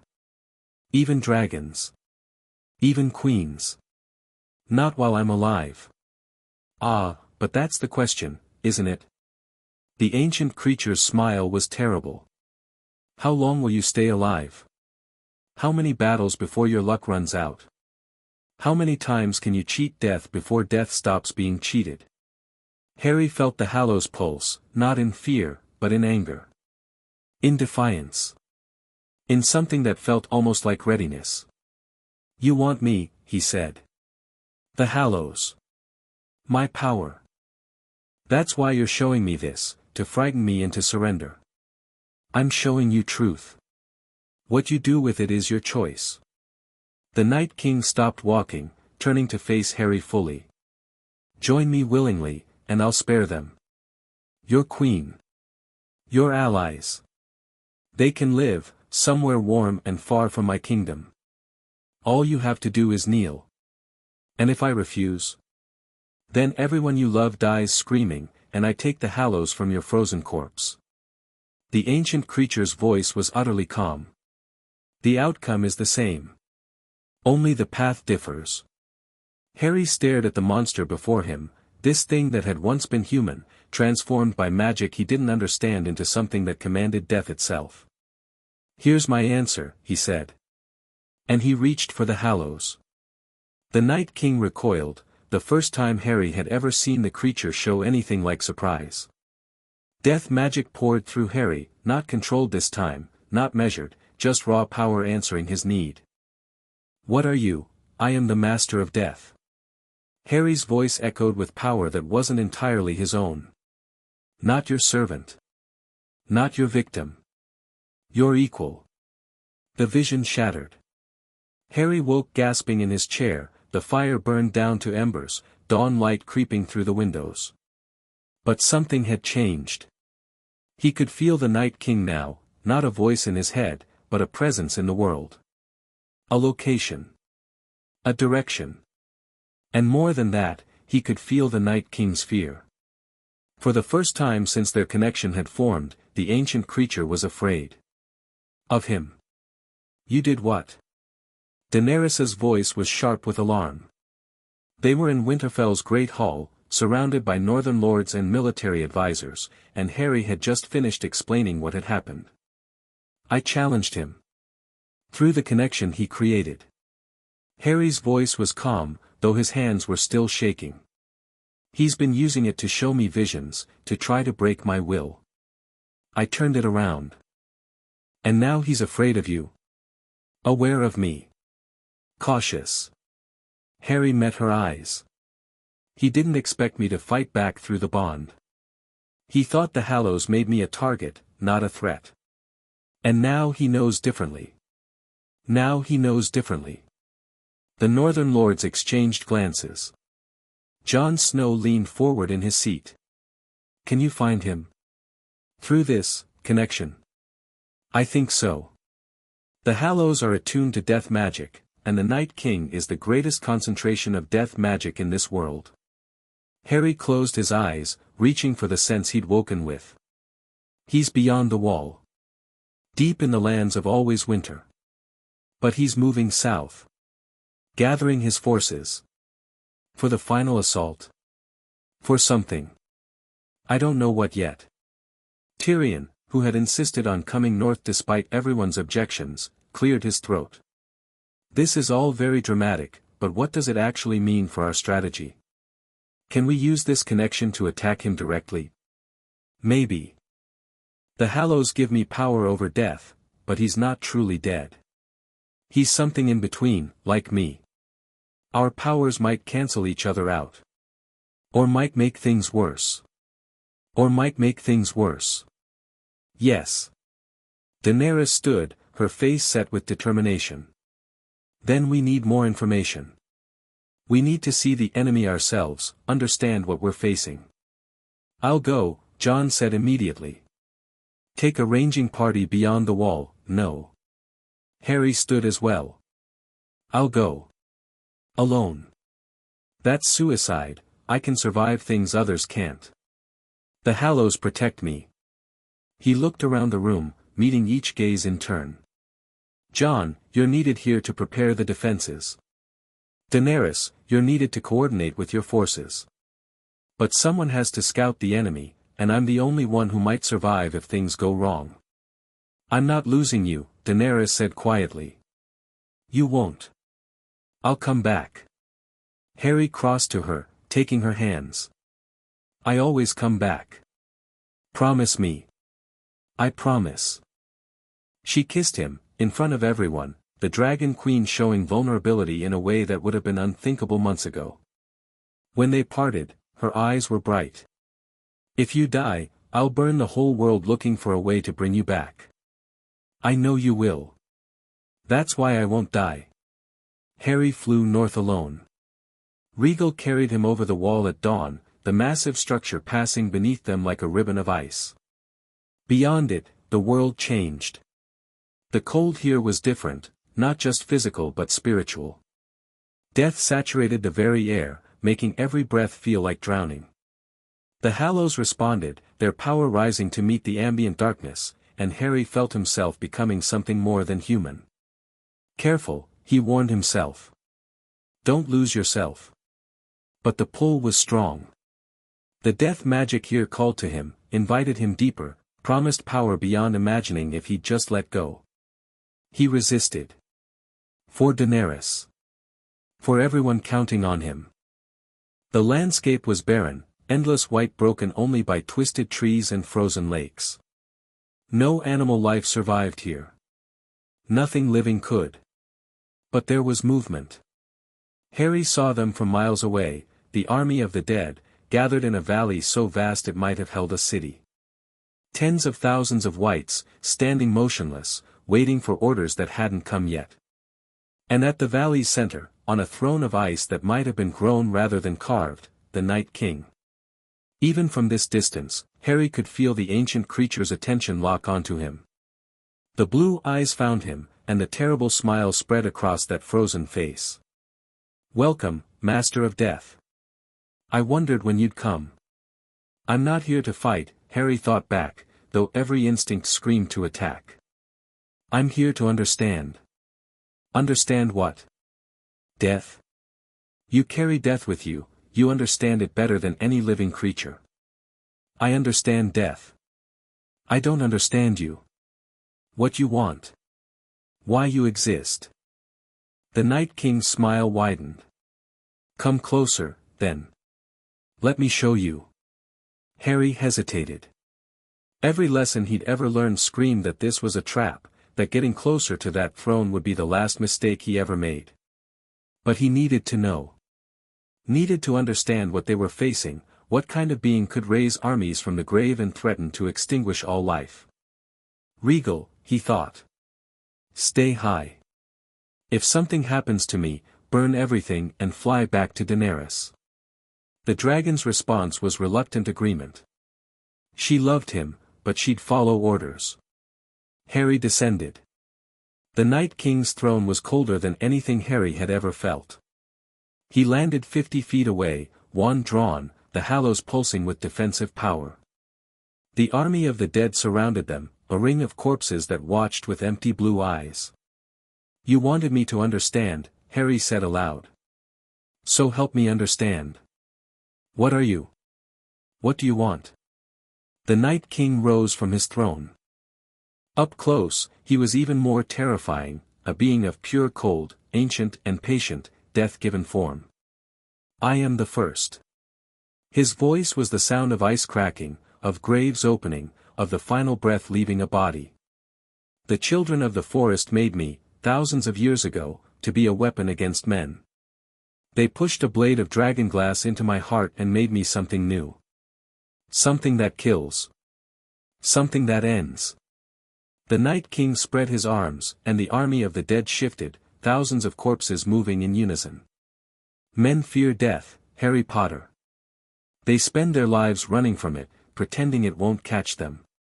But I am death. I am the truth they refuse to face. And you think that gives you the right to murder everyone? I think nothing gives anyone rights. Rights are inventions of the living, meant to comfort them while they wait for the inevitable. The Night King stepped closer, and Harry felt the cold intensify. "But you interest me, Master of Death. You don't fear the end. You've seen the other side and returned. You understand what I am in a way no one else can. I understand you're a monster. I am what I was made to be. Just as you are what your hallows made you."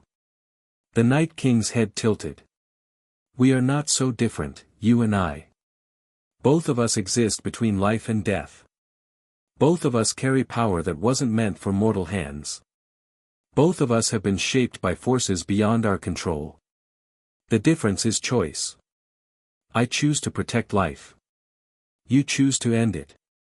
Do I? Or do I simply fulfill my purpose?" The Night King's smile was sad, almost. "The children made me to destroy men. When I turned on them instead, I was punished, sealed behind the wall, imprisoned for millennia. But I never stopped being what they made me. I can't." "You're saying you have no choice." "I'm saying that choice is an illusion for creatures like us. We are what we are, Harry Potter. You cannot stop being the Master of Death any more than I can stop being the Night King." The ancient creature leaned closer. "The only question is whether we spend eternity fighting, or whether we accept our nature and work together." Harry felt the pull of that logic, the seductive simplicity of it. If he was truly the Master of Death, if that was his fundamental nature, then maybe the Night King was right. Maybe fighting against it was futile. But then he thought of Daenerys. Of her warmth, her fire, her stubborn insistence on building something better despite the costs. She was the opposite of everything the Night King represented. Life refusing to surrender to death. Hope defying despair. "You're wrong," Harry said. "About me. About choice. About everything. Am I? I'm not the master of death because the Hallows chose me. I'm the master of death because I chose to accept them. Because I decided that death should serve life, not the other way around. He raised his wand, power gathering around him. And I choose to fight you. Not because I have to. Because it's right. The Night King's smile vanished. Then you choose suffering. He raised his hand. The dead attacked. Harry had fought armies before. Had faced impossible odds and survived through luck, skill, and sheer stubborn refusal to die. This was different. The whites came from every direction, thousands of them, moving with coordination that spoke of a single controlling intelligence. They didn't feel pain, didn't fear death, didn't hesitate. Incendio. Confringo. Fiend fire. Fire was effective, the whites burned like dry kindling, their ancient corpses providing perfect fuel. But for every one that fell, 10 more took its place. Regal dove from the sky, her flames cutting swaths through the dead. But even dragonfire had limits, and the army was endless. Too many, Harry thought desperately. There are too many. The Night King advanced through the chaos, untouched by fire, unbothered by the destruction around him. You cannot fight death, he said calmly. You can only delay it. Then I'll delay it as long as I can. Harry reached for the Hallows, not the careful, measured use he practiced, but the full, terrible power that came from being Death's master. Black fire erupted from his hands, consuming whites by the dozens, creating a ring of destruction around him. But the Night King walked through it. The death magic that devastated everything else passed over him like water over stone. He was immune. Of course he was death incarnate. Harry's power was just another form of his own. You see. The Night King stopped a foot away, close enough to touch. We are the same. Your power cannot hurt me any more than my power can hurt you. We are equals, Harry Potter. Partners. We are nothing alike. Keep telling yourself that. The Night King's hand came up, fingers reaching for Harry's forehead. Let me show you what we could be together. Let me show you. Harry grabbed his wrist. The world exploded. Later, Harry would try to describe what happened in that moment. The collision of two death magics, each absolute, each total, neither able to overcome the other. It was like standing at the center of a supernova. Like being torn apart and reassembled at the speed of thought. Like dying and being reborn in the same instant, over and over, forever. And in the heart of that chaos, Harry saw something. Memories. The Night King's memories. Thousands of years of existence, stretching back to when he was human. To when he was a man named. The name was gone. Erased by whatever magic had transformed him. But the memories remained. A war. Men against children. Desperate times, desperate measures. A bargain made in desperation, a transformation accepted to save his people. And then the twist. The betrayal. The magic that was supposed to create a weapon against the enemy turning inward, consuming everything human, leaving only hunger and cold. The Night King hadn't chosen this. He'd been made into this, just as Harry had been made into the Master of Death. The difference was that the Night King had surrendered. Had accepted his transformation, let it consume his humanity, become the very thing his creators had feared. Harry had fought. Had held on to his humanity with both hands, refusing to let the Hallows define him. That was the difference. That was everything. I understand now, Harry said, or thought, or screamed into the void between them. You're not evil. You're just empty. You gave up everything that made you human, and now you're trying to fill the void with death. You know nothing, I know enough. I know that you're afraid. Afraid of what you've become. Afraid that there's nothing left of who you used to be. Harry's power surged, pushing back against the Night King's presence. But that's not my problem. Your emptiness doesn't justify genocide. Your pain doesn't excuse murder. You made your choices, and now I'm making mine. He pushed. Not with death magic, with life. With everything he'd fought for, everyone he loved, every moment of warmth and joy and hope he'd experienced since arriving in this world. The Night King screamed.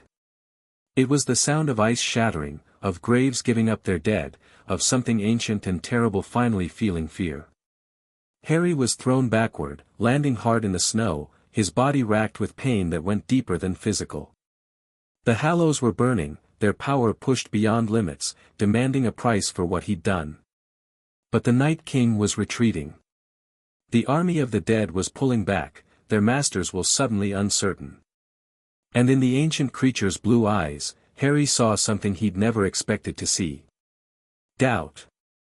This isn't over, the Night King said, his voice weaker than before. You've won nothing but time. Time is all I need. The Night King turned and vanished into the blizzard, his army following like a tide pulling back from shore. Harry lay in the snow, bleeding from places that shouldn't bleed, feeling like he'd fought a war in the space of seconds. But he was alive. Regal landed beside him, her mind flooding his with worry and relief. Harry okay? Harry alive? Harry alive, he managed. Harry needs to get the hell out of here. Yes. Good plan. Stupid plan come here. Good plan leave. He couldn't argue with that. He returned to Winterfell at sunset, barely conscious, held in the saddle only by Regal's careful flight. Daenerys was waiting in the courtyard. She caught him as he slid from the dragon's back, her arms the only thing keeping him upright. You promised, she said, tears streaming down her face. You promised you'd come back. I'm back. You're half dead. Half is still alive. She laughed despite herself, the sound wet with tears. What happened? What did you find? The Night King. Harry struggled to focus, to form coherent thoughts. I fought him. Didn't win, but didn't lose. Bought us time. How much time? Don't know. Weeks. Maybe months. He looked at her, at the face that had become his whole world. Learned something, though. Important. What? He's afraid now. Of me. Of what I represent. Harry managed a weak smile. Death isn't as certain as he thought. Daenerys held him tighter. Then we'll make him more afraid. Together. Together, Harry agreed. And passed out in her arms. Chapter 6 and Chapter 7, A Song of Ice and Fire. The wall fell on a Tuesday.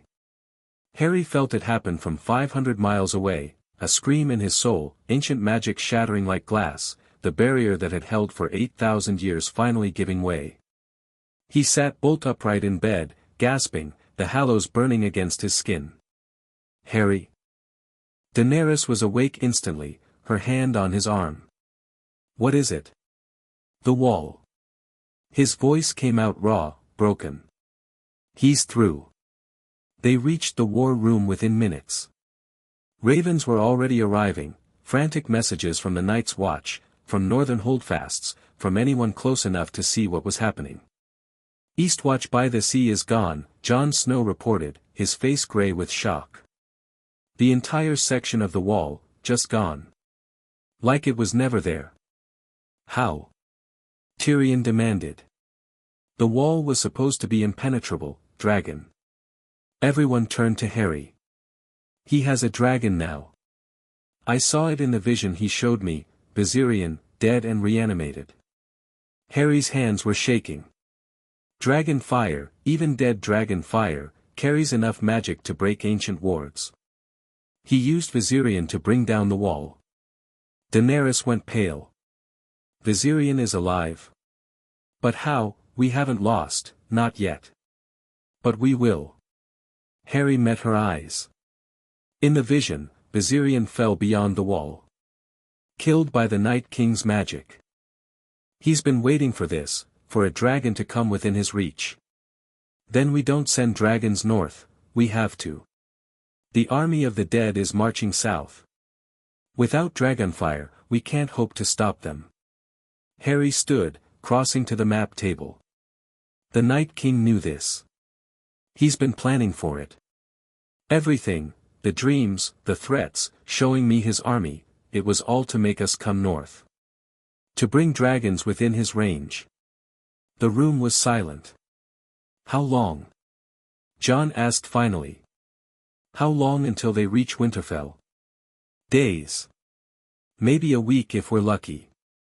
Harry stared at the map, at the vast distances that suddenly seemed so small. The dead don't rest. Don't eat. Don't sleep. They march until they reach their target. Then we have a week to prepare for the end of the world. Tyrion's voice was hollow. Excellent. I'll need more wine. Winterfell became a fortress. Every available hand worked on the defenses, digging trenches, building barricades, preparing the weapons that could actually harm the dead. Dragon glass, mined from dragonstone and shipped north in massive quantities. Valyrian steel, what little existed, distributed to the best fighters. And fire.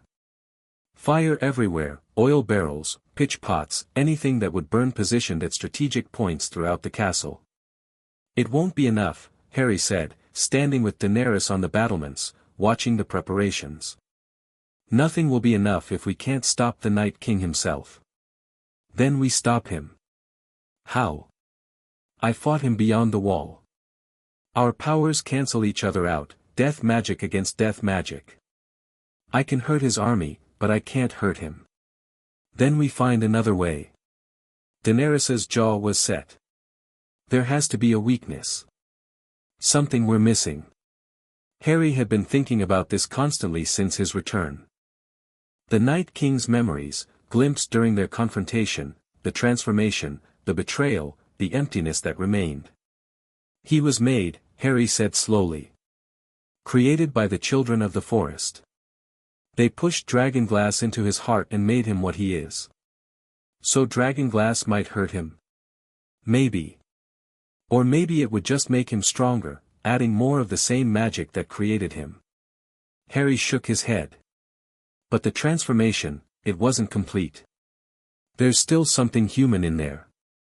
Something the magic couldn't fully erase. What do you mean? He showed me his memories. Not on purpose, they leaked through when our powers collided. He was a man once. A warrior. He made a choice to become this, thinking he could save his people. Harry turned to face her. He remembers being human. And I think that memory hurts him. You want to appeal to his humanity? No. I want to use it against him. Harry's voice was hard. The Night King exists because he surrendered his humanity. Accepted the transformation. Let it consume him. But the Hallows work differently, they made me death's master, not death itself. I didn't surrender. I held on. So the difference is choice. The difference is acceptance. He accepted what he became. I refused. Harry felt something click into place, a strategy forming. If I can force him to confront that, to feel what he gave up, it might create an opening. An opening for what? For you. Harry took her hands. Daenerys, the Night King is immune to death magic because he is death magic. But fire is different. Life is different. You're the mother of dragons, you literally bring life into the world. You want me to fight the Night King? I want you to finish him. While I keep him distracted, while I force him to remember what he lost, that's when he'll be vulnerable. That's when dragon fire might actually hurt him. Daenerys was quiet for a long moment. You're asking me to risk everything on a theory. I'm asking you to trust me. Her violet eyes searched his face. And if you're wrong? Then we die. Everyone dies. The long night becomes permanent. Harry's voice was steady. But I'm not wrong. I know I'm not. The Night King's greatest strength is his certainty, his absolute conviction that death cannot be defeated. If we can shake that certainty, then death becomes mortal. Then death becomes mortal. She kissed him, fierce and desperate, full of everything they might never have the chance to say. I trust you, she whispered. I've trusted you since the moment Rhaegal chose you in the desert.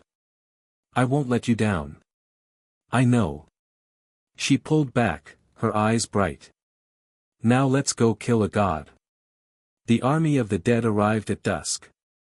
Harry had seen them in visions, in nightmares, in the terrible glimpses the Night King had shown him. Nothing prepared him for the reality.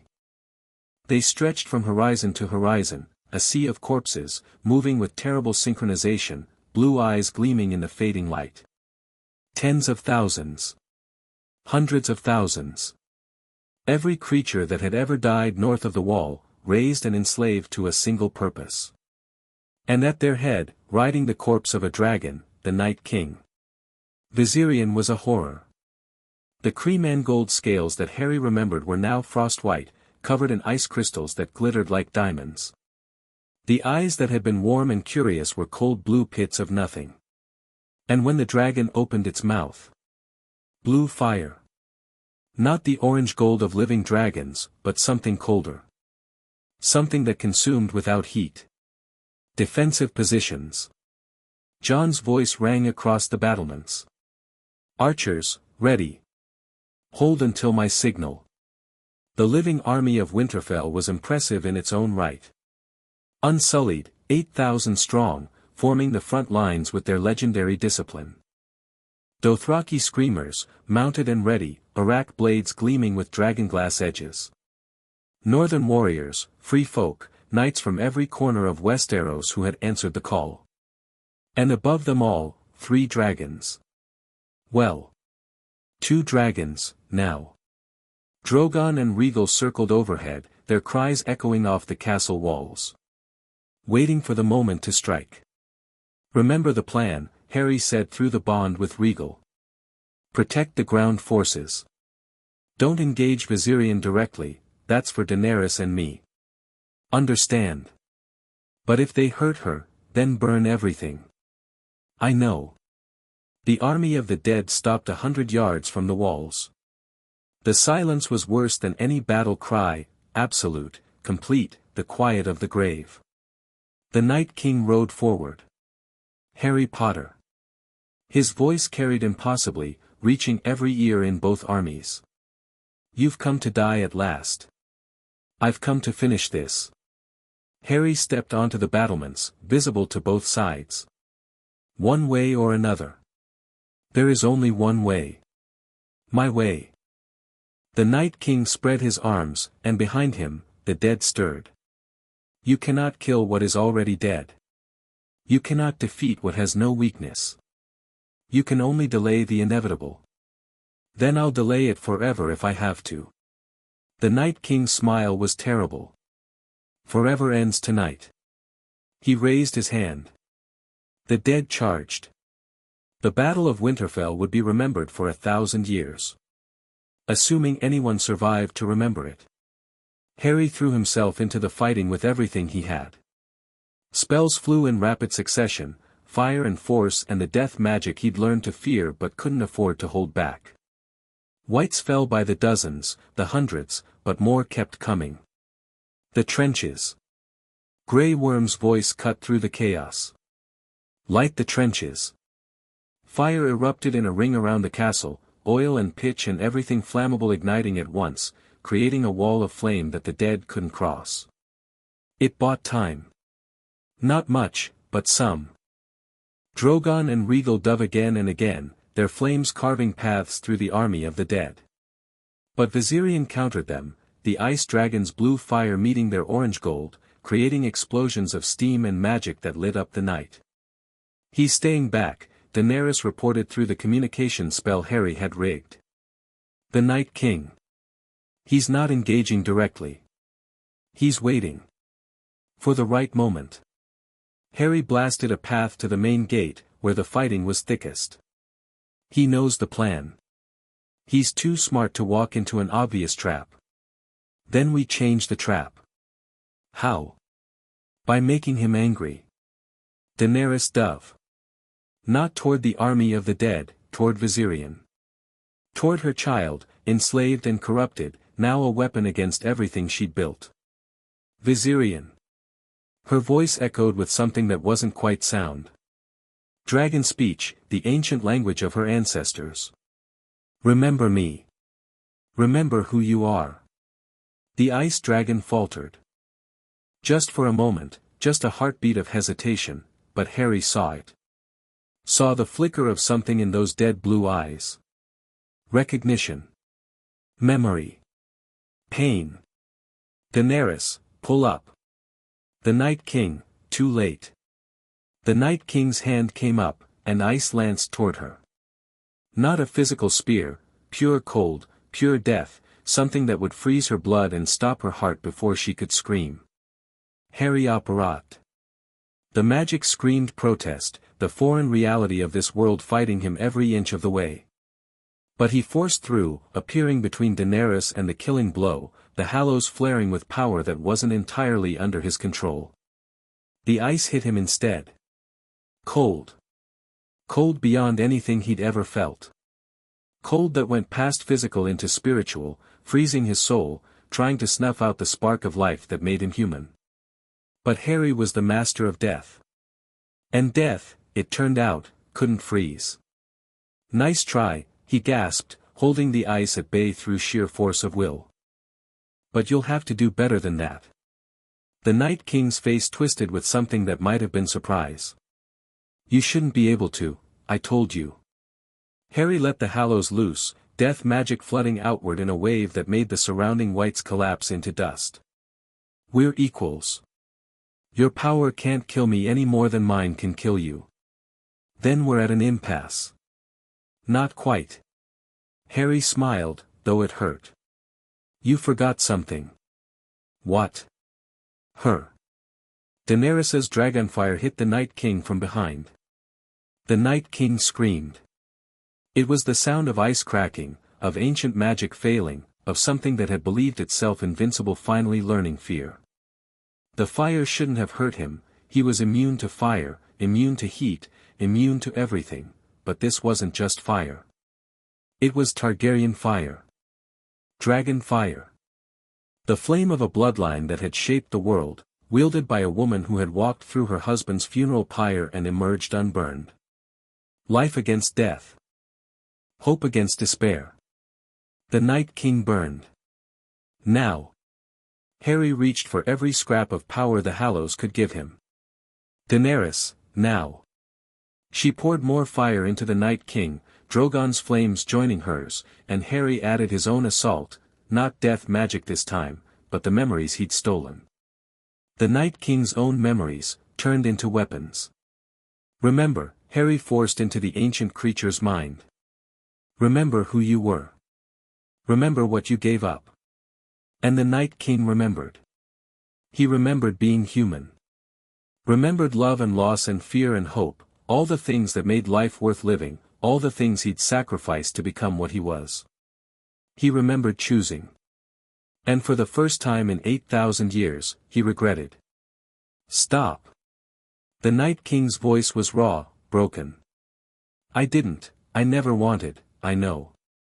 Harry's voice was almost gentle. But it doesn't matter. You made your choice.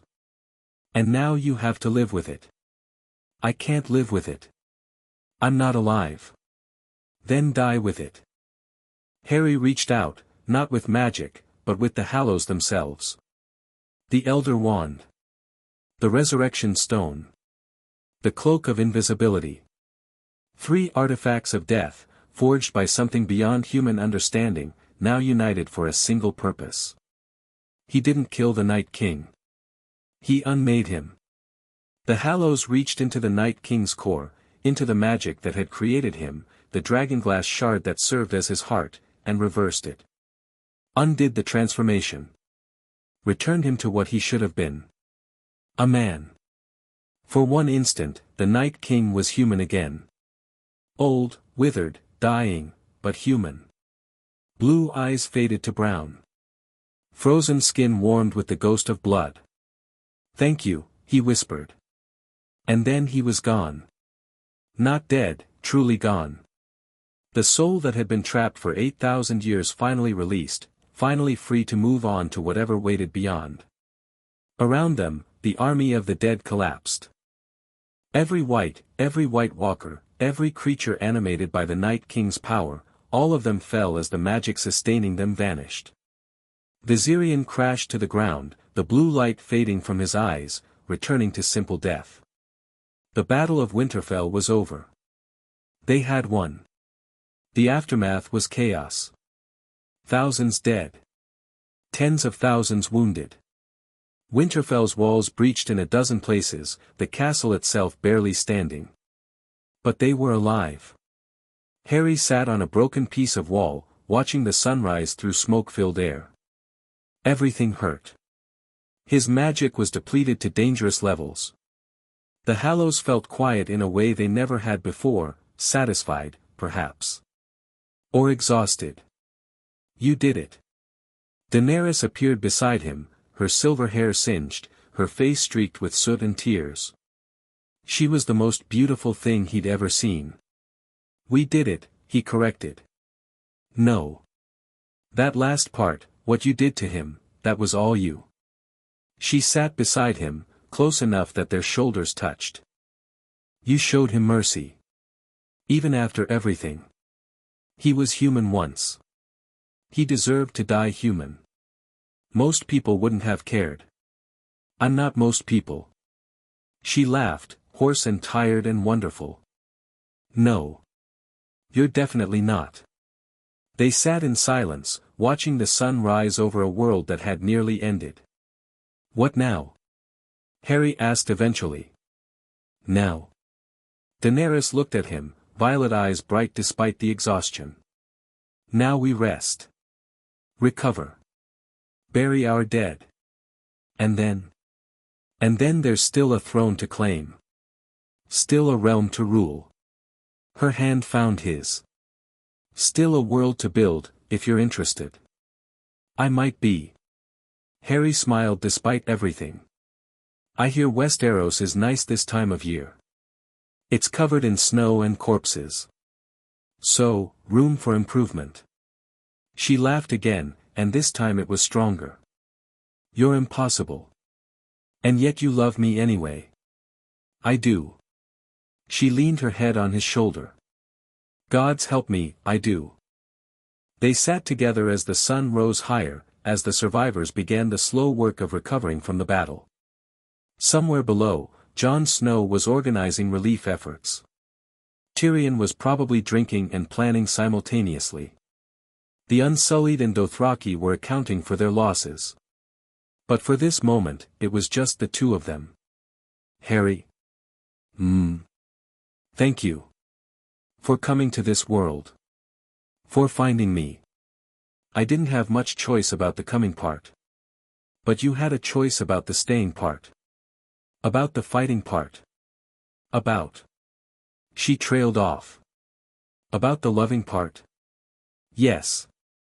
Harry turned to face her, taking her hands in his. "Daenerys Stormborn of House Targaryen. I've fought Dark Lords and death itself. I've crossed dimensions and faced down armies of the dead. And the only thing I've ever been sure of, the only thing that's ever made complete sense, is that I belong with you." Tears were streaming down her face now, cutting tracks through the soot. "I'm going to be a difficult queen. I'm counting on it. I have dragons. 3 of them. Well, 2 now." He winced. "Sorry about Viserion. He died fighting. He would have wanted that." She squeezed his hands. "But you'll stay. Through all of it. The politics and the wars and the endless complications of ruling 7 kingdoms. I'll stay. Through everything. Until the end. And after?" Harry smiled, the real smile, the one he'd almost forgotten how to use. "And after? Forever. However long forever turns out to be." She kissed him. Around them, the world continued its slow recovery. But in that moment, none of it mattered. The throne could wait. The politics could wait. Even the bodies waiting to be burned could wait. They had won. They were together. And whatever came next, they would face it the same way they'd faced everything else. Together. 6 months later, Daenerys Targaryen sat on the Iron Throne. The conquest of King's Landing had been almost anticlimactic after the Battle of Winterfell.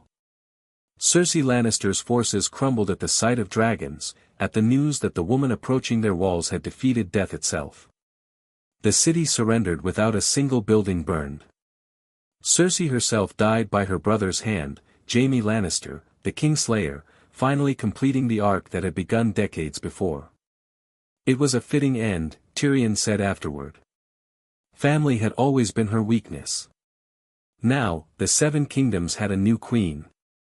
Harry stood beside the throne, in a position that would have been called Hand of the Queen if he'd been willing to accept the title. He wasn't. Consort was bad enough, he had no interest in adding more meaningless words to his name. You're sure about this? Tyrion asked quietly, approaching with a document that needed the Queen's signature. The reconstruction of the wall will take decades. The North is demanding independence. The Reach is restless about the new anti-slavery laws, I'm sure. Daenerys signed the document without looking up. The hard part is over. Now we just have to govern. Ah yes. Just govern. Simple as breathing. Sarcasm doesn't suit you, Tyrion. It's literally the only thing that does suit me, Your Grace. Harry smiled, watching the easy banter between Queen and advisor. They'd come a long way from the suspicious strangers who'd met on Dragonstone. A servant approached, bowing low. Your Grace, the northern delegation has arrived. Send them in. Jon Snow entered at the head of a group of dour-faced northerners. The king in the north had bent the knee after the battle, not out of weakness, but out of recognition that the threat they'd faced together had forged bonds stronger than politics. Your Grace. Jon inclined his head. We've completed the survey you requested. The wall can be rebuilt, but it will require resources from every kingdom. They'll provide them. Daenerys's voice was firm. What happened once can happen again. We need to be prepared. The White Walkers are gone, the Night King is gone. But he was created by magic. Magic that still exists. Her violet eyes met Jon's. We won't be caught unprepared again. Jon nodded slowly. The North remembers. Good. See that everyone else does too. The meeting continued, reports and requests and the endless business of running a kingdom. Harry listened with half an ear, his attention on the woman who had become everything to him. She was magnificent. Not just beautiful, she'd always been that, but powerful in a way that went beyond dragons and armies. She commanded attention simply by existing. Made people believe that the world could be better, could be fair, could be worth fighting for. He'd spent his whole life being the chosen one. The boy who lived. The man who conquered. Now he was just Harry. Daenerys's partner. The wizard who stood beside the throne but never claimed it. It was, he realized, exactly what he'd always wanted. That night, they walked the battlements of the Red Keep. The city spread below them, recovering, rebuilding, slowly transforming under Daenerys's rule. The changes were visible even from here. New construction. Cleaner streets. The beginnings of something that might one day be called prosperity. Varys asked me again today, Daenerys said. Asked you what? When we're going to produce an heir. Harry nearly choked. He asked you that? Directly? Varys asks everything directly. It's his way. She smiled slightly. I told him to mind his own business. Good answer. I thought so. She leaned against the wall, looking out at her kingdom. But he's not wrong, you know. Queens need heirs. Dynasties need continuity. Is that something you want? Children? Daenerys was quiet for a long moment. When I was young, a witch told me I would never bear living children. A curse, she called it, for what I did to her. Her hand moved to her stomach, unconsciously protective. I believed her for years. Thought that part of my life was over before it began. But then I walked into fire and hatched dragons from stone. Watched a man brought back from death. Met a wizard from another world who carries death in his hands. She turned to face him. I've stopped believing in impossible, remember? Harry's heart was pounding. What are you saying? I'm saying that if I can hatch dragons and kill ice demons, maybe I can have children too. Maybe the curse was never real, or maybe it can be broken. She took his hands. I'm saying I want to try. With you. If you're willing. Harry stared at her. In his old life, the idea of children had seemed impossibly distant. Something for other people, normal people who hadn't spent their childhoods fighting dark lords and their adulthood recovering from the trauma. But this wasn't his old life. This was something new. Something he'd built with the woman standing before him. I'm willing, he said. More than willing. Daenerys' smile lit up her whole face. Then we have something else to work toward. Another impossible thing to make real. We're getting quite a collection of those. Dragons. Thrones. Ice demons. She laughed. Children might actually be the biggest challenge yet. Probably. But we'll figure it out. Together. Harry pulled her close, kissing her forehead. Together. Always. Epilogue. In the ruins of the wall, something stirred. The Night King was gone, truly gone, his consciousness unmade, his soul released. But the magic that had created him wasn't so easily destroyed. Deep beneath the ice, in chambers that had been sealed for 8,000 years, ancient things began to wake. Not White Walkers. Not whites. Something older. Something that had been sleeping since before the long night, waiting for the barrier to fall, waiting for the world to forget why it had been built in the first place. The Night King had been a prison guard. A jailer. Created to contain something too terrible to destroy, too powerful to be allowed to roam free. Now the prison was unguarded. In the darkness beneath the shattered wall, something opened eyes that hadn't seen light in millennia. And somewhere far to the south, in the happiest moment of his new life, Harry Potter felt a chill run down his spine. The Hallows pulsed with warning. The game, they seemed to say, is never truly over. Harry looked at Daenerys, at the woman he loved, at the kingdom they'd built, at everything they'd fought to create. Whatever came next, they'd face it together. Just like always. Chapter 7 and the end, or perhaps, just another beginning.